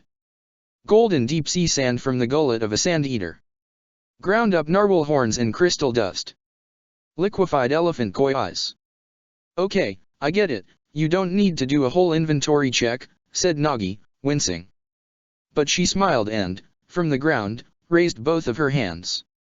All of the material she could bend from the broken jars and vials rose at her command. Black, deep blue, and glittering gold rose into the air like stardust, their colors swirling together in one of the prettiest displays of bending that Ty Lee had ever seen. Even Kulik stopped to stare at it in wonder for a moment, at least until it all barreled into him and hurled him against the table, where he fell unconscious. The act tired out Nagi as well in her current state, and she slumped back against the wall. When Ty Lee turned back to Thode, he was holding a vial under his nose that he sniffed deeply. As he did, he shook out his leg that Ty Lee had chi blocked, restoring its usage. "Hey!" Ty Lee exclaimed. "That's not fair. And, seriously? Why do you have that? Were you expecting to fight another chi blocker?" "I need to be prepared for any eventuality," he said, corking the vial. "And now, I will fight you with the strength and vigor of a man half, no, a third, of my age." Ty Lee braced herself, but rather than renewing his attack, Thode's eyes rolled to the back of his head and he crumpled to the ground. "Huh!" she said. "Master Thode!" Hannah shouted from the ground, still struggling in vain to wriggle free of the ropes. "You killed him!" A pair of women peeked into the room from the doorway. Apparently judging it to be safe, one of them strode out, tossing her braid over her shoulder. "Calm down, Hannah. We just switched out his strengthening potion with a high dosage of a sleep aid." Hannah snarled. "Nyok." "But why?" "Because Thode's the worst boss in the entire world," Nyok replied. She knelt down to Gashiun and Nagi, uncorking another vial. "Here, this one will give your limbs back, and this one will reverse the effects of the aromatherapy project." "You're going to help us?" Ty Lee asked, stunned. "Yeah," said the other woman. "We know your friend Lu Ten. We saw him fighting outside with that brainwashed wolf's skull and that gross Long Feng guy. Since you beat up our boss for us, we can bring you to where you can reverse the flow and restore bending to the people in the city. We'll filter the remedy through instead." "Lu Ten?" Ty Lee asked, clapping her mittens together. "Oh, you mean Zuko?" "Yes please, that would be wonderful. You'd really help out our invasion force." Gashiun asked, rolling his shoulders as he stood again. Nyok led the way out of the room. "Well, we don't really like our home being turned into a battleground, and that's the Emperor's fault from what we can gather. But also, clearly you've never been stuck in a job that you really hated." Zuko swung his swords against the rocks flying his way, defending from Long Feng's attacks. But the bigger threat, Chit Sang, continued to fill the entrance square of the institute with flames. Zuko and Jet ducked behind the monument in the center, letting the earthen rings defend them from the worst of Chit Sang's blaze. "Okay, so what's the plan?" Jet asked him. The flames flooded around the monument, spilling over and bathing them both in orange light. The heat felt almost unbearable. Zuko could only guess at the state of the side of the monument that took the brunt of the attack. "I don't know," Zuko admitted. In the open air, his breathing came a little easier, but it wasn't enough to cleanse him of the gases he had already inhaled. "We can't get to Long Feng with Chit Sang burning everything he sees. But we're not strong enough to take Chit Sang, either, not without my bending." The rings of the monument cracked above them, forcing Jet and Zuko to scramble for different cover. As soon as they emerged, Long Feng slid toward them and shot earthen bullets from his fingers, but Jet managed to deflect them. "I don't know why, but something about me really hates you," Jet said, gritting his teeth. Long Feng ignored him, focusing his ire on Zuko. "I need to give you payback for your sister, boy," he said. "She nearly cost me everything." Zuko ran with Chit Sang's fire at his back. "So take it up with her." He leapt toward one of the ruined pillars from Long Feng's earthbending, climbing up higher to the intact ones even as Chit Sang devoured the stone just behind him. With the high ground, Zuko threw darts his way, but Chit Sang punched forward with more meteoric flames, turning Zuko's attack into harmless kindling. He had to throw himself off of the highest pillar, landing in a somersault roll. "Your own men are destroying this city," Zuko shouted at him. "Even putting innocent people at risk. Is that what you want?" "Blather at him all you want," said Long Feng, the molten surface of the monument swirling under his power. Heaving under its weight, he threw it toward Jet. It crashed against the ground, but Jet managed to dash out of the way. He wanted this. He is but a simple servant of Emperor Hakata, keeping his head down and his tail between his legs. He won't hear you. Zuko clenched his broadswords tighter. Remember the road you've walked, Chit Sang. Or are you just a traitor to the Fire Nation? A traitor to yourself. Zuko's choice of words made Chit Sang let out a wordless shout, joining his hands together to unleash another inferno. This one was even bigger than all of his previous attacks, a roiling conflagration that Zuko only avoided by ducking into the nearby doorway of the Institute. Chit Sang turned the front of the building into a misshapen, molten mess. Jet called out to him in warning as he skirted around the perimeter of the square. Whatever you're saying, you're only making him angrier. Not a good idea. The voice of his other self rang out at his core. Can you do this? Without your bending, one wrong move. I know. You can't do anything to fix me, can you? I don't think it works like that. But he can hear me, Zuko said aloud. Whatever Long Feng may claim, he can hear me. He didn't need his bending to fight Chit Sang. All he had to do was make sure Chit Sang heard his words. I am the Emperor's man, said Chit Sang, breathing deeply. Since they'd last seen him, Chit Sang had tattooed his forehead with a crescent moon. The skin around his tattoo still seemed red and raw. I am his loyal wolf. You are Fire Nation, Zuko said, emerging from the doorway cautiously. Whatever you may believe, whatever you've been through, no matter how many people you've hurt, you're Fire Nation. You can't forget that. You've just been brainwashed. He's been brainwashed his entire life, said Prince Zuko. Just brainwashing of a different kind. All he's ever experienced is the hatred of his own people for turning against them to be a soldier of the Water Tribes.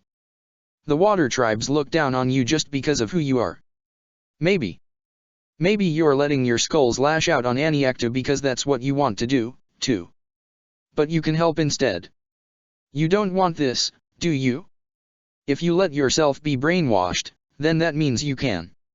Chit Sang leapt high and clapped both hands together, cleaving the ground with a blade of fire hot enough to cut gouges in the stone. I want this! He roared.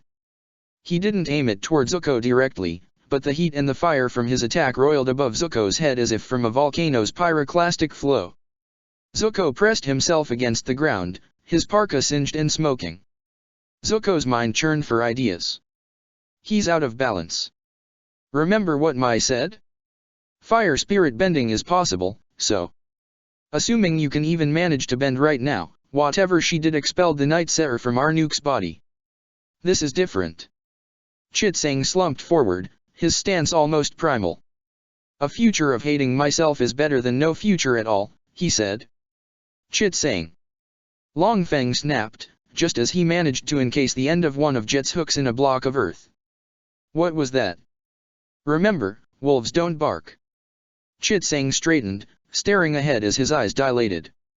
It is as my master said. Wolves do not bark. I have no other choice. Zuko lunged toward him, yearning to feel the comet's warmth, hoping beyond hope that this time the spark of life within him would flare up into an ember, and then ablaze. When he stretched out toward Chit Sang, golden light glowed around his hands. Zuko didn't know whether it was desperation or Ty Lee and the others succeeding or something else, but his fire bending didn't burn. The warmth felt pleasant, gloves that guided his hands to the tangle of energy within Chit Sang. It felt almost as if his hands moved of their own accord. Chit Sang stood perfectly still, as if mesmerized by the golden flames. A light flashed behind Zuko's eyes, and he saw things. He saw a child walking through the streets of a port city at the edge of a jungle, guided by the hands of both his parents. They wore the red of the Fire Nation, as did the crowd around them, but the boy and his family seemed separate from the crowd. Above it, he saw jeering, and the family's footsteps quickened. Someone threw stones, striking the father twice in the back. The mother wailed, shielding her son, though some still hit him anyway. The father urged them to run, and both mother and child fled. Water Tribe warriors patrolled the streets of the city they occupied, and when the mother sought them for help, they only laughed. Let these Fire Nation savages sort out their own problems, the warrior said. Stoning even their own governor, hilarious. One last stone struck the father directly in the temple, and when the light flashed again Zuko saw Chit-Sang. Older now, and striking down his own people in battle. Revenge, of a sort. He turned in anyone who fought in secret against the water tribes. Caught anyone who tried to flee. Choice after choice to lead him down a path that eventually ended at Hakuda's feet, a pariah to his people. I will never be forgiven, Chit-Sang said, ripping Zuko back to the present. His eyes looked normal again, but downcast. He stared at his hands, but one moved up to touch his forehead tattoo. These hands are far too bloody. Maybe not, said Zuko, as he lowered his hands back to his sides. But that's not why you should do the right thing. Redemption should be something you fight for in spite of that, even if no one in this world ever forgives you. You should do it for your own honor. Chit-Sang narrowed his eyes at Zuko and stepped back. What do you know of redemption? Of honor? I threw mine away long ago. The voice inside Zuko felt distant. I know a few things. Zuko shook his head. It doesn't matter. Whatever you did in the past, you can change it now. I understand what you've done to survive, but now you can look ahead to the future. Never forget who you are. Chit-Sang had gone completely still. When he looked at Zuko now, something seemed to have changed in his eyes. He lowered his hands and bowed his head in something like defeat. No. Long Feng shouted, stomping over to them. What did you do? Jet crossed his hook swords, still wielding both even with the tip of one encased in stone. Hey, don't turn your back on me. Long Feng looked back at him and scowled. I'm done playing around with you, boy. In a flash, he corrected his stance and stomped his foot. Almost in slow motion, Zuko saw a lethal spike shoot up from the ground just underneath Jet. Right when Zuko thought it was about to impale him, Jet spun around the sneak attack and hurled his sword at Long Feng in one smooth action. The side that was encased in stone struck Long Feng head on, dazing him long enough for Jet to close the distance between them. With his remaining blade, he hooked Long Feng through the shoulder of his robes, jerking him forward so that his skull slammed against Jet's knee. The deposed king went limp, falling to the ground in a heap. That's what he gets, Jet said, wiggling his sword free and picking up the other. He smacked it against the ground to break the rock encasing the end of it.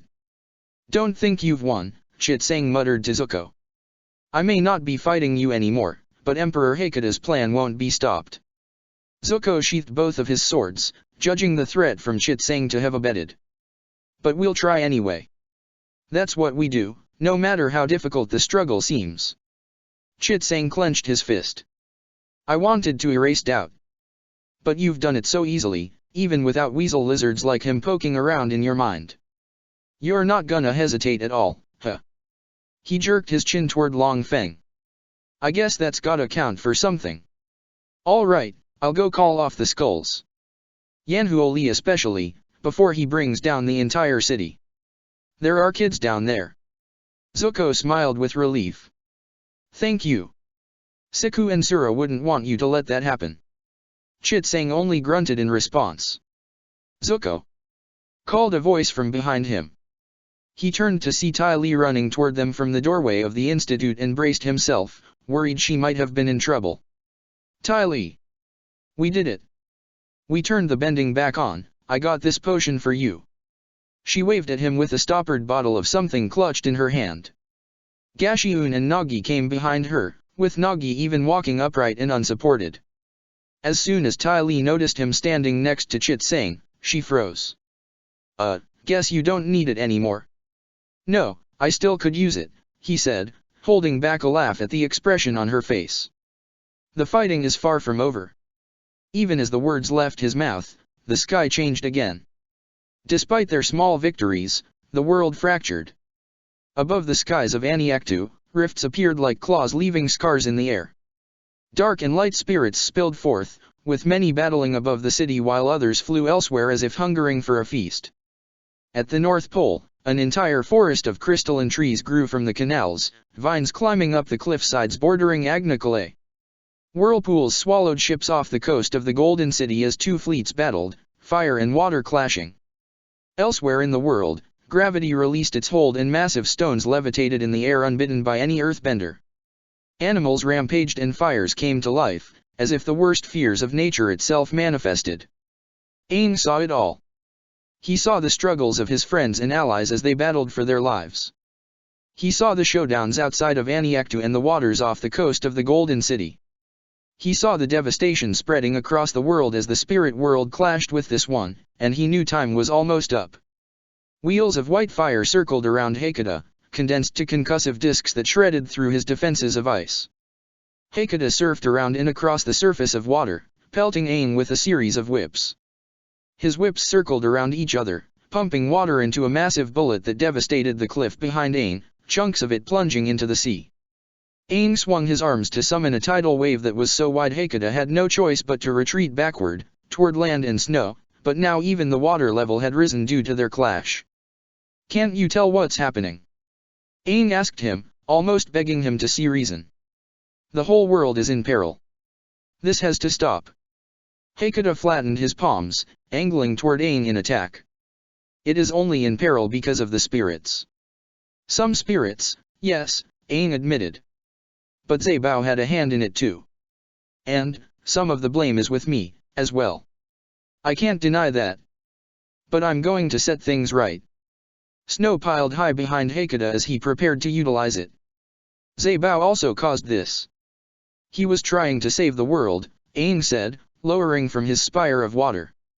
"Just as I am working to do. And, just as you are, in your own way, aren't you? You think what you are doing is going to save the world. Save humanity. You won't convince me away from my goals," said Hakata, his voice and gaze wintry. Rather than using the snow behind him, he held his hands out toward Aang, and Aang knew what he intended just a second before it happened. Aang's limbs splayed out, control ripped away from him. But Aang keenly felt the blood in his veins, and with only his own rudimentary knowledge of blood bending, he fought back. Seirio's moon continued to shine bright overhead, empowering him to wrench control of his limbs back from Hakata. He strained as Hakata tried to force him to his knees, his head bowing toward the snow, but Aang's arms only quivered. Hakata renewed his attack, forcing his will against Aang's, but Aang continued to resist. He diverted some of his willpower to Hakata, remembering that another counter to bloodbending was to retaliate against his attacker. Hakata grunted under the force of their invisible battle, his knees buckling. Aang fought to make him stand down, but he knew he could just as soon end this a different way. With the power thrumming between them, Aang felt as if he held lightning. He could have aimed it all at Hakata, but instead his hand fell a fraction. He heard a snap, and then pain flooded his senses. Aang's left arm twisted and he gasped in pain, the force between them vanishing. He fell to his knees, clutching his arm and looking up at Hakata, who rose back to his feet and gazed at him without pity. "My nation, my ship, is the only one strong enough to guide the world through this storm," he said. "If my actions make you, or the rest of the world, think of me as an evil conqueror, then so be it." "You cannot defeat nature," Aang said with uneven breaths, coating his broken arm in water and then freezing it, hoping to numb the pain as a temporary measure. Beyond Hakata, in the sky, he saw 3 dark spirits soaring toward them. "We need the spirits just as they need us. Imbalance can be caused by any of us, but we can bring balance back, too. Only if we work together." Hakata scoffed at him. "Your ideals and mine can never be reconciled. You said earlier that you hoped I could help you, that you didn't want to carry out your mission alone," Aang said. "I think, despite everything, there's hope that we can learn from each other. Your methods and mine may both be flawed in some ways, but we both want the same thing, to save this world." Just as Zabao did, but Zabao had refused Aang's attempts to reason with him. The dark spirits came closer and Aang realized Azula, Sokka, and Katara rode on top of them. When they landed, Hakata looked over his shoulder at them. "You think we can work together, after everything? That this world can be saved with spiritual aid?" Aang's companions dismounted. They fanned out, helping Aang to surround Hakata with their bending at the ready, with all of them empowered by the celestial objects in the sky. Aang knew, at last, that this war would see its end. But they couldn't be complacent. Katara's presence, in particular, made him anxious. He hoped she would see reason now that they outnumbered Hakata and should be able to overpower him. "With all of us," Aang said in answer to Hakata. "With our hearts and minds joined." human spirit, and spiritual intervention. With his eyes lingering on Sokka and Katara, Hakuda raised one hand high as if in surrender, but then the snow circled around him at high speeds, like a blizzard. Aang lost sight of the others behind it, but he launched white fire from his uninjured right hand just as the glow of Azula's blue fire shot into the blizzard as well, together trying to block Hakuda from escaping. The blizzard strengthened, rising higher, and the cold intensified with it. Sokka circled around on a slide of ice, using his own bending in an attempt to calm the storm, but his eye widened in something like panic. Aang focused on the blizzard, trying to peer into the blinding white for any sign of what Sokka saw. All at once the ice and snow stopped whirling and fell back into silence. When the dust cleared, Katara and Hakuda stood together, with her blade through his back. Blood stained the snow and Hakuda fell to his knees with a grunt when she pulled her blade free. Katara! No! Sokka yelled out, but she only turned away from them without a word and fled across the snowfields on a wave of water and snow. She didn't turn back, even as Sokka continued to scream out her name. At the sudden turn in the fight, Aang's good hand had automatically gone to the hilt of his sword again in reflex. As he gazed down at his fallen enemy, he gripped it for a moment, then, once again, he let his hand fall away. It would have been easy to let Hakuda bleed out on the snow. But Aang couldn't leave him to die any more than he could deal the killing blow himself. He had made his decision, and long ago come to the conclusion that he could no longer fall back on the easy choices. He and Azula looked at each other, unspoken promises passing between them while Azula hovered in place with blue fire under her feet. She darted across the night, pursuing the trail of snowfall marred by Katara's passage. Putting his disappointment in Katara aside, Aang braced himself for what he would do. Sokka, Aang said. He approached Hakuda, who stared up at Aang as if accepting his loss, his choking wet with blood. Water rose to Aang's hands, softly glowing with light. All of his past lives threatened to burst free, but when Aang spoke it was with his voice only, and he maintained control. Now was not yet the time. Help me. Our fight won't end this way. Chapter 4, Howl of the Wolf Princess, Seireu's Moon, Part 4. In a separate plane overlapping with the material world, Sedna and Seireu battled. They fought the way ancient spirits did only when unseen by the eyes of mortals. The true form of conflict, forces of nature clashing amidst the unraveling of existence. Flowers withered as winter descended. Moonlight pierced the dark and snowfall withdrew to the mountains. Ice from the great expanse of the heavens spread across the surface of the moon. Tides rose and receded, drylands flooded. Climates shifted in the spirit world, dulling the bite of winter. The night lengthened and harsh winds blew, but winter alone could not halt the orbit of celestial bodies. Seireu's heavenly journey continued, as absolute as the passing of seasons. Toph heard a ringing in her ears. Everything else felt distant. Shouts of her friends echoed somewhere far away. She tasted blood, warm and metallic on her tongue, and she spit it out, stumbling with every step. The world, all of the vibrations that came to her, felt so noisy. Somehow, even Spirit Toph felt garbled, their senses melding together. Dit? Bandit. I need you to get up. B. Toph mumbled. Smeller B tugged at her arm, trying to drag her to her feet, but her knees quivered against the snow. But with each movement, she could pick out more and more details around her, starting with the fact that she could properly identify Smeller B standing next to her. Wait, things are getting clearer. The ringing faded and Toph pushed herself to stand upright. A man was unconscious on the ground nearby, someone Smeller B must have knocked out. The earth continued to shake with the force of that firebender's explosive bending from on top of the wall. But within those vibrations, other details started to reveal themselves to her again. Longshot and Teo hid behind a fishmonger's stall, ducking away from a firebender's attacks. Down the street, from behind an earth wall that shielded them from Longshot's arrows, Xin Fu commanded wolf's skulls to try and root them out of their hiding places. You mean your feet can see again? Her head ached something fierce, and standing up straight still made her feel dizzy, but focus started to return to the world. She didn't know if it was something Teo did or something else, but her strength had returned. Yes, she said. From around the corner, she pounded her fist against the ground and two of Xin Fu's firebenders launched high into the air, wailing in fright as they sailed out of view. They can. The sound like buzzard wasps pulverized the air again, and fire rained down right after it, but this time Toph didn't even flinch. The explosions came closer and closer, bursting in a line at the edge of the city. "That's way more than Combustion Man could ever do in my world," said Spirit Toph. "I got this." "Long shot," Toph said, running to his side. "You said you just needed a clear shot in higher ground. Leave it to me." Fierce winds blew across Agnicolae, the waters tumultuous even with the southern fleet waterbenders assailing the city. The sky darkened under the force of spirits even with Seirio's moon and Suza's comet looming overhead. Kunna didn't waver even as the ocean trembled under her feet.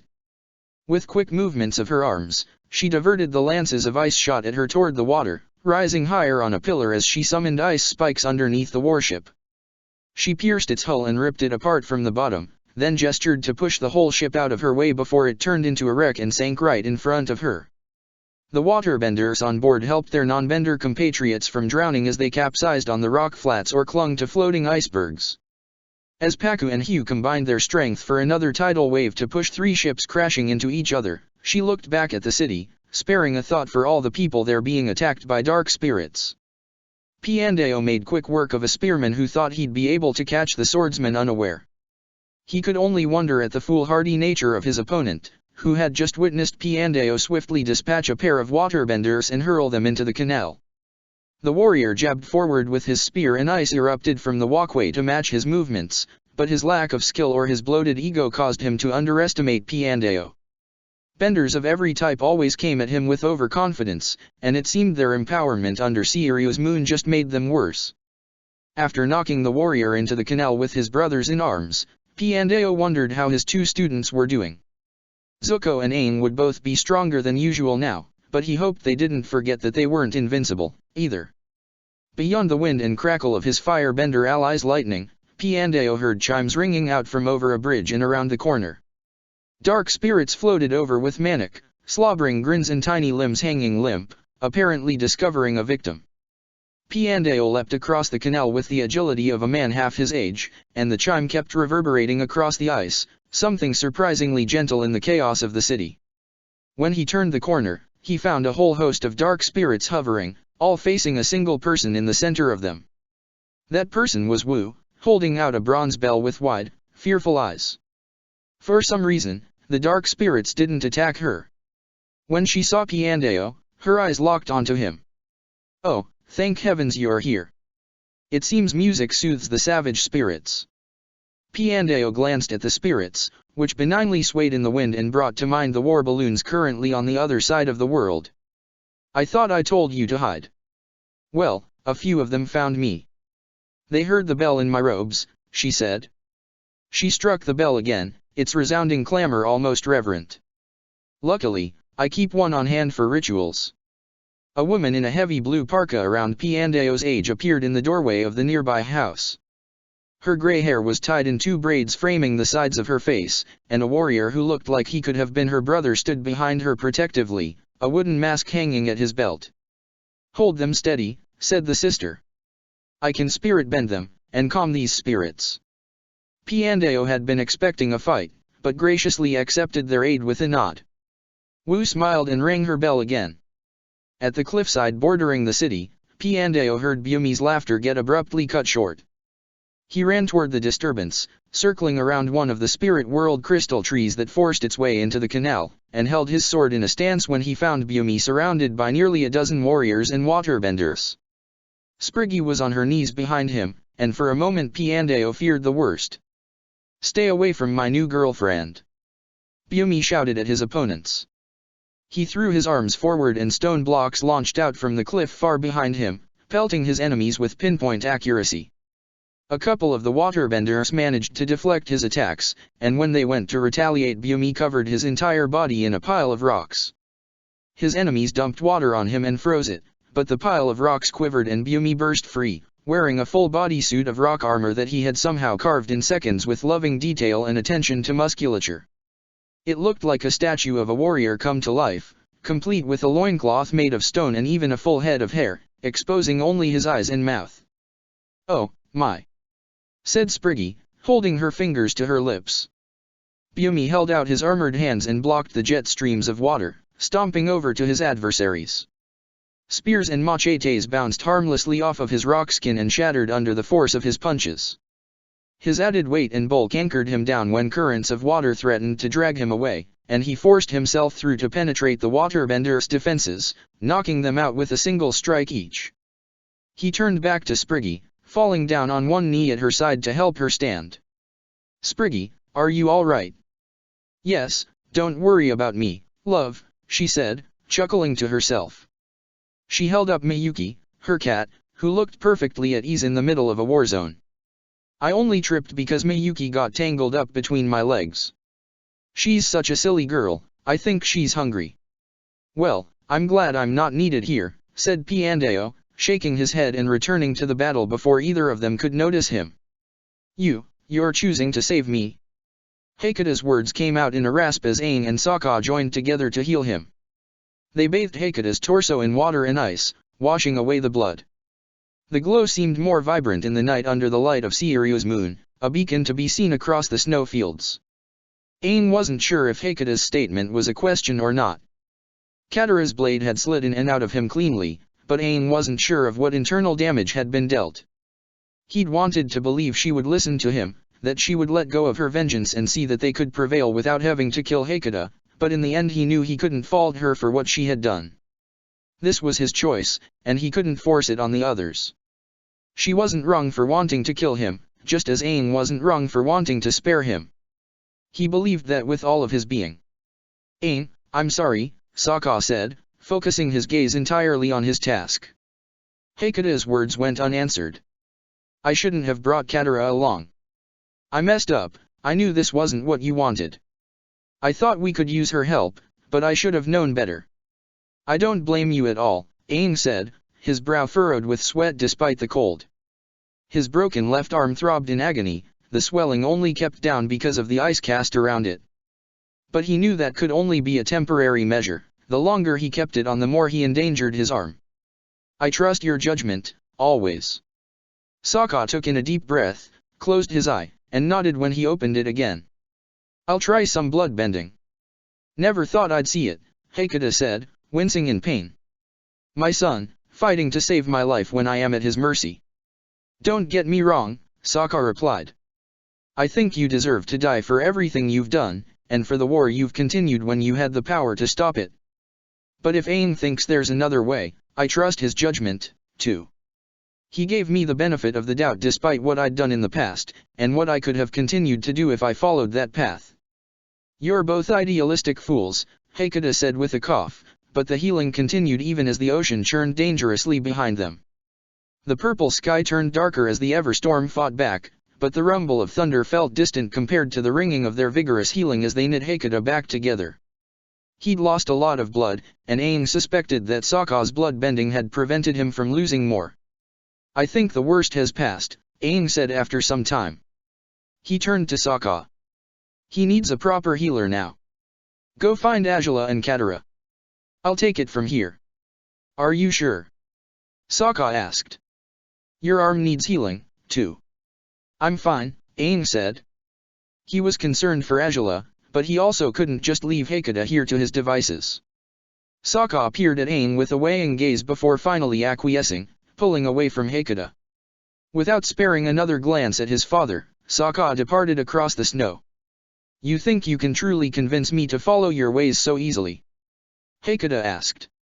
"When history has proven time and time again that humans suffer from the interference of spirits in our lives. There are good spirits and bad spirits," Aang said. "Just like people." He began to worry about his next task, stopping Ki's fleet just off the coast from being destroyed. Then he would have to transport Heikuda to the healers in the city somehow, and make his forces surrender. Nothing could be done about the Agna Kalay fleet assaulting the Golden City. He could only hope the comet had given them enough power to fight back. He stood up and let the ice around his arm melt away, focusing his attention to healing himself now that the danger had passed. "You think you are so enlightened in your views, but you really are just a child who cannot see the big picture," Heikuda said. His voice sounded so chilling that it was the only warning Aang had, an ice spike erupted under Aang's feet, but he leapt high into the air just in time to avoid it. Aang let out a grunt as the jostling of his arm caused him more pain, but he landed several paces away from Hakata as the Emperor stumbled to his feet, a healing glove coating his hand as he held it to his chest. "You're not done?" Aang asked, once again taking a stance. Just as he had felt with Katara, he found himself disappointed by Hakata's actions. Words that might not have been entirely his own pushed to the surface, pain that belonged to Yang Chen and his other self. "You'll continue to defend the legacy of your forefathers, even when it was them, and not spirits, that wiped out all of my people." "This is a battle of conviction," Hakata said, water coating his body up to his neck. All of it glowed with healing power. "One that will decide the fate of the world and human history. Despite my wounds, I refuse to give in." Every part of Haru's body ached as the battle outside Aniakta continued. The arrival of Lyran's Beaver Bear clan helped to prevent their forces from being wiped out, with her waterbenders countering the allied clans under Hakata. But it wasn't enough. The entire landscape had been turned against them, the ice and the snow splitting them apart. The enemy surrounded Frost Mirror Lake, giving them a handhold outside of the walls that General Zhang and Ozai couldn't penetrate. Many of the enemy waterbenders trampled the outcast Taboo Breaker campsite on the opposite bank of the lake, forcing them to flee, but a handful even sought shelter with the invaders. Haru found himself among Si Wong sandbenders and Dai Li agents, and with their leaders incapacitated or otherwise occupied, somehow Haru had been calling the shots. To his immense surprise, both parties listened to him, fighting at his back despite the sandbenders' lack of experience in battles like this and the Dai Li's expertise in espionage rather than open combat. After a while, the pain became distant. The need to secure an escape for all of his friends inside the city drove him forward. If he failed them, it would all be for nothing, even if when Aang managed to defeat Hakata. A war horn blared across the battlefield. More warriors and waterbenders rode toward them on the backs of buffalo yaks, weapons held high, and Haru almost felt himself get crushed under the weight of despair. After all this fighting, despite all of the odds stacked against them, they had managed to hang on and even hold their ground. But now, he almost dropped his mallets as he watched them approach. He couldn't immediately identify the clan. Almost all of them had a headdress made of some spiked animal hide sweeping down their backs, black with streaks of white. A warrior that Haru barely noticed rushed him with a spear, but Chief Lyran appeared as if from nowhere and hacked at Haru's assailant with her giant machete, breaking through his bone shield and sending him sprawling. Haru blinked as the warrior yelped and sailed over his head, falling unconscious. "Don't give up yet, soldier!" Lyran barked at him. "These people are looking at you to lead them. If you stop, they'll lose hope too." "But..." Haru's eyes trailed to the oncoming wave of enemy reinforcements, but just as they reached the battlefield, instead of coming to the aid of Hakata's other warriors, the new arrivals struck them from behind. Haru's eyes widened and he almost dropped his mallets again, this time in surprise. "Huh. Well, that's quite the turn," Lyran said, smirking. "That'll be the Wolverine Skunk clan. I'd heard they were without a leader now, so I wonder who sent them." From what Haru knew, the Wolverine Skunk clan had been fighting Hakata's allied clans throughout the South Pole, but he thought they had been defeated since those allied clans showed up at Aniakta as part of Hakata's trap. Yet here they were, fighting against their own people once again. What did it mean? One of the Si Wong benders and a Dai Li agent crossed stone barricades in front of Haru to defend him from an attack, so he shook his head and shouted at his allies to advance. Suki retreated to some cover underneath an overhang, backing up against a building so that she could keep both Sayuk and Inanna in her vision.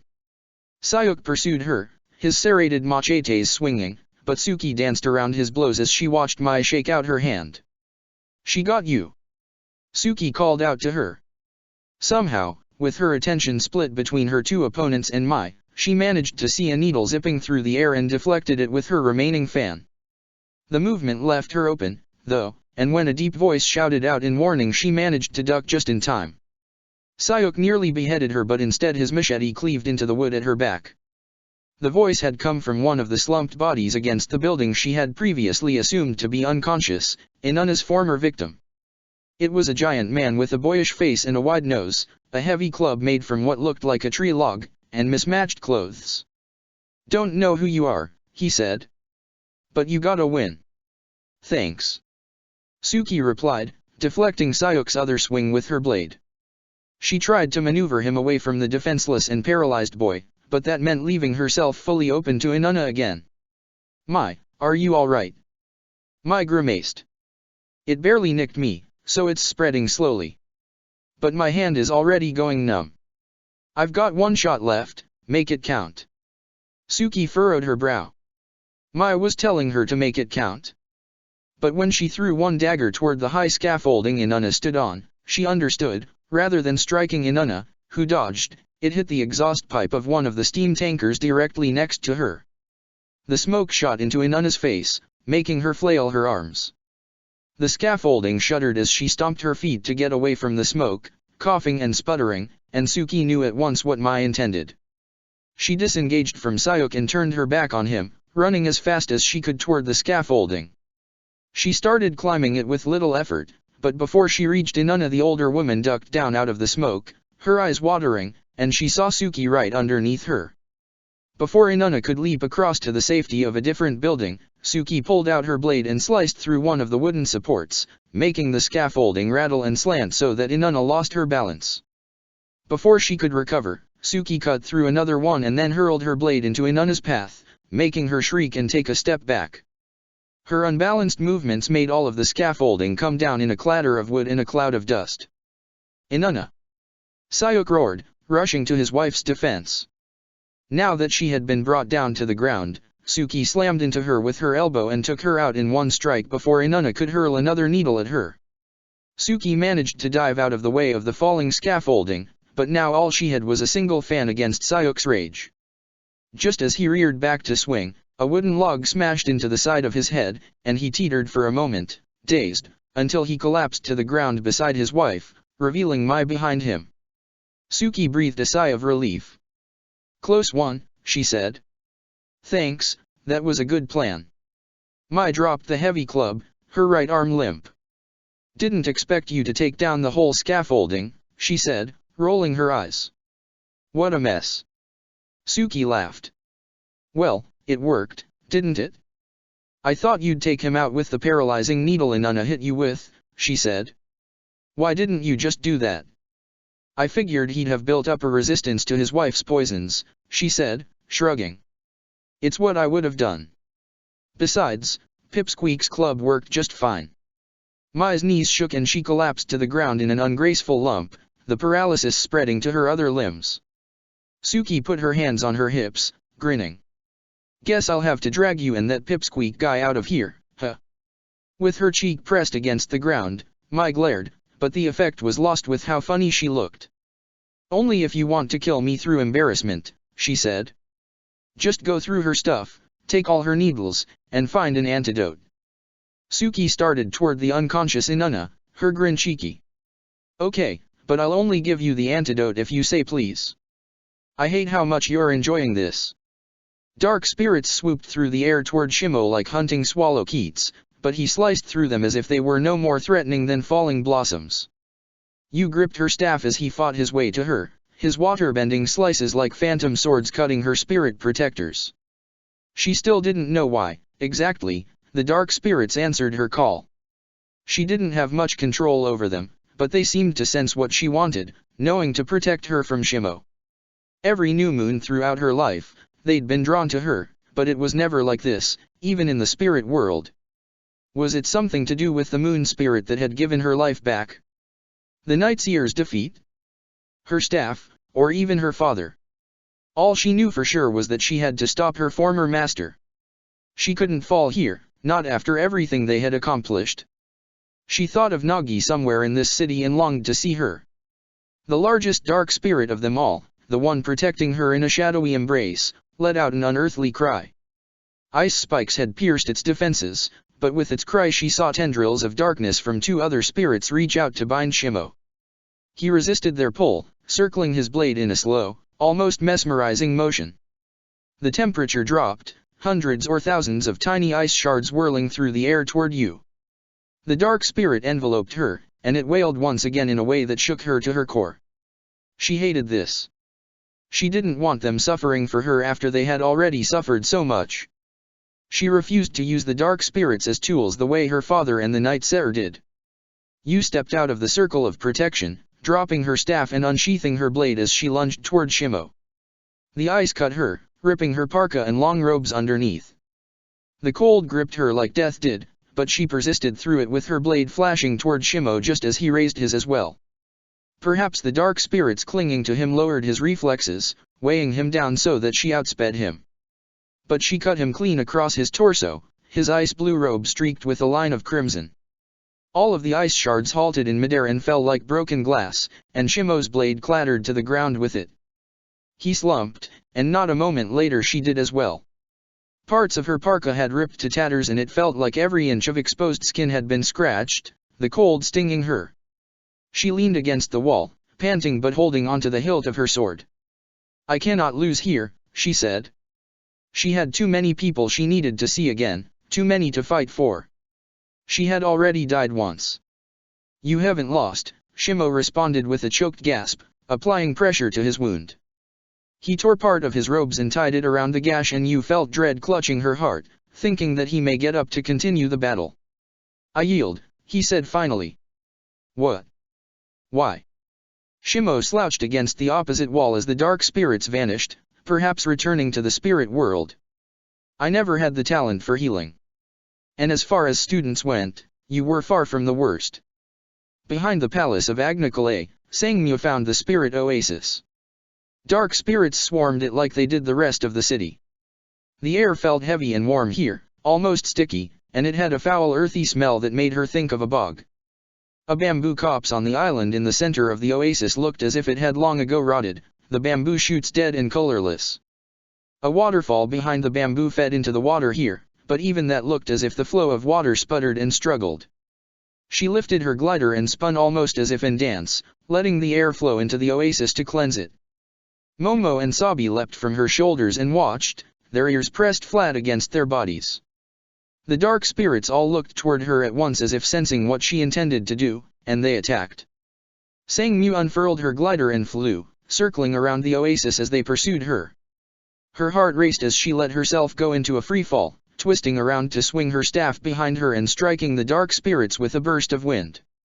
It stopped one of the flying ones, sending it tumbling with a screech into the others, but another one with too many teeth and grasping hands managed to clutch onto her cloak and drag her back down to the ground.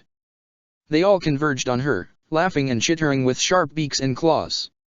Sangmu had no choice, she dropped her staff and pressed her knuckles together.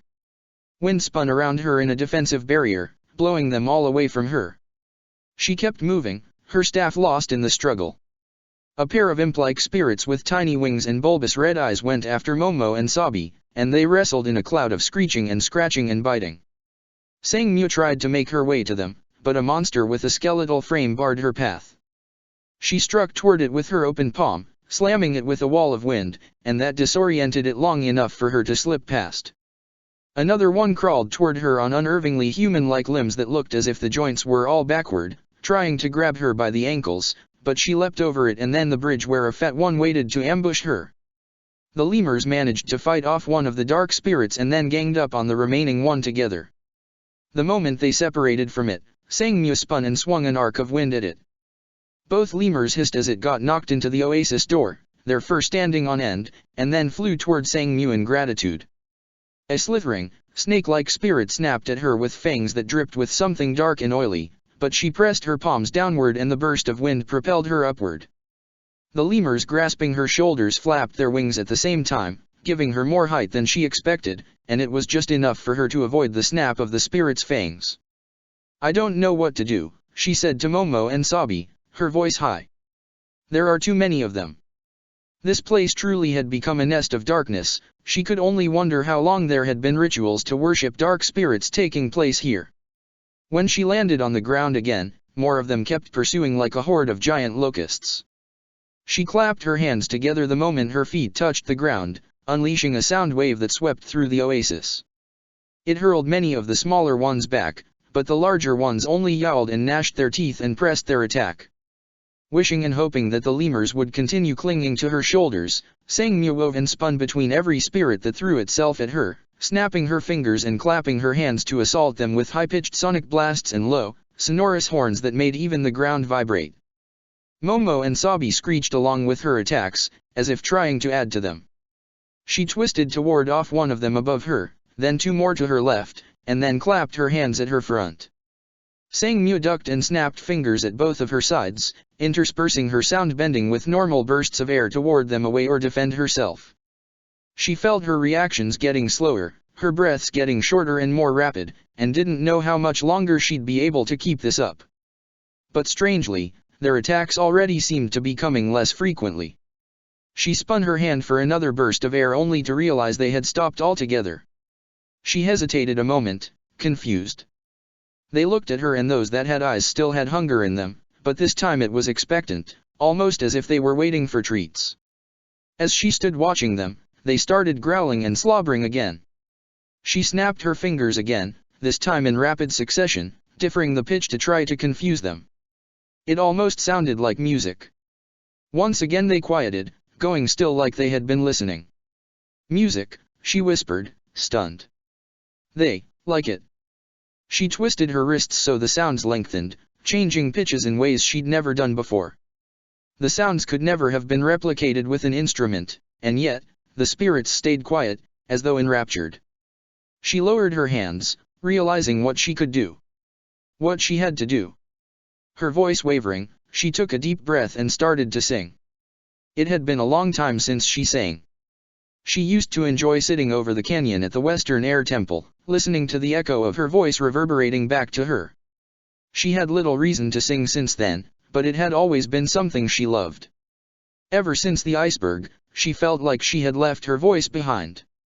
Like it had been frozen away, too. Her fear and grief felt as if it clogged in her throat for so long. Her uncertainty regarding her mother's people instigating the war left her feeling lost. Her voice sounded weak and feeble to her own ears unpracticed. However, she noticed the dark spirits closest to her becoming more placid, a few gently swaying to the melody again. Her mind went back to the canyon, trying to remember the sound of her voice then, strong and full of joy and laughter. To feel how it had felt in her throat, and bring it to life here once again. However, instead she found her thoughts turning to her new friends. Her new memories. She pictured each of them in turn Aang, despite not being the same Aang she once knew, who had become just as important to her. Toph and Azula, sometimes harsh, but also kind beneath all their pretenses. Zuko and even Sokka, the big brothers she never had. Her voice rose, and with the help of sound bending the wordless melody bounced from the cliffside throughout the oasis, and more dark spirits calmed, listening. She began revolving as she sang, circling her hands to let the wind flow through the oasis. With the pleasant memories at the back of her mind, both old and new, she focused on the energies she felt clogging the air here like a miasma. Her voice continued to ring out as she worked at the knot of dark energy, the air glittering as her hands weaved the sounds together. White winds surged through the oasis, a light to cleanse and purify the darkness. At last, the oppressive weight lifted and the foul odor disappeared. Though life didn't immediately return to the bamboo or the water flowing around her, she knew it would someday.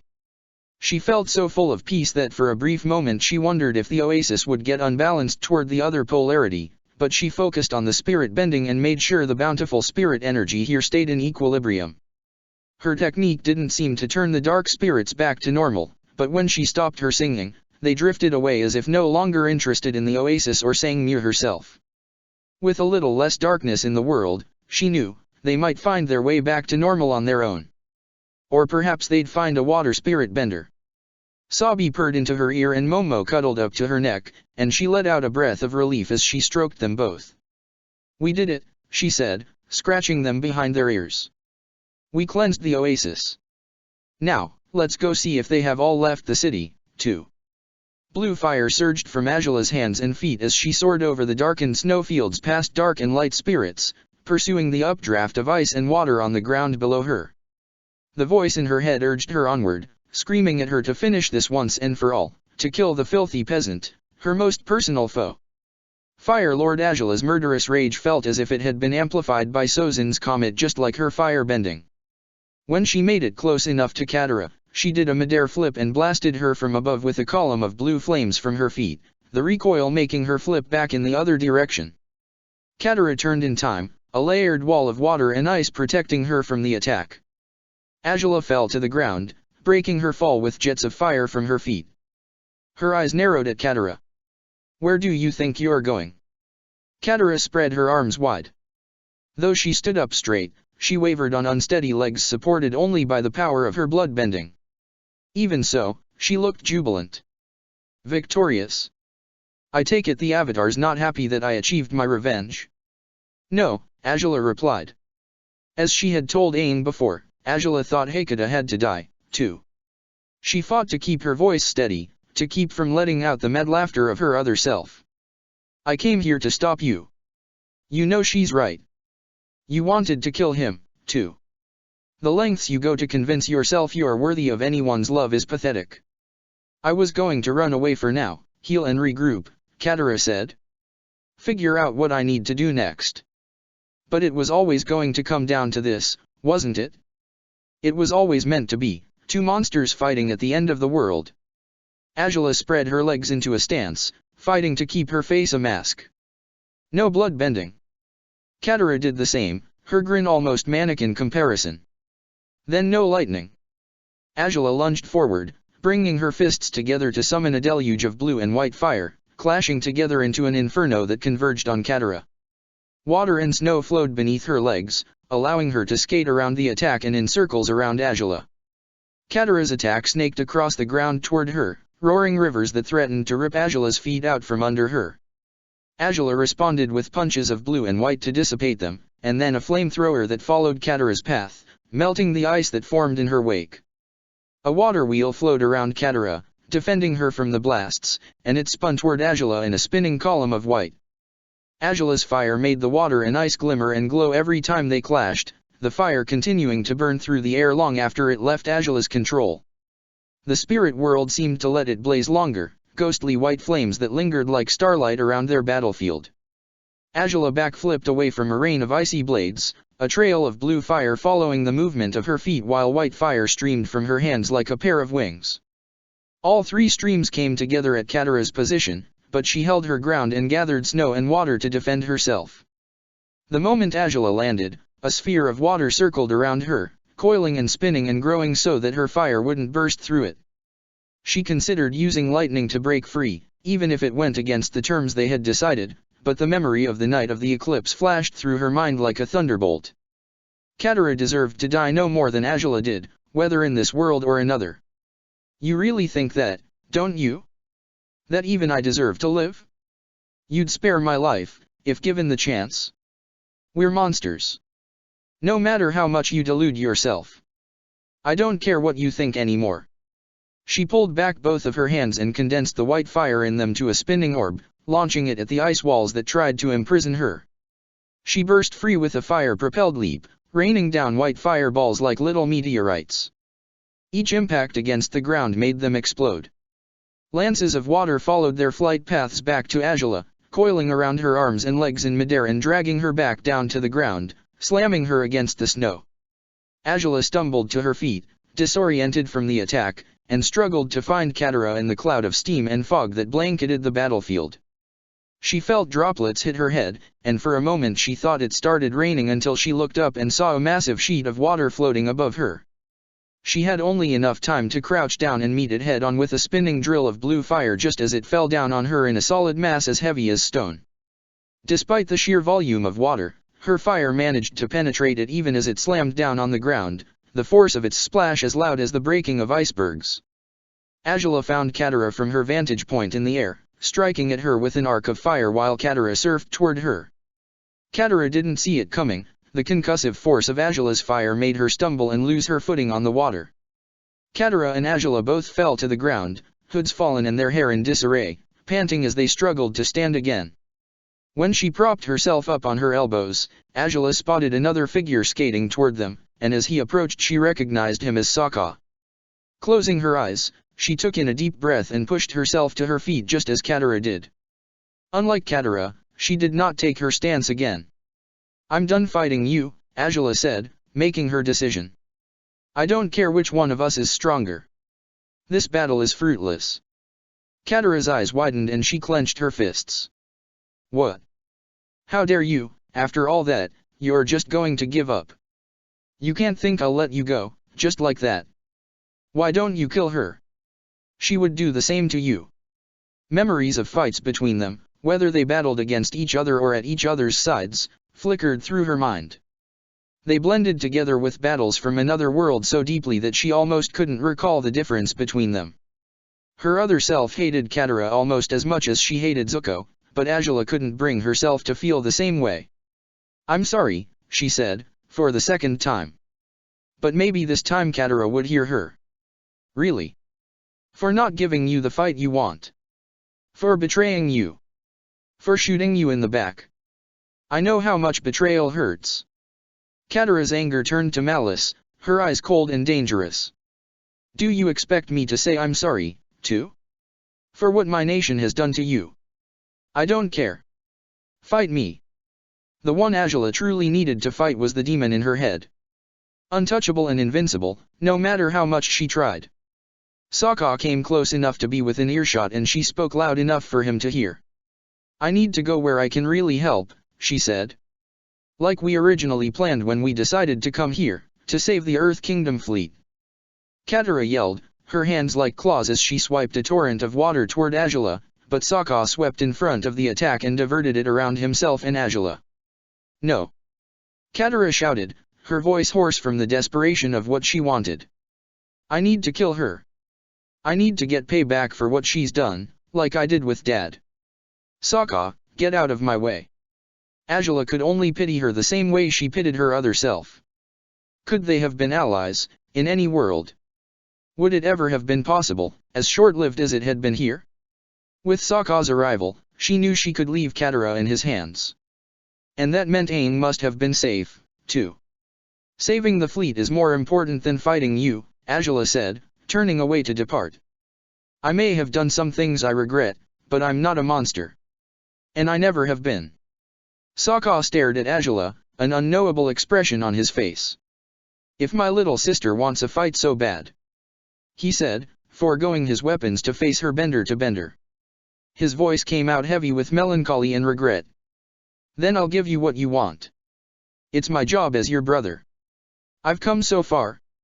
Katara shouted, tears brimming at the corners of her eyes. Sokka, you of all people won't stand in my way now. I don't want to fight you, he said. But I'll do what I have to. Azula didn't look back, even when Katara screamed her name in fury. So we can't just launch Longshot up there, Smellerbee said, kneeling with Toph as close to the edge of the domes as they dared. The walls are too high. He'd hurt himself when he landed.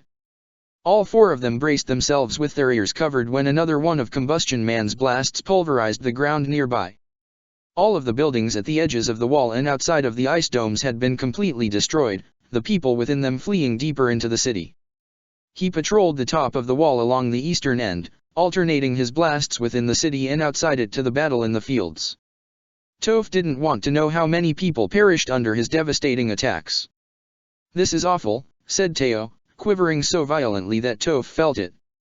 He doesn't care who he's harming with his blasts, does he? I don't think so, so we've got to take him out, said Toph, punching her palm. Well, if we can't get Longshot up there, then we need to bring that guy down here. How do we do that? Smellerbee asked. We don't have enough firepower to break the wall or anything. No, said Teo. But take a look up there. He pointed, presumably more for the benefit of Smellerbee and Longshot. There are piles of supplies up there. Javelins, sludge bombs, and stink bombs that they're dropping on the armies fighting outside the walls. They look spaced out pretty evenly across the wall so they can make sure they're stocked up. Toph beamed. So you're saying we can blow up all that stuff and he'd be forced to come down to us? Either that or we'll get extra lucky and they'll take him down. I don't like the idea of facing this guy up close, Teo said, as another explosion shook the earth. Those explosive beams are something else. The ice coating the streets had long since melted away from the heat of his explosions and the exposed earth had become molten. Smellerbee disarmed one of the water tribe traps laid throughout the city and rigged it for their own usage, while Teo produced an oil that would allow Longshot to light his arrows on fire. When they were ready, Longshot nodded to Toph and she launched him into the air with a stomp of her feet. Whoa, That's some air. Teo exclaimed. There's no way he'll line up a shot like that. Don't underestimate Longshot, Smellerbee said, but Toph felt her heart rate spike. Oh no, the combustion man saw him. Toph wished she knew what happened next. She heard the deafening swarm of buzzard wasps again. Smellerbee ducked, hiding her eyes, which was Toph's only warning to do the same. Teo shouted something, and she heard two distant explosions and a third that was much closer, somewhere above them. Close to the wall, something heavy crashed to the ground along with chunks of ice. Someone else landed on top of a nearby building. Longshot! Smellerbee shouted in alarm. Toph felt Longshot at the top of the building. He rolled with the momentum of his fall, reaching just to the edge of the stone rooftop where he managed to stop before he tumbled. After a moment of stillness, she felt him stir, as distant as he was. He pushed himself to his feet, ducking low so that the combustion man wouldn't spot him. If he rose, that meant there wasn't a direct hit. Toph sighed with relief. He's okay. Teo let out a cheer. Wow, that was amazing. He lit 2 fire arrows in midair and managed to shoot them at the sludge bombs on both sides of that guy. He had no choice but to jump down or else he would have been covered. In other words, it worked exactly as they had planned. That metal hand of his is nuts, Smellerbee said, glancing toward Longshot. He just stuck it into the wall and it slowed his fall, but I don't know if it was enough to make that kind of drop. Toph felt booming footsteps running toward them from the wall and knew Smellerbee's question had just been answered. Yup, she said. It was enough to keep him from hurting himself. He's coming right at us now. They all scrambled. Now that the combustion man's blasts were coming from below, he aimed them almost indiscriminately. One blast hit the underside of a dome, incinerating it and causing heavy blocks of ice to rain down on the buildings beneath it with enough force to make the whole street quake. Longshot was the main target of his ire, but as his heavy, uneven stomps made their way down the street, the combustion man hit the tripwire from one of Smellerbee's reworked traps. A net launched from one of the alleyways, tying around him to weigh him down. His metal claw tugged on the bindings as Toph made her way out to face him, and he ripped it just in time to see her approach. She felt another presence behind her, a bulky figure she recognized as Xianfu. They managed to get by him and his wolf's skulls before, but now she cursed under her breath. What rotten timing! The combustion man stepped free of the netting as if it were no more of a nuisance than a spiderfly's web. Toph wasn't even sure if chucking a whole boulder at him would stop him with how huge of a man he was. You sure about this one? Yeah, since when did you become such a worrywart? Whatever, blow yourself up then, see if I care. Toph had the mental image of her other self throwing her hands up and scoffing, and it made her grin. The combustion man faced her almost 100 paces away, hesitating only briefly enough to make Toph wonder if he had compunctions about hitting a kid or if he was just suspicious about something. Whatever the case, she stood openly in the middle of the street. Scared yet, brat? Xianfu called out. Stand down and you don't need to get hurt. I saw you and your friends cowering earlier. We can end this nice and easy. Toph said nothing, waiting only for the barest hint that the combustion man would attack. His sharp inhale made her ear quirk up, and she knew that was it. She slid her heel across the ground, shifting the earth just enough to make his metal foot slip out from under him. He fell to one knee just as the blast rang out, making it explode on the ground much closer to him than it was to Toph. She raised an earthen wall to defend herself from most of it, but even with that she felt the heat wash over her. Xianfu retaliated from behind her, stomping his foot to pull the ground up from under the hard-packed snow, but she moved only enough to avoid his attack and pressed her palms into the stone beneath her feet. On the other side of her wall, the earth opened up to swallow the combustion man's 3 limbs that touched the ground. The only one that didn't sink was his metal arm, so instead Toph barreled through her own wall to slide closer to him under cover of a cloud of dust. From his position on the ground, he aimed down the street at her again, but now she was close enough to seize his own metal arm with her bending.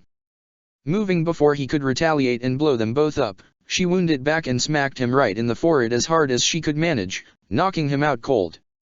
She turned her attention to Xianfu, who apparently now viewed her as enough of a threat to take a stance. Toph! Teo called out, running to her with his metal pole clutched and ready to fight. You did it. We'll help you deal with this guy. Of course I did, she said, grinning. But I'm a little insulted that you think I need help against this chump. Xianfu's stance fell. Toph, he said, his voice far softer than before. His heart rate quickened. Did you say Toph? Toph clenched her fists. What's it to you? You're Toph Bafong. It's unmistakable, he said, taking a step toward them. Toph and Teo both took a step back, and she felt Smellerbee come up behind them. Even Longshot perched at the top of a building, his bow ready. I thought you were dead. Now that his voice had become less harsh, his posture less aggressive, Toph knew she recognized his voice, too. But not from her other self's memories, as she had originally thought. Her own. I'm from Jailing, like you are, Xianfu continued. I served your family. Your father and mother. I was part of the household guard. I can't believe this. I thought I'd failed you all, but here you are. His voice broke and he knelt in front of her. Toph froze, and when she didn't attack, the others stood down. Her heart pounded and she felt for a moment that she had gone back to her parents' estate, before it fell. Before her mother and father died. You're not lying, she said, her lip quivering. Xianfu pressed his forehead against the ground. I'm so sorry. For all these years, I've lamented what became of you all, my inability to save you. My weakness. And in that weakness I gave myself over to the very nation who destroyed our home. She had been too young, then, to fight back. All she'd been able to do was flee. It's not your fault. It never was. Smellerbee squeezed her shoulder. Bandit. Now, allow me to make up for that failure, Xianfu said, looking up at her. I pledge to serve you again, just like I did when you were a child. Toph sniffled. No, she said with a voice that shook far more than she thought it would, and she felt his muscles tense. I don't need any servants or guards. The Bafong name is gone. Nonetheless, she offered him her hand. But you can help make things right. And, you can tell me stories about my parents. About Jailing, and everyone else you knew there. Xianfu took her hand. It would be my honor. Trees with curly, spiraling branches or red bark appeared in the center of Aniaktu, some burrowing through buildings and toppling igloos. More and more townspeople rushed into the city streets, some panicking more than others. Zuko made sure to stick by his friends as they made their way through to help the people evacuate. Some regarded them with hostility or skepticism and planted their feet, but just as many accepted their help. This is so awful. Ty Lee said, as a pair of mushroom spirits spawned and started screaming from the cold. I hope our friends are okay. Zuko turned a corner and slid to a stop when he saw a handful of wolf's skulls further down the street. All of them spotted him, but he saw Chitsang in the lead. Chitsang only nodded to him and turned his men in the other direction, seeking out more townspeople who needed help. The ice domes above the city cracked, apparently reaching their limit. With so many of the waterbenders either fighting outside the city or defeated, Zuko knew it would be difficult to find people who could safely disperse the domes compared to how many it must have taken to put them up in the first place. But they had little time and few options. He poked his head inside of an igloo that was still standing. 3 women sat huddled inside, one of which pointed a spear at him. Come on, he said. It's time to go. Can any of you waterbend? After Azula left her fight with Katara behind, she made her way to the northern coast. Even with the comet overhead, Azula felt herself tiring from all of the flying she did with her flame jets. But she couldn't falter now, especially once she reached the ocean. Kai's fleet had made it past the Chui Islands and the old air nomad territory, so thankfully she didn't have to go far. Heikeda's ships had gone out to meet them, and by the time she arrived, the battle between both diversionary fleets was well underway. Whatever she might have expected to find, what she saw made her stomach clench. The Earth Kingdom fleet outnumbered Heikeda's by far, but a naval battle against waterbenders was foolhardy at the best of times. With Siriu's moon overhead, serpentine monsters made of water thrashed Kai's ships from a distance, leaving them unable to fight back as they desperately tried to stay afloat. Many ships had already been wrecked, the sailors and soldiers clinging to whatever they could find, even if it was the ice itself that had destroyed their ship. The sea roiled as if in a storm, and Azula threw a bolt of lightning at the nearest mast of a water tribe ship. Blazing, it began to topple, and men shouted in alarm as they scrambled out of the way. She struck again and again, forcing them to pause their attacks to escape the flames. Some, especially the waterbenders, leapt overboard to douse their own ships in water. Azula didn't give them the chance. She flew across all of them with white fire pouring from her fingertips, incandescent against the darkening sky above her. It devoured their sails and washed across the decks. A wall of white fire divided the fleets from each other. From midair, she saw Ki on the deck of his ship with his warhammer raised to her in gratitude before they reversed course to limp away to safety. Alongside her in midair, her other self manifested as the world bordered ever closer to the spirit world. She was ablaze in blue fire that didn't harm her at all, and as soon as Azula turned to face her, the Fire Lord shot lightning directly at Azula's heart. It crackled and burst from her fingertips in an arc that forked through the sky. She didn't flinch. The spectral lightning passed right through her without touching her. They faced each other in the glow of the white fire burning over the ocean. The Fire Lord's sneer from among the blue fire made her look like a vengeful spirit. Azula supposed that comparison wasn't far off. "You can't hurt me anymore," she said, her gaze as hard as it was when she faced Katara. "I'm stronger than you ever were." It hurt to breathe. Hurt to move. But Hakata had never been a man to back down no matter how much he had been wounded. He had enough self-preservation to know when to bide his time and strike again, but admitting defeat altogether was a different matter. He had come so far, he couldn't turn away now. With his wounds, even under the light of Seirio's moon, he knew he had no chance against the Avatar at the height of his power. The boy faced him across the ice as his eyes began glowing with the purest radiance.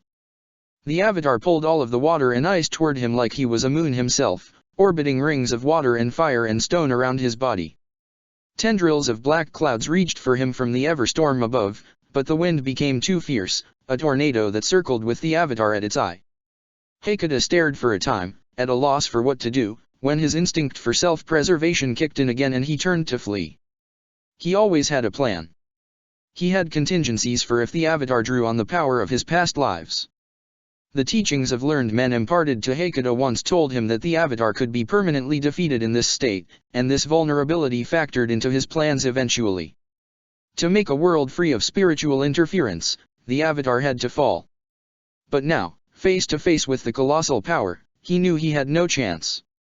How could one person, one child, contain such strength? He hated it. Hated what that power stood for in the face of everything Hakata had fought for. He had not yet achieved his goals, the world was not yet ready for someone else to take the helm, the storm not yet undone. A second boy, a spirit of some sort, accompanied the Avatar. It was another air nomad, a boy who looked just like him with the same arrow tattoos. Hakata wondered if it was a long-dead airbender come to witness the Avatar obtain justice. His new bride had been appalled to learn of his plan to subjugate the North with Seirio's power. That was her home, after all, and Malina had every right to be horrified. Though he had known she was Arnuk's tool from the beginning, he'd hoped she might break free from that. Instead, she had pulled a knife on him. Told him she was tired of being a pawn. He had offered her freedom from the Night Ser and Arnuk both. If the North was to be purged, through their marriage she could still help lead the survivors. Yet she had refused. He didn't know why he thought of her in what could be his final moments. How swiftly it had all crumbled. The windstorm tore at him and carried him off his feet, and now the water that he struggled to use to anchor himself was stolen from his control, falling under the Avatar's dominion. He had sacrificed so much. Kia, Bato. His mother and 2 children. Why couldn't they see his plan for the world? They saw him as a tyrant with only greed for more power. Oh, how they misunderstood. But he had long ago decided to take on that mantle, to do whatever he had to in order to lead the world into a new age. He knew this path would one day result in his defeat, even his death, but he was not yet prepared. Sokka and Katara were not yet prepared. The earth trapped his limbs in a vice, and he turned to face his fate. Aang didn't let the grief consume him as it usually did. This time, when he invoked the Avatar state, he had been in complete control. Guru Puthak had been right, all he needed to do was make his decision. It was time to go. The world shook. The glow in Aang's eyes died, but the power didn't leave him. Hekata's arms had been spread out on either side of him, forced down onto his knees. Are you going to kill me now, Avatar? You tried to spare me and I turned on you again. Before that, you showed a moment of weakness and now you have a broken arm for your efforts. Or maybe you'll just hand me over to my daughter for my reckoning. The winds gently carried Aang down in front of him. I thought for a while that I wanted to kill you. But I don't, Aang said. With his healing, the swelling in his arm had gone down, and the pain began to dull. There's been enough death and destruction in the world. I don't regret my actions earlier because I already chose to keep on fighting and struggling, even if it will lead to more difficulty. Because I believe, in the end, it will be worth it. Will your allies accept that? Will the world accept that you don't think I deserve to die? Hekata hung his head and grit his teeth. I have no wish to see a world built by your hands. You may not deserve to live, Aang said. Aang's other self hung at his shoulder, a reminder of what was to come. Aang felt his approval. But compassion shown only to those who deserve it isn't compassion at all. He pressed one hand against Hekata's forehead and the other on his chest. The Emperor stared up at him, his eyes piercing and his words scathing. So after everything, you choose compassion? You choose mercy. It doesn't mean I will ever excuse your actions or forgive them, Aang said. And neither will the world. But maybe one day you could have a chance to be part of the world we'll all build together. Red light shone from Aang's eyes and mouth, and blue from Hekata's, a reflection of the sky above. It spread over their skin, their clothes, a power not seen in the world for thousands of years. Power that required a true mind and a true will, unyielding in the face of hardship and suffering, and the willingness and strength to take another step. Always another step. He reached inside of Hekata, at the energy that made up his soul, the same energy that made up spirits. Bending the energy within him was not so different from spirit bending.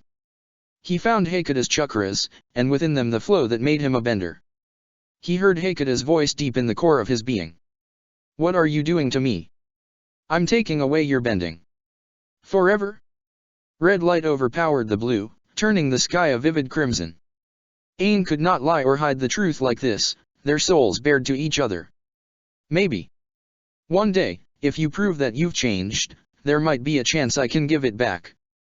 Hekata could not hide his thoughts, either. I am still a warrior. You are. And maybe you will one day threaten us again. But you will keep fighting, regardless. I will. Always. When Aang opened his eyes again, they were in the spirit world. Sedna sensed the shift in the material world, in the moment when two souls struggled and redirected the flow of the world's energy.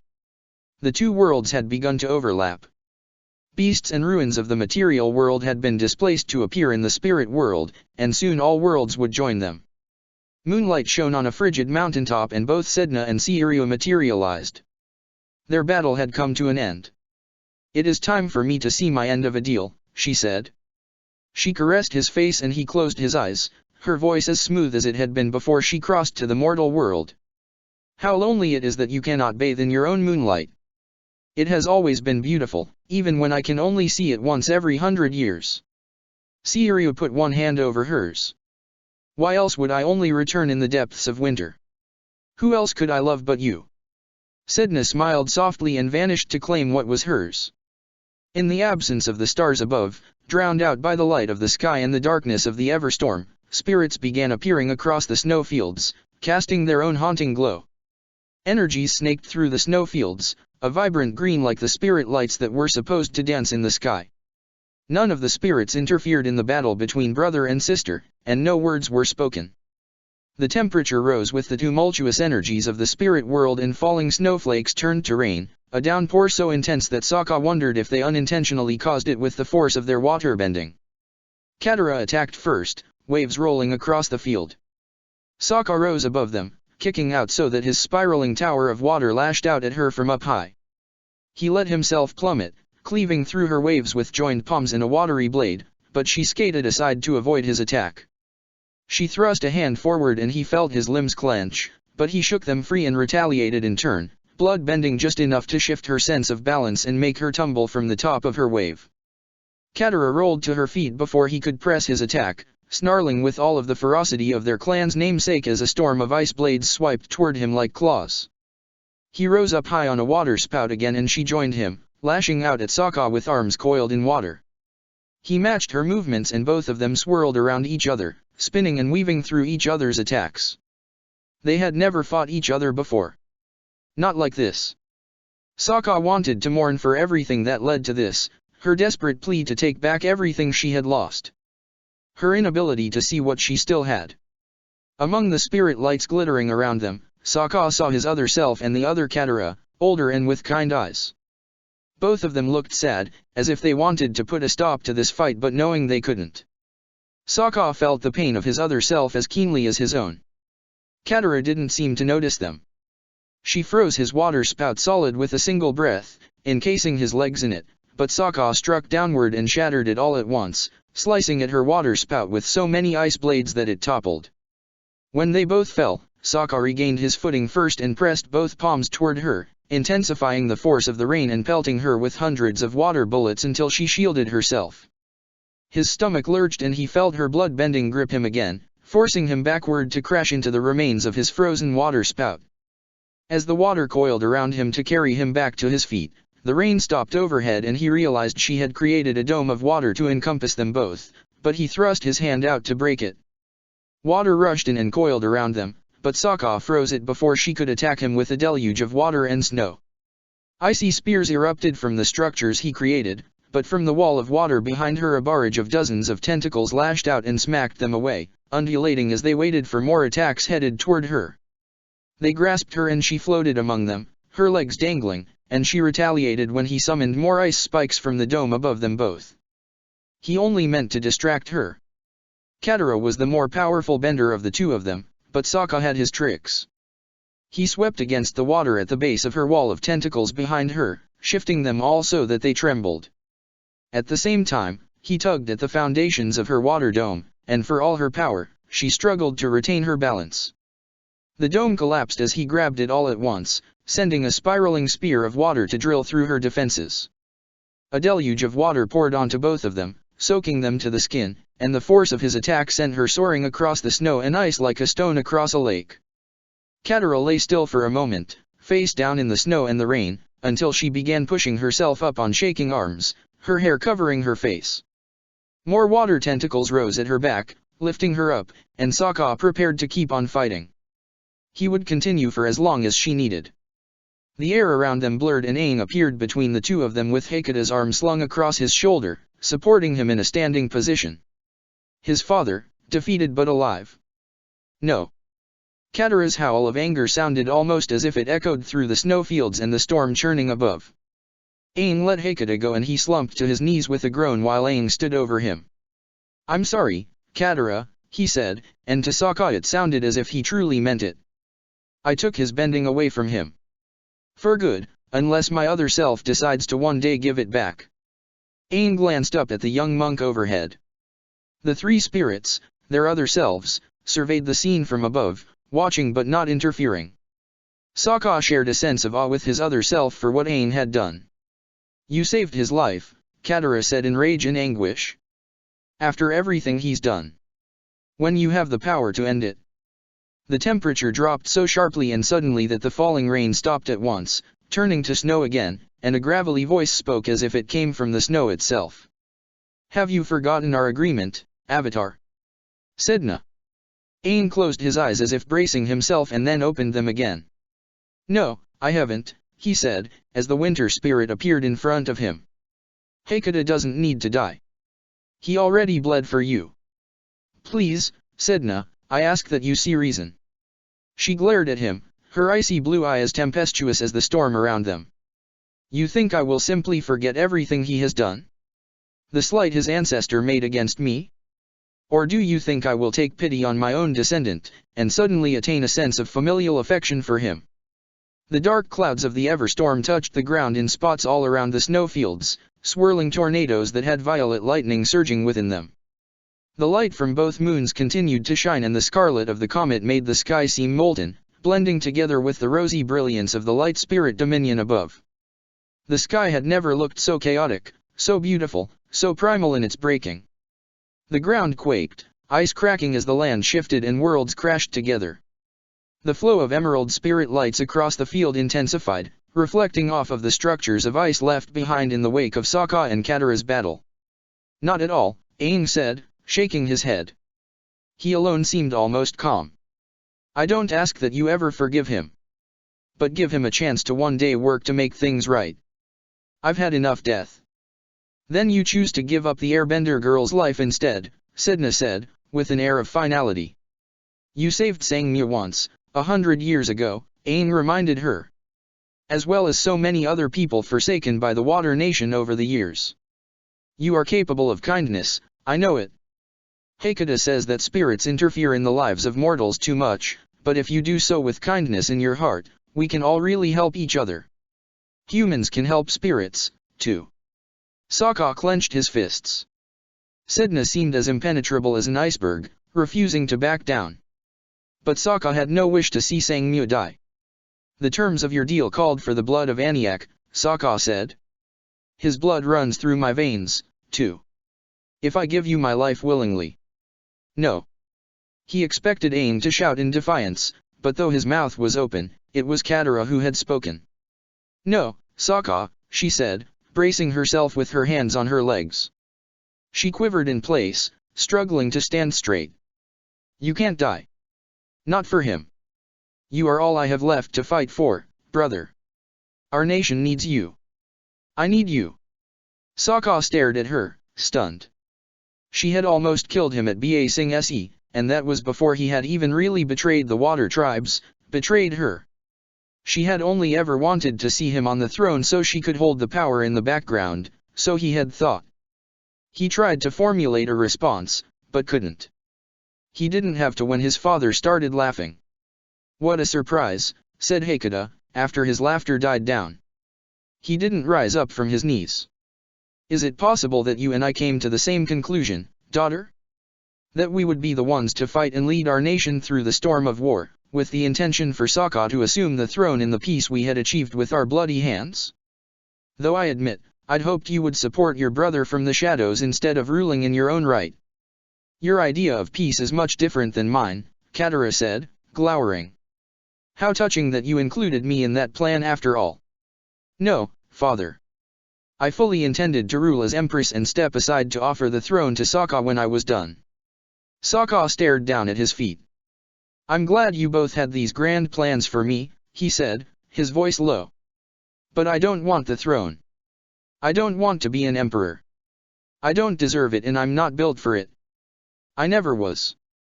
He fixed his eye on Sedna's. But if you don't take my life, I intend to dissolve the empire.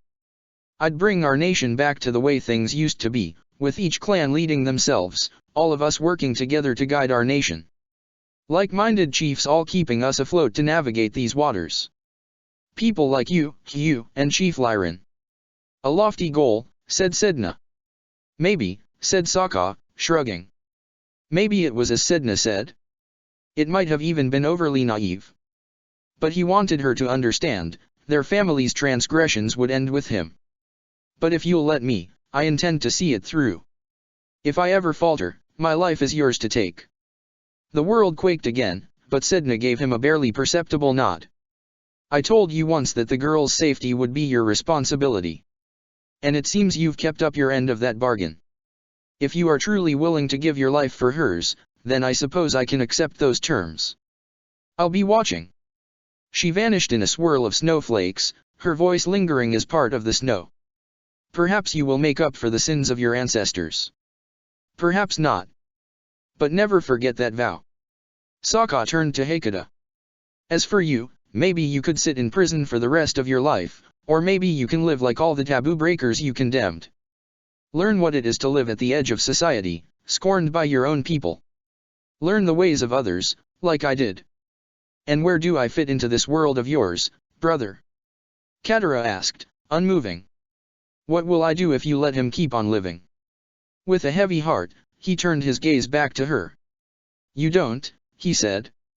At least, not yet. Maybe one day. But until then, I want you to go find Mom. You need to see her. Katara bit her lower lip and closed her eyes as tears brimmed at the corners of them. I knew you'd say that, she said. How can I face her after all this time? If she really does live. There's good in you, Katara, Aang said, casting his eyes to the spirits of his friends above them. I know there is. You just have to find it. You want a world where this war's over, even if you don't know your place in it. You'd just let me go? Despite everything I could do? She asked, accusation in her tone. After everything I've already done. What is it you really want? Sokka asked her in return. I don't know. Her eyes passed over Hakata, and then followed Aang's gaze to the sky. I want to make my own choices. Without anyone manipulating me. Sokka gestured to her. Well, you're free to. For perhaps the first time in her life, free of anyone else's influence. Letting you go might not be the right decision, Aang said. Just like sparing Hakata's life might be wrong. But I choose to believe in what we've accomplished so far. You might make the wrong decisions, too. I can't force you to make them or else I'd be just as bad as a tyrant. Maybe one day, when you're ready, we can go see Mom together, Sokka said. More swirling clouds from the Everstorm reached for the ground like spindly fingers and fractures spread through the blackness above like glowing wounds, and Aang exchanged a glance with Sokka. It was time to go. With one last glance at Katara, Aang and Sokka departed into the spirit world with Hakata in tow, leaving her behind as she fell to her knees. High above, the second moon began to shrink away, completing its journey across the heavens. Just as Sirius moon came early, it departed before the end of its 3 days. With it went the comet, its blazing tail vanishing over the horizon.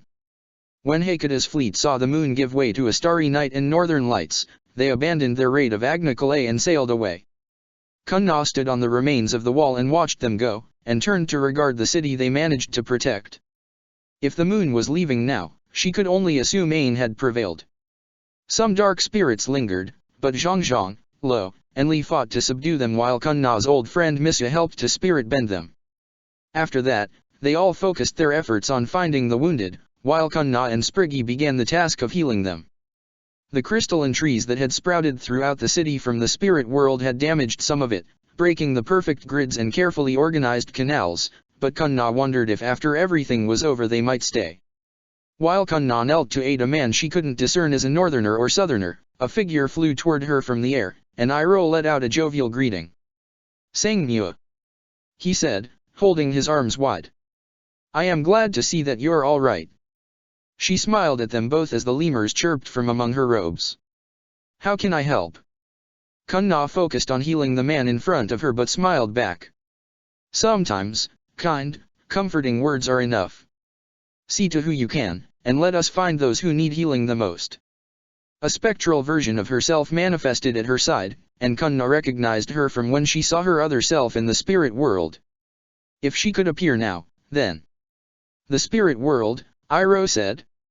Kunna's other self folded her hands together and spoke to them all. I think it is time to go home. Kunna turned to Iroh, her brow creased in worry. Iroh's circumstances were unique, and she didn't know what would happen to him now. As if sensing her thoughts, he placed a hand on her shoulder. There is nowhere for me to return to, Iroh said, giving them an encouraging smile.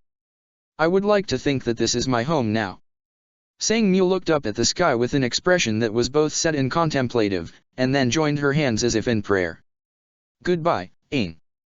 I know you can't hear this, but I hope you find peace in your other world. Kunna closed her eyes, offering her own silent goodbye and wishing the same. Aang found her in the unrelenting chaos of the spirit world and held out his hand. The fleet below her had been saved, but Azula knew she couldn't pick up the pieces for them. The worst had passed, and both fleets sailed to the closest land they could find. When Azula took his hand, she had the disorienting sensation of the world spinning and blurring around them before it cleared with a sudden stop. When she blinked again, she saw that they had been transported back to Aniaktu, atop the rocky precipice that overlooked the city between the palace and the institute. Azula gasped as she took in the scene. Spirits that resembled massive whales flew above the city among the dancing spirit lights and the Everstorm, streams of energy trailing behind their fins like the tails of kites. They sang a mournful song as if they heralded the end of things. Neither light nor dark spirits bothered them, they had an age and majesty to them that marked them as one of the ancients. Angela watched the sky as light and darkness surged back and forth above the whales, but for all the chaos around them those spirits seemed almost at peace.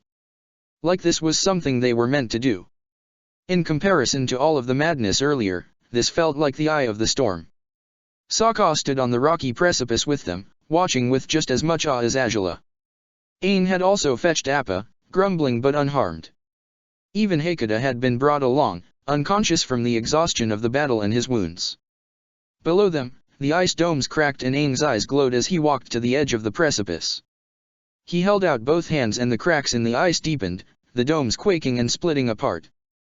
The wind circled at Aang's feet and lifted him in the air, and when he raised his arms the ice domes rose with them, hovering above the entire city. With the power of the spirit world at his fingertips, he began melting the ice into water. Lifting all of it over his head, he unleashed a funnel of fire and wind from his hands, expanding to cover all of the ice and water with enough heat and force to evaporate it. The remnants of the ice domes coalesced into snowflakes, gently falling over the city. Angela watched it fall, holding out her hands to catch it. They had saved the city, and even the world. She felt a sense of triumph, a weightlessness. It took a moment for her to realize, the Fire Lord had gone. She would have almost expected her other self to put up one last fight before she left back to her world, but the scratching and burning at the back of Angela's mind had vanished. She felt as light as she ever had, unburdened. But if the Fire Lord was already gone, that meant. Before she even turned to look back at Aang, he collapsed to the ground. Aang. His name left her lips in desperation as she fell to her knees at his side, cradling him in her arms. How could this be? How could he let it happen so fast? Aang, she said again, shaking him, wishing for him to open his eyes one last time so she could properly say goodbye. You idiot, she said, and her voice broke as the tears fell. I know we didn't have time left. But you were supposed to go with everyone here.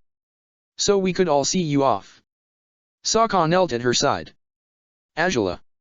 She hugged Aang close, careful of his injured arm, and she sobbed. She didn't care that Hakuda was behind them, didn't care who saw her. I wasn't ready. I wanted to tell you so many more things, Aang. I'm sorry. Her breath hitched in her throat. That was his voice.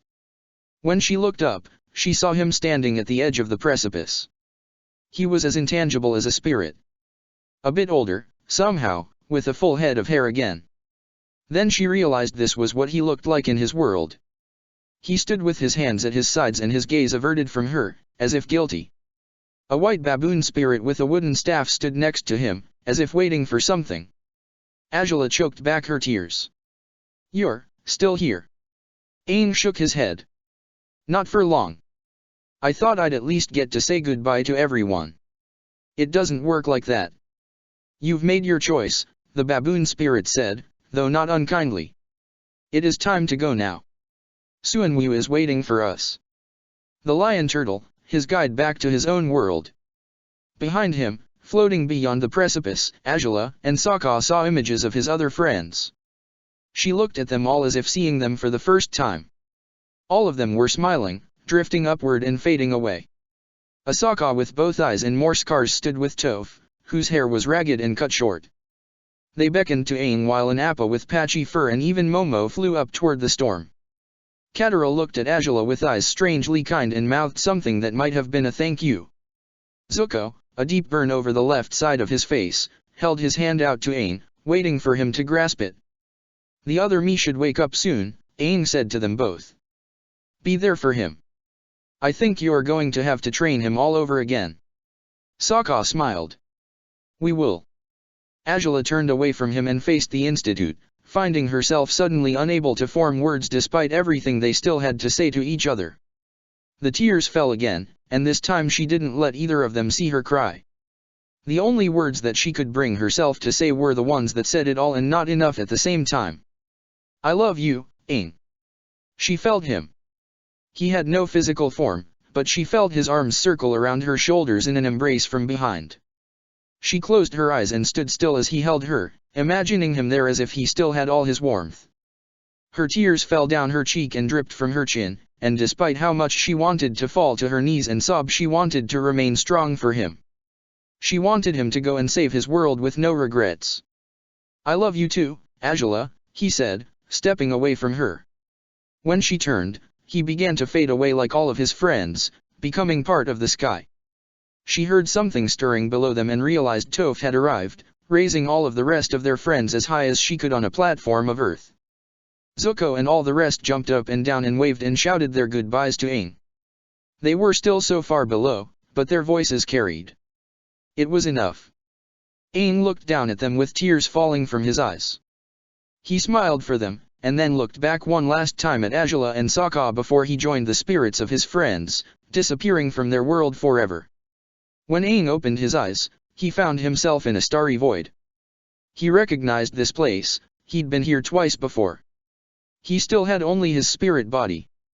As he looked around, more lights started appearing, coalescing together into shapes. At his feet, a path made of starlight snaked through the void, ending at the astral representation of his highest self, holding all of the energy of creation between his hands.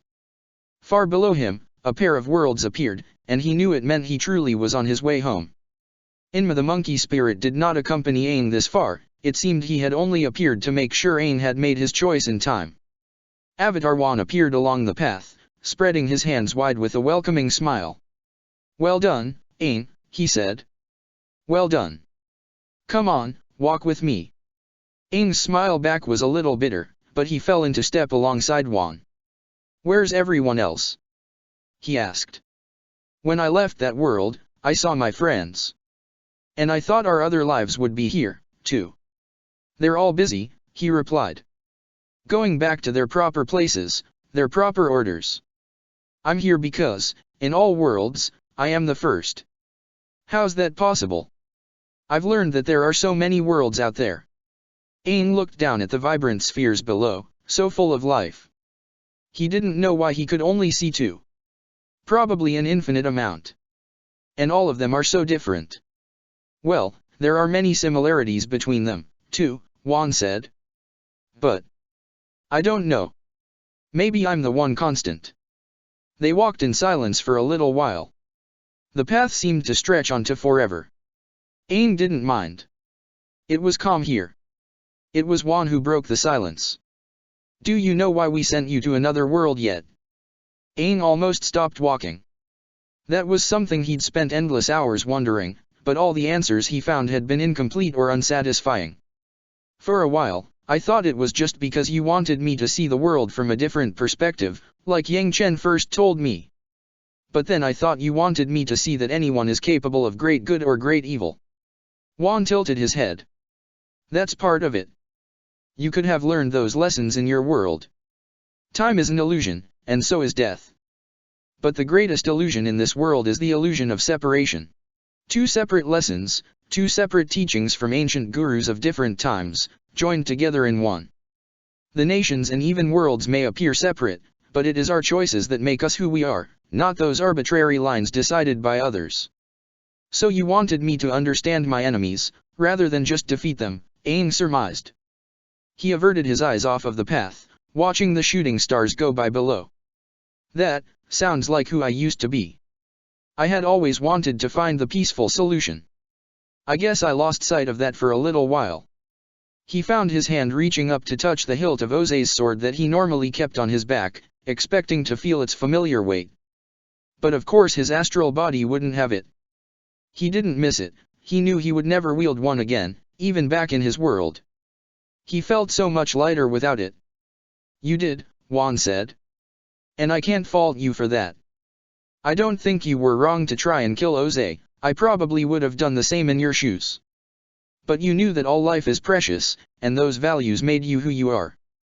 But now you're touching on the biggest reason we sent you to another world." Aang looked back at him. "What's that?" "So you could forgive yourself," he said. He stopped walking and turned to face Aang. "So, now I ask, have you? Have I forgiven myself?" Aang stopped a pace ahead of him, staring ahead at the representation of himself holding all of the cosmic energy of the universe. He had never thought of it in terms of forgiving himself. He had so many failures, so many things he had done wrong. For a long time, he thought he would never be able to atone and make things right, especially when he became responsible for 2 worlds, and eventually all of them. But he had saved one. He had taken the first step. That counted for something. Yes, he said finally. I think I have. Juan closed his eyes and smiled again. To acknowledge our past mistakes, be gentle to who we used to be, and understand why we have done the things we have. Forgiveness of the self is perhaps the hardest to find. It'll never stop hurting, though, Aang said, turning back to Juan as they resumed their walk. Remembering all those I've lost. Not just those who had died, but the ones he left behind. Azula, most of all. And that's okay, said Juan. Grief has a way of staying with us. But when it builds up in you and feels like it's about to burst, let it burst. Let it burst, and fill up again with your love for them.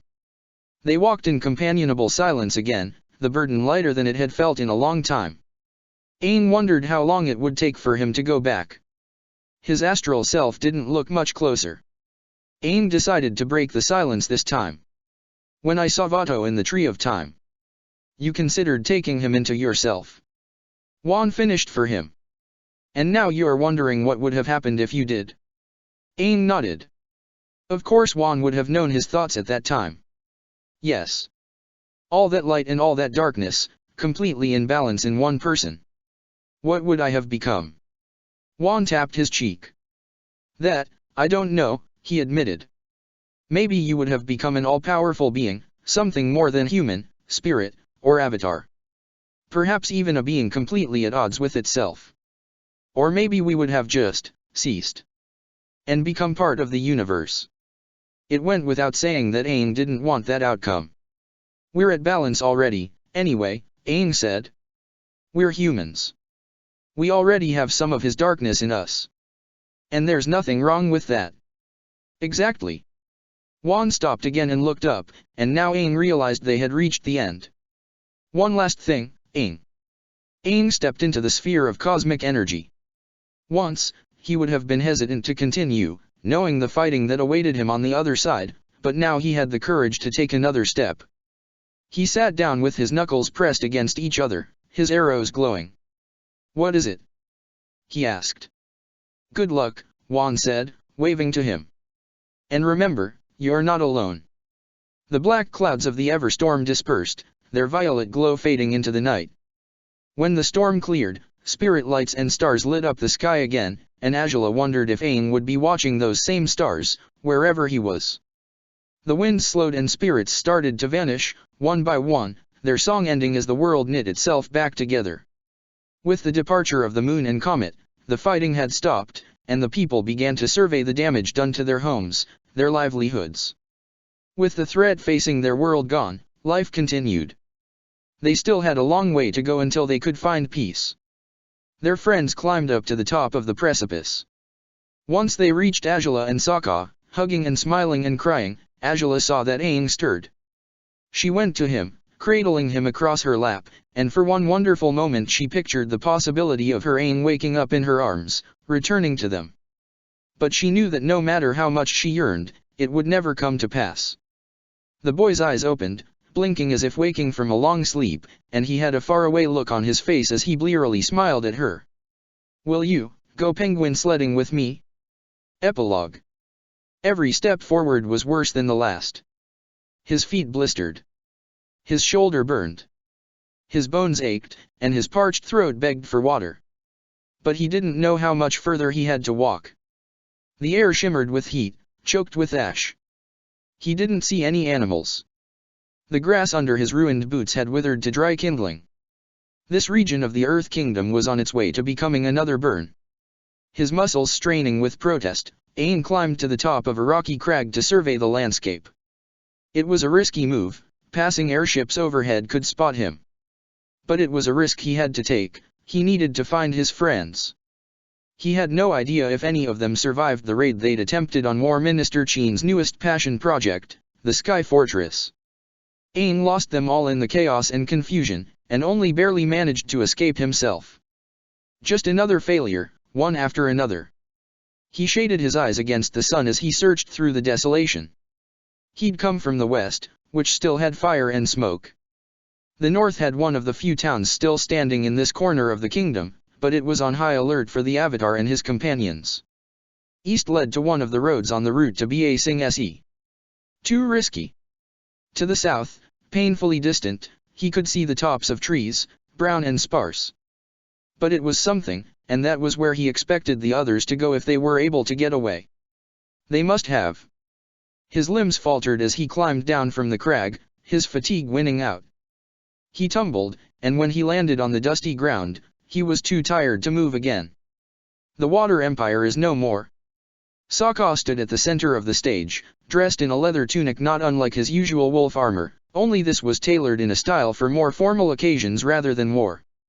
His jaw was set in a way that made him look both calm and strong, and ready to bear all the new burdens of leadership. It'll take some time to rebuild. There are going to be obstacles almost every step of the way. Some pain, too. But if there's anything I've learned from the Avatar, it is to keep fighting through it. If you offer the hand of friendship and it's rejected, try again. If you offer mercy and compassion and receive hurt in return, then keep offering mercy and compassion until there is healing. In the coming days and years, we're all going to find ourselves struggling to choose between kindness or the easy way out, but I promise you that there is hope at the end of this road. Azula stood among the crowd gathered on Peach Petal Island, its normally drab rocky shores alight with warm paper lanterns and pink salt crystal lamps.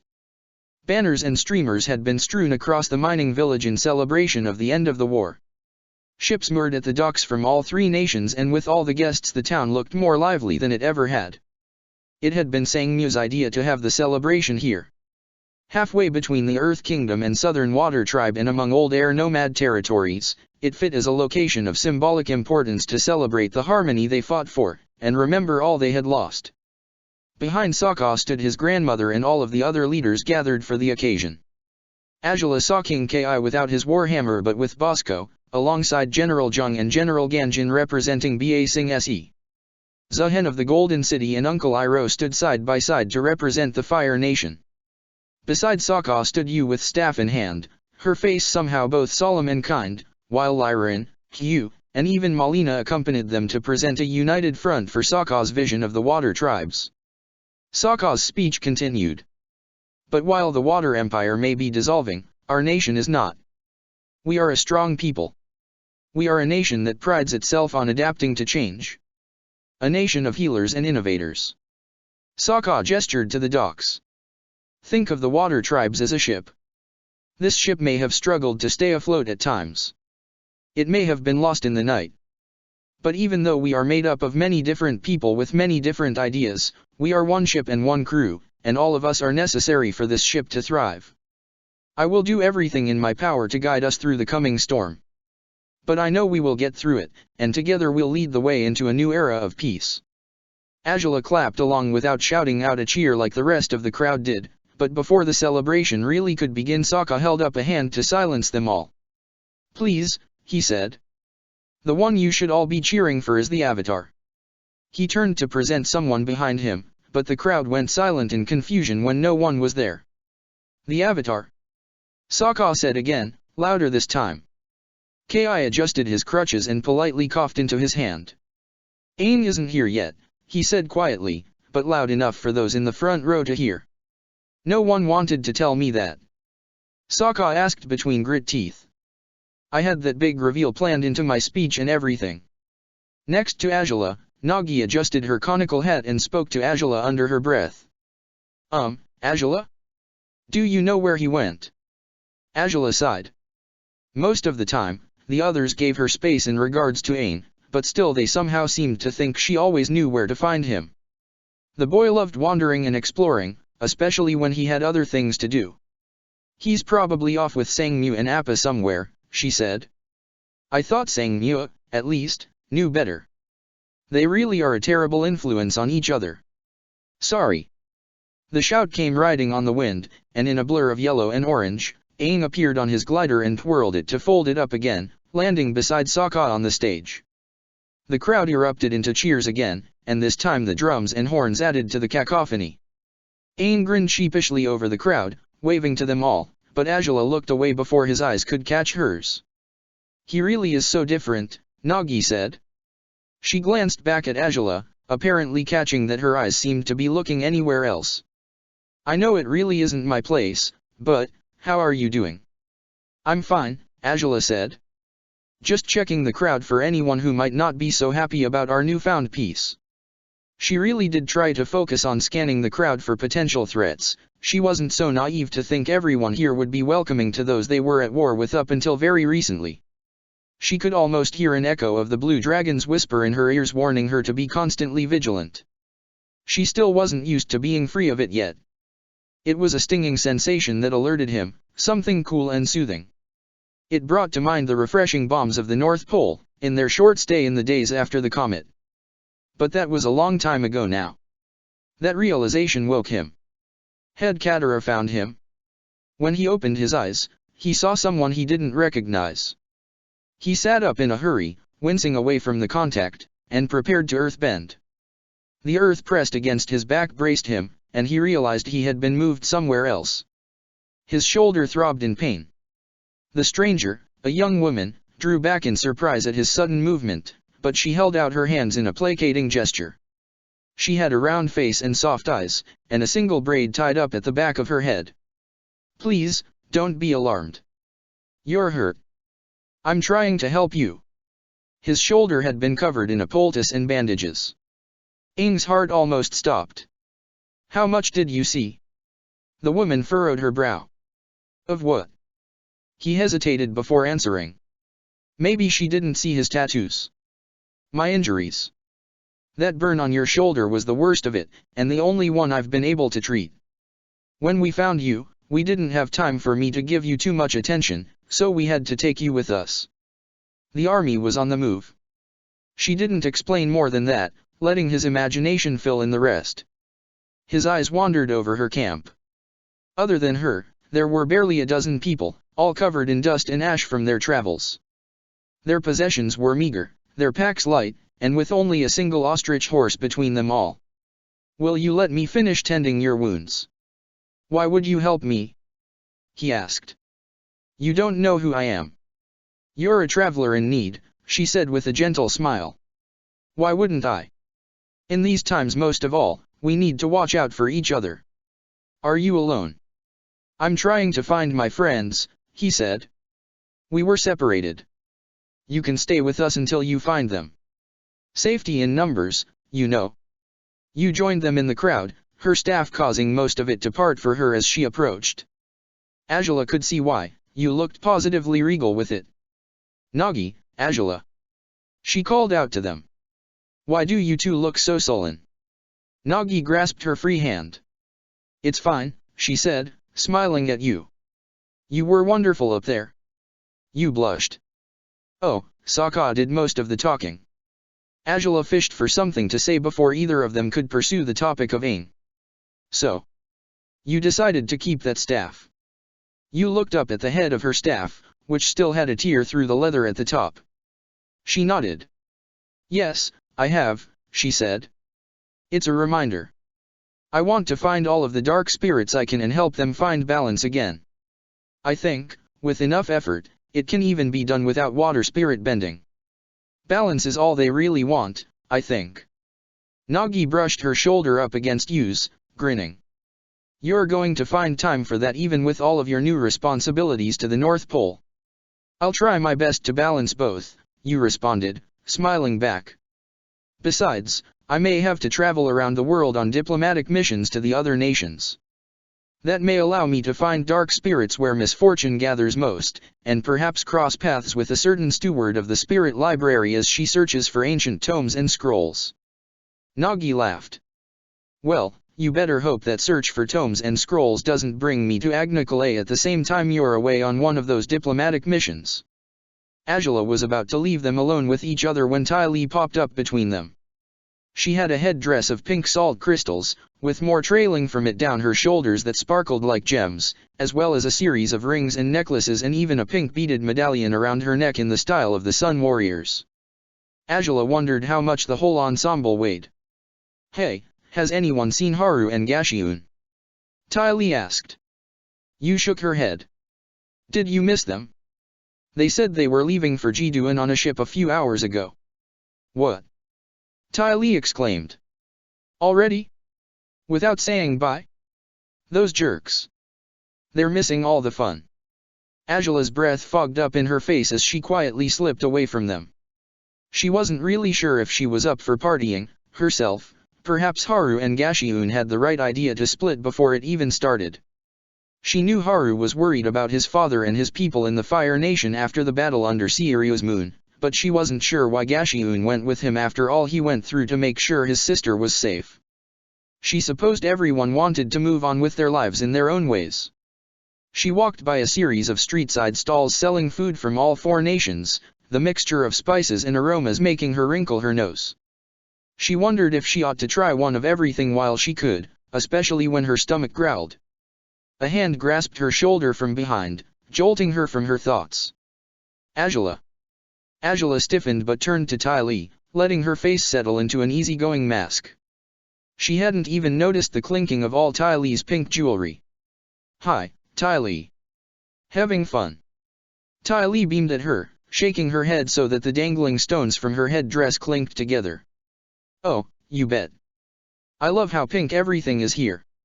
"Sorry you missed Haru and Gashiun," she said. "I'm sure they didn't purposely leave without saying goodbye to you. It might have just been too hard." But she didn't really know either of them all that well, so who was she to say? "It's fine, I'm sure I'll see them around," she said, waving her hands. "I think they were just eager for some alone time." Angela blinked. "They were? Oh, we can gossip about that another time," she said, steering Angela away to the entrance of the mines, where it was quieter. "I really just wanted to talk to you." "I can see right through you, Angela. I know you've got a lot on your mind, but it's okay. I'm here for you whenever you need someone to talk to." Angela put a hand on her hip and smiled. "I know, Ty Lee," she said. "Thank you. I'll be okay, really. I'm not some lovesick moron who'll keep pining forever." Ty Lee grasped Angela's hand with both of hers and squeezed, laughing. "Okay, good. I mean, it's totally okay to pine, take all the time you need.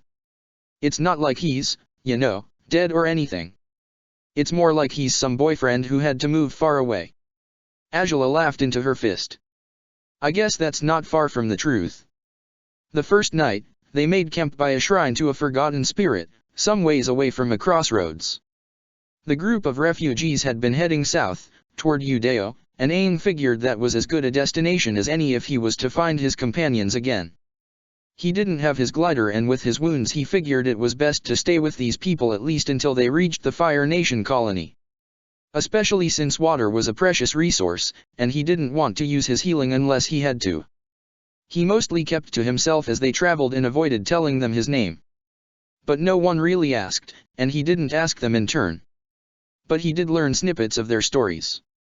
One, an elder, had once been the proprietor of a poetry house in Ba Sing Se, and she was looking for her girls.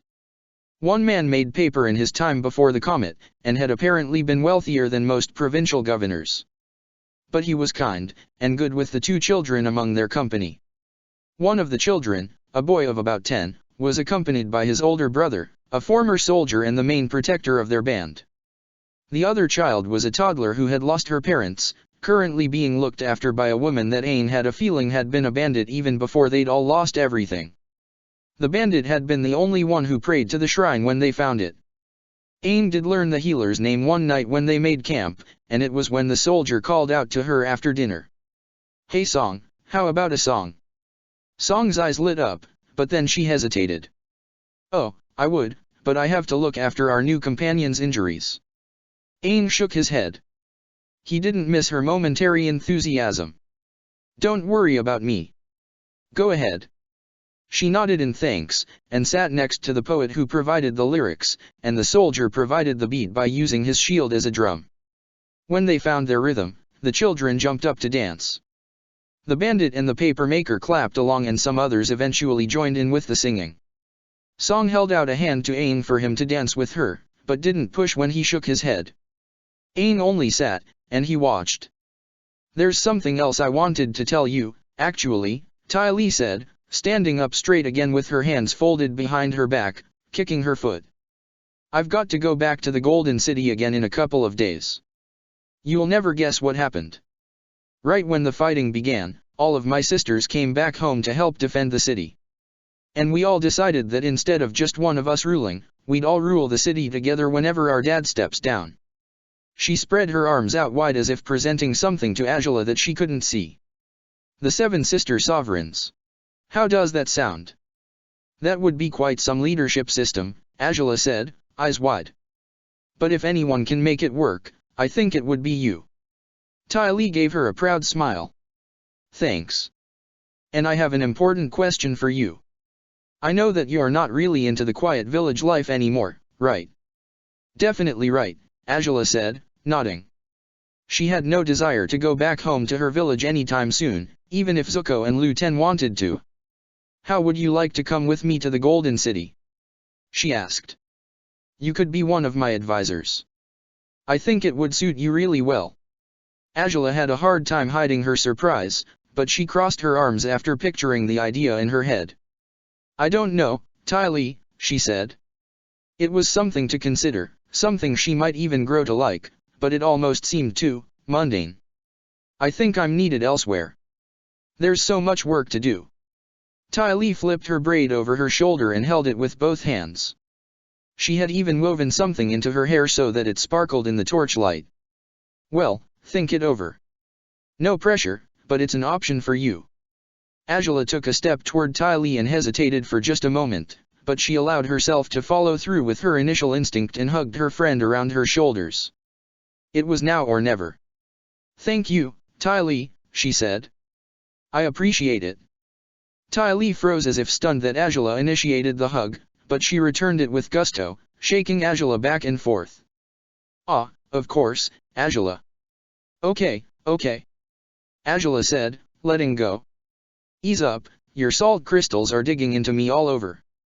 "Sorry," she said with a laugh, separating from her.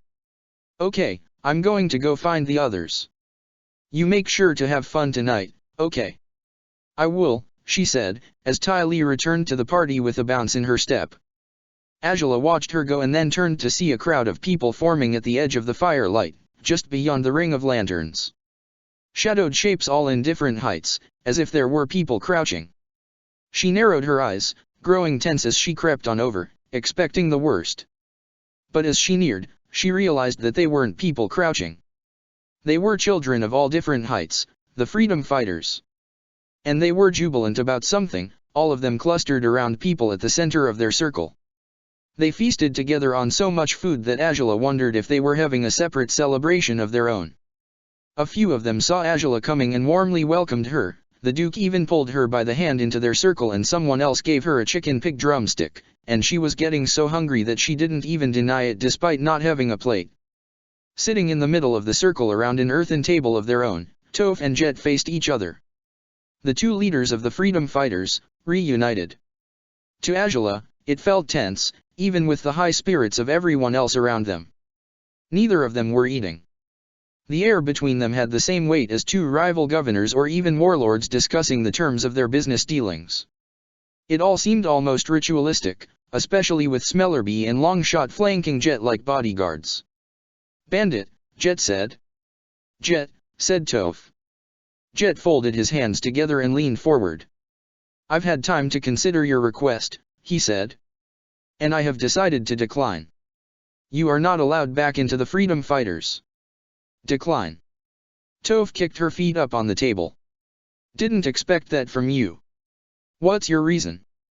"The code says that when we give ourselves to the freedom fighters, we go in with names chosen for ourselves, and that will decide who we are from then on." Jet brushed his hair out of his eyes. "And you decided a while back that you're not Bandit anymore." Toph didn't look fazed in the least, stretching her arms out with a yawn. Oh, gotcha. Fair enough. Azula stepped into their circle, brow furrowed. What do you mean, fair enough?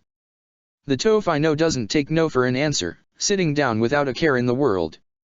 I didn't really want to join back up, anyway, Toph said, picking at some of the food strewn about their table. I only wanted to join so I could get some help with rebuilding Jailing. But the code says you can only ask something of the freedom fighters if you're a member. I helped make that rule myself. Jailing, Jet asked, tearing into his own chicken pig leg. With that guy Xinfu, right? Yeah, Toph said. I was thinking we could form a new division of the freedom fighters since you guys won't need to be doing much freedom fighting anymore. Maybe something focused on rebuilding places damaged by the war. Oh, there'll still be some fighting, Jet said, matter-of-factly. You know that people won't accept these changes so easily. But you're right, we more or less have the freedom we've wanted. I don't think our code to fight the Water Tribe at any opportunity really works anymore, though. We picked up some new recruits right out of Aniaktu. Azula didn't notice it at first, but she did see a handful of children among the crowd who did look Water Tribe. Maybe, if even Jet could look past the divide between nations, the rest of the world might come to do the same in time. She found herself unexpectedly heartened by the thought. You've really changed, Azula said to him. Jet looked up at her, a glint of something in his eyes that made Azula think he was remembering their first meeting, just as she was. So have you, he said. He looked back at Toph and drummed his fingers against the table before speaking again. You know, I just had another thought. I think I'm gonna disband the freedom fighters. What? Jet. Are you serious? Toph's only reaction was to cross her arms. Just like that. Just like that, Jet said, kicking his feet up just like Toph did. And I propose a new group. Name pending. But it'll be made up of two divisions, the Builders and the Protectors. We'll come up with the new codes later. But I think we've got room for you, Toph. Toph seemed to consider it. Nah, she said at last. Thanks for the offer, but I like doing my own thing. If we both ever find ourselves in Jailing, I think my people and your people could have a joint venture, though. Azula raised an eyebrow. Your people. Toph jerked a thumb at her chest. You're looking at the leader of the Badger Mole Skulls, she said. A group formed of earthbenders who don't really have anywhere to go. So I figured I'd give them something to do, a way to make up for the things they've done, and I'd keep them in line. Azula almost dropped her food. Those are the earthbenders from the Wolf's Skulls, aren't they? I couldn't help it, Toph said, throwing her hands up. They just had such a cool name. If you've got your own group, why'd you ask to join us again? Smeller B asked. Toph gave her a cheeky grin. Oh, I just wanted Jet to ask so I could get the satisfaction of telling him no one more time, she said. Jet let out a loud bark of laughter in response and held up his drink in a toast. Everyone else in the circle laughed with him except for Azula, who just found the whole situation quite bizarre. All right, Jet said. Let's drink to the founding of two new groups that'll change the world. I'm surprised, Aang admitted to Song the next morning, as she changed his bandages. That they can still find joy in all this. Maybe it's because they have to, she said.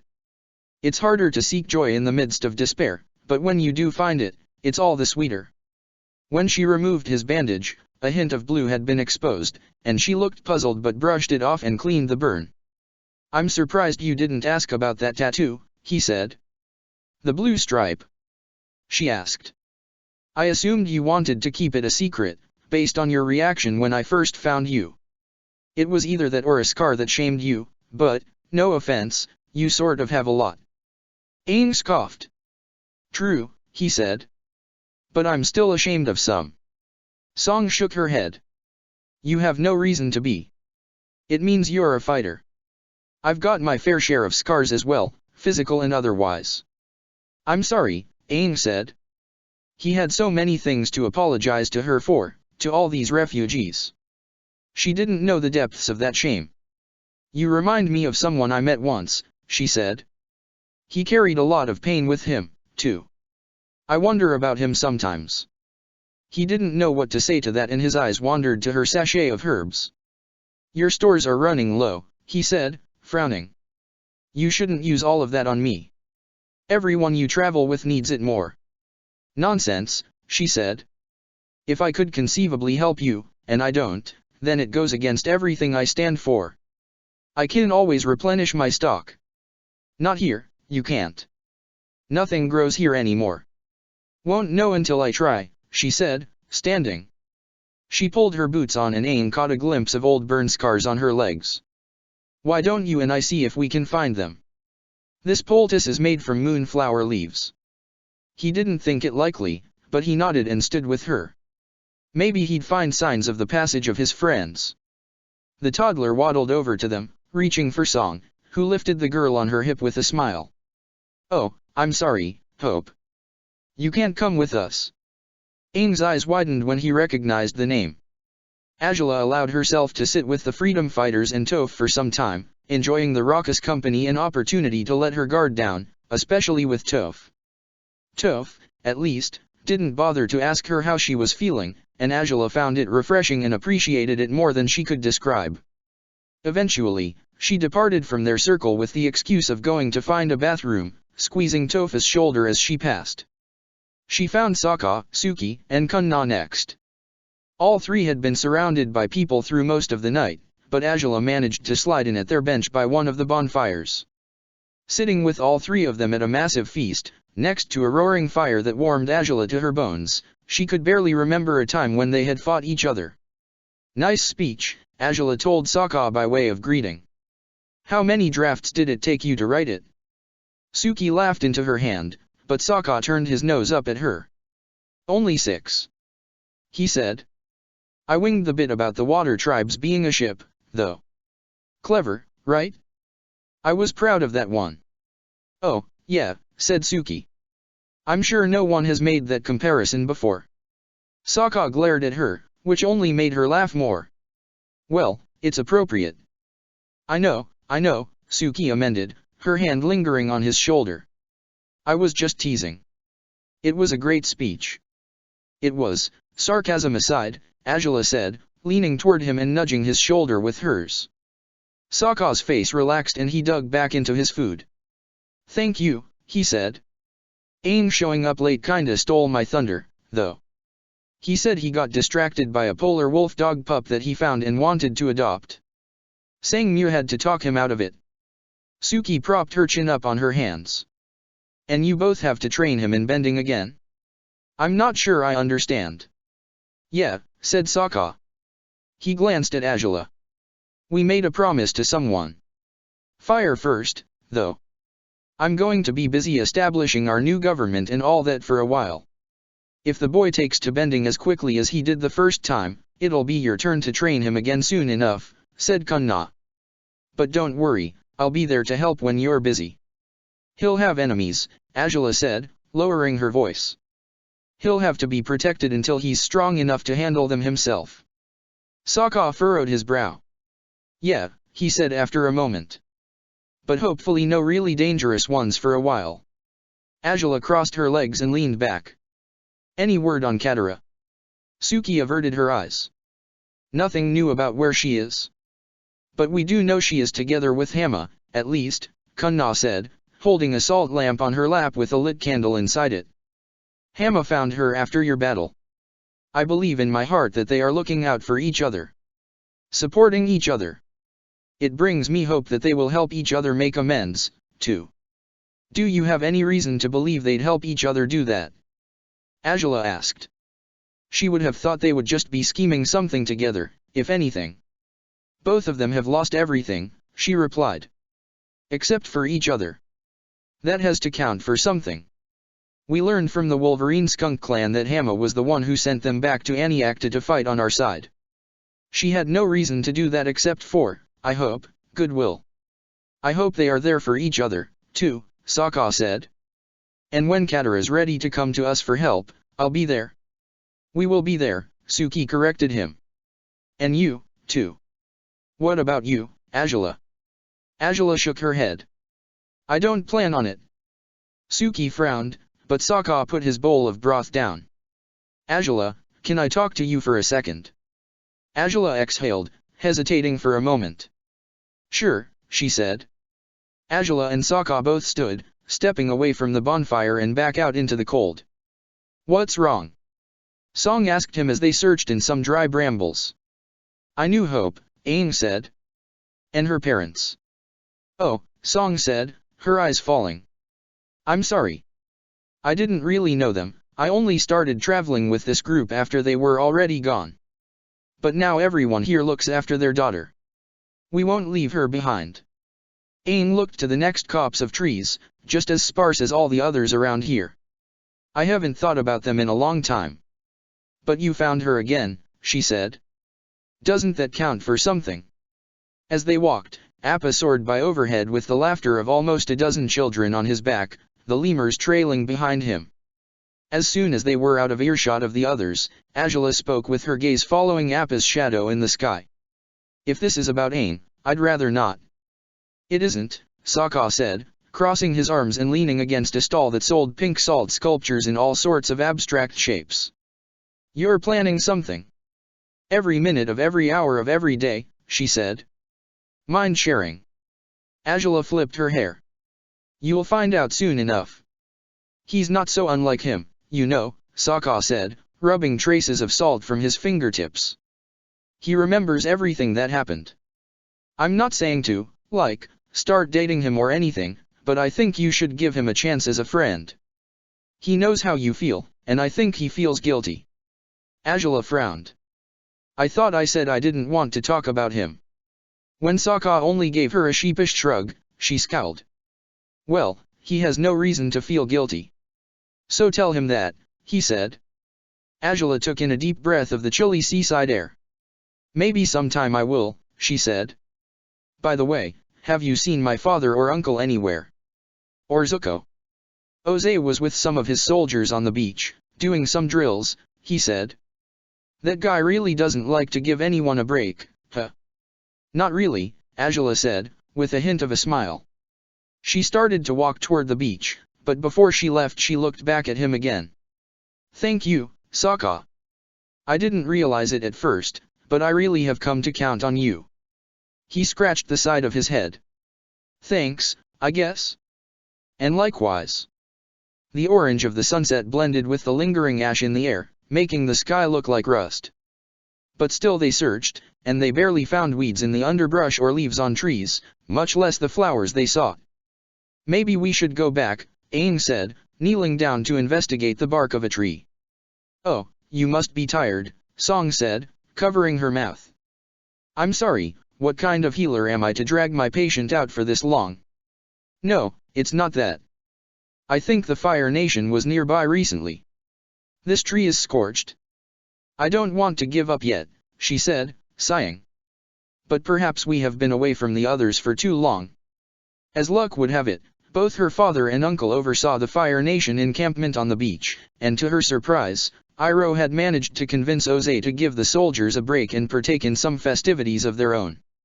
The soldiers sang and drank together by the light of the torches with some fellow Earth Kingdom and even Water Tribe fighters among them.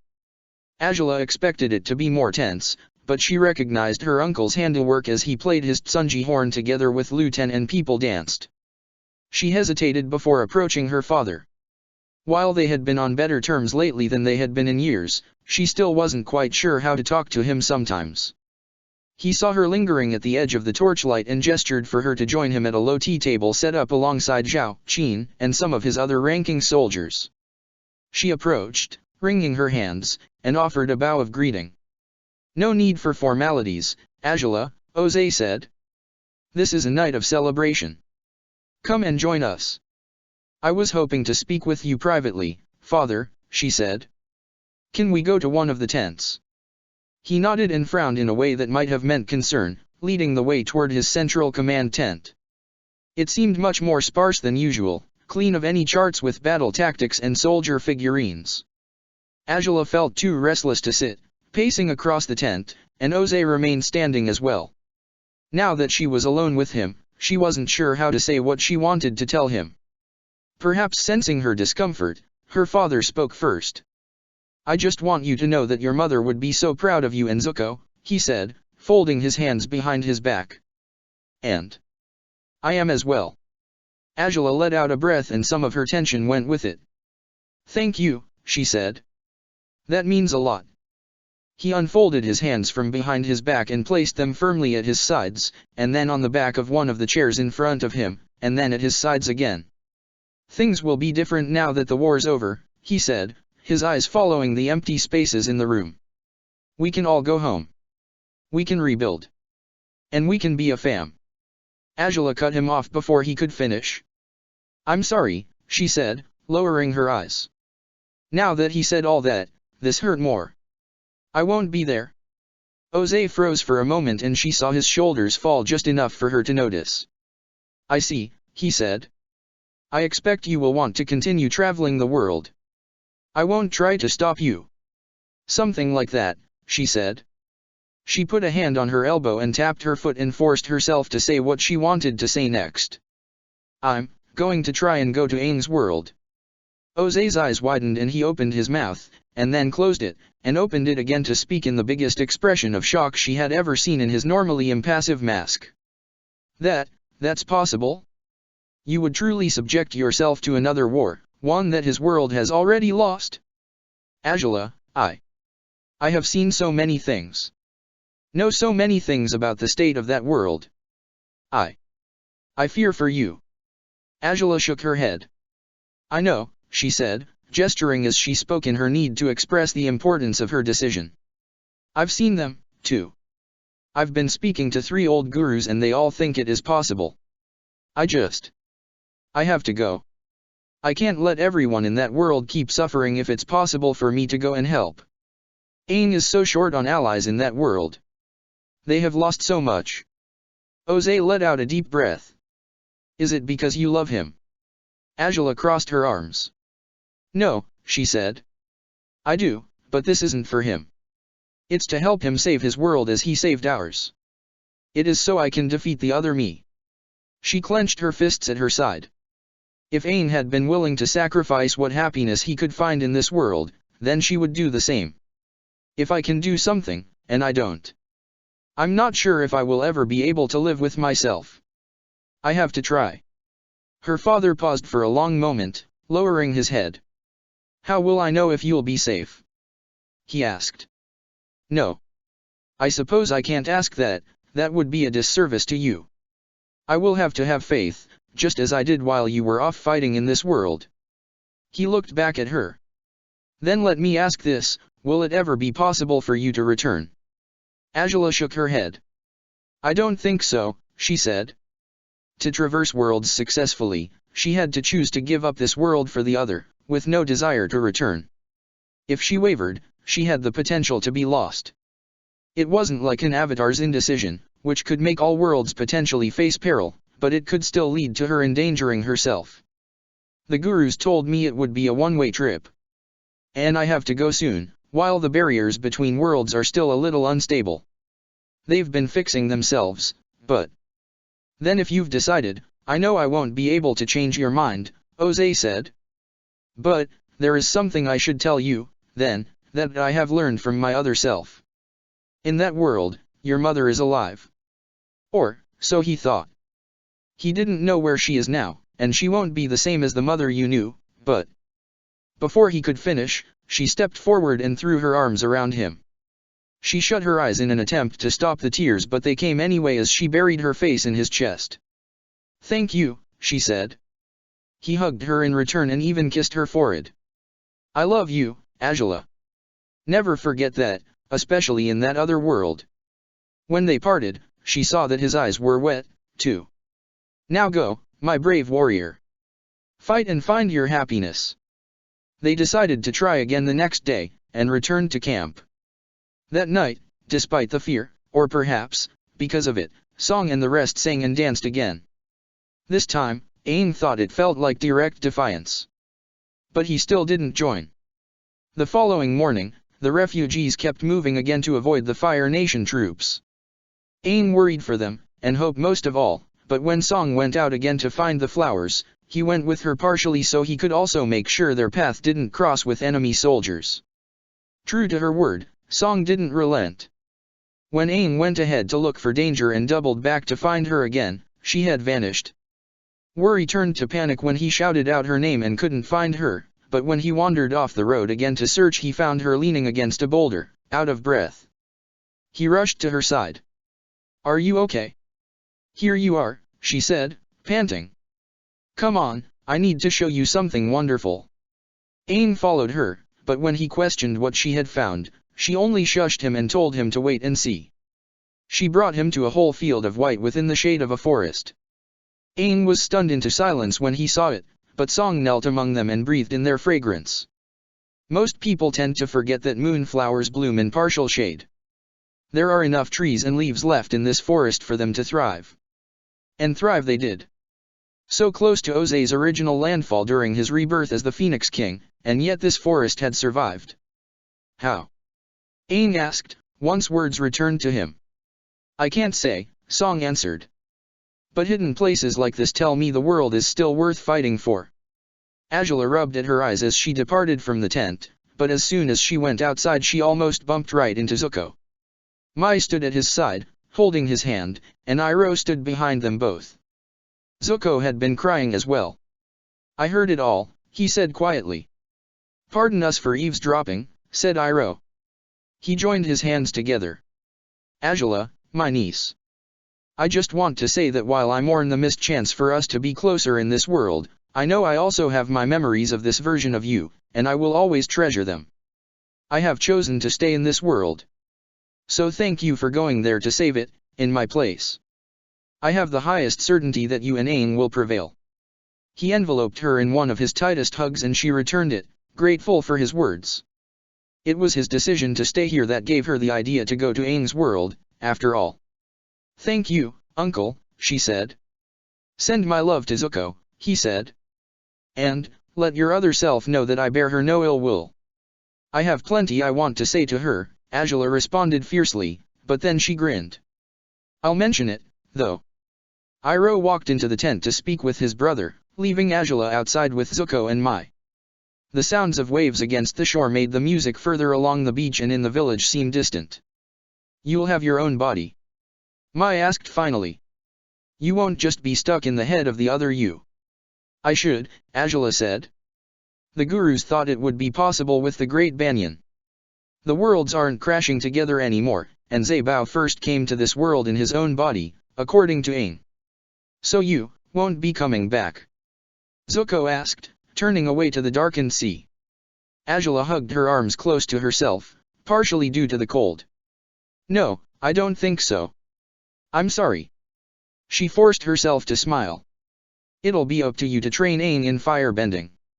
"Me?" he asked, turning back to her. "We don't even know if my firebending will stay forever." He set his jaw. "Were you going to tell me?" "Of course I was." She knew it was going to be hardest to say goodbye to Zuko, so she wanted to tell him last. "Right after I told father. But it's too difficult to say to the others." "I should have known you'd try this," he said. "You'd never let Aang fight without you."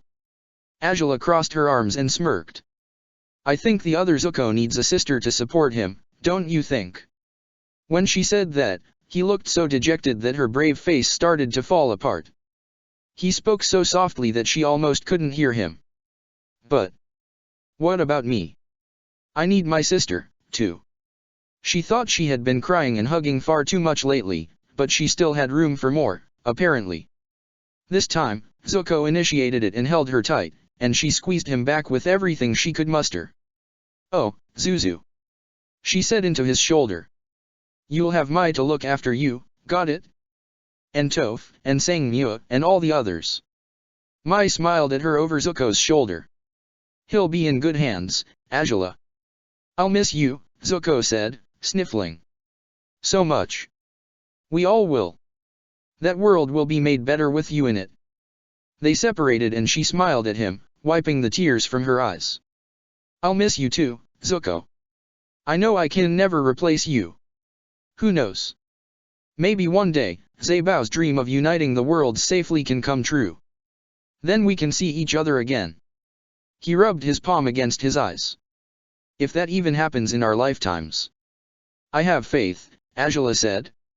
She would remember everything about this night for as long as she lived, the warmth of the fires and all of her goodbyes that she would hold close to her heart. And if not, we'll find a way to keep in touch. Maybe even send letters through the spirit world or something. Zuko laughed. That's an idea. I'll work on that. I know you can do anything you set your mind to, brother, she said. I'll be waiting for you. So promise me you'll try and I'll do the same. Zuko let out a breath, the tension releasing from his posture, and he gazed toward the surf lapping up against the rocky shore. I promise. That sounds perfect. Aang stayed with the refugees for another week until they made it to Udeo. Just a day after he parted ways from Song, he found his friends again, taking shelter in the ruined husk of an abandoned farm. He embraced them all when he found them, and all of them shed tears upon reuniting. It was the longest any of them had ever been apart since the comet, and they had feared the worst. A few days later, after more fighting and fleeing, Aang announced to them that he would try going to the spirit world again. Try to connect to his past lives again. But it's been so long since you last tried, said Toph. What's different now? Desperation, Zuko grunted, leaning back against Appa. But if you think it'll work. Sokka fed Momo on his shoulder. What if it's not possible anymore? Katara looked sympathetic, her brow furrowed in worry. She knew how hard on himself he was every other time he failed. Aang. Aang sat in a lotus position, the song and dance around campfires in his head. While he'd been hesitant to call it hope, he knew he had found something, the courage to try again. It's always worth another try. Maybe this time, I'll find something wonderful. He closed his eyes. It had been 3 years since he last journeyed to the spirit world. She had Aang fly her to the foggy swamp the next morning. It was just the two of them. Aang sensed her somber mood and didn't push her to speak, but she didn't tell him why she wanted to go there. He seemed to know, regardless, he was more perceptive than she had thought. She wondered how much this Aang and the other had in common. The Great Banyan was the spine between all worlds, connecting them together with the tree of time at its roots. With it, she would be able to see the road that brought her to the other world, treading the same path that Zabao did before her. When they both climbed down from Appa onto the tree's roots, she put a hand on Aang's shoulder. Listen to me, she said. She had the previous night's conversation with Sokka in mind the whole journey over, and figured this would be her only chance to say what she wanted to. I don't blame you for anything. This is your world, and your life to live. He bunched up his shoulders and looked sad for some reason. But it's not your world anymore, is it? You've made up your mind. I have, she said with a smile. Keep this world safe, will you? I will, he promised. I have a responsibility to it and I won't run away. But you don't have any responsibilities to any worlds, so, why? Because I've chosen to keep fighting, she answered, turning toward the great tree's trunk. There's someone I need to defeat and people I need to save. It's as simple as that. He clutched his staff with both hands and looked as if he were about to say something, but apparently decided against it and nodded. He didn't leave, and Angela found herself glad she at least had Aang to see her off. With the instructions of all 3 gurus in her head, she sat down under the tree and meditated. She didn't know if it would work, but she had to believe it would. Her heart felt too full, carrying the wishes of everyone she cared about in it. She knew she had difficult battles ahead, and a life full of perhaps more perils than she'd faced yet, but she felt prepared. Maybe she would even manage to understand her other self, to face her as an equal. Finding Aang again would just be an added bonus. She felt connected. The Great Banyan's roots stretched out to infinity, and for the first time, she really understood how the whole world really could have come from one tree. Time and space, intertwined together. She knew, then, that she would never be truly separated from the people in this world that she loved. When she opened her eyes, she saw the lion turtle. The end. Check the description for the links to the author.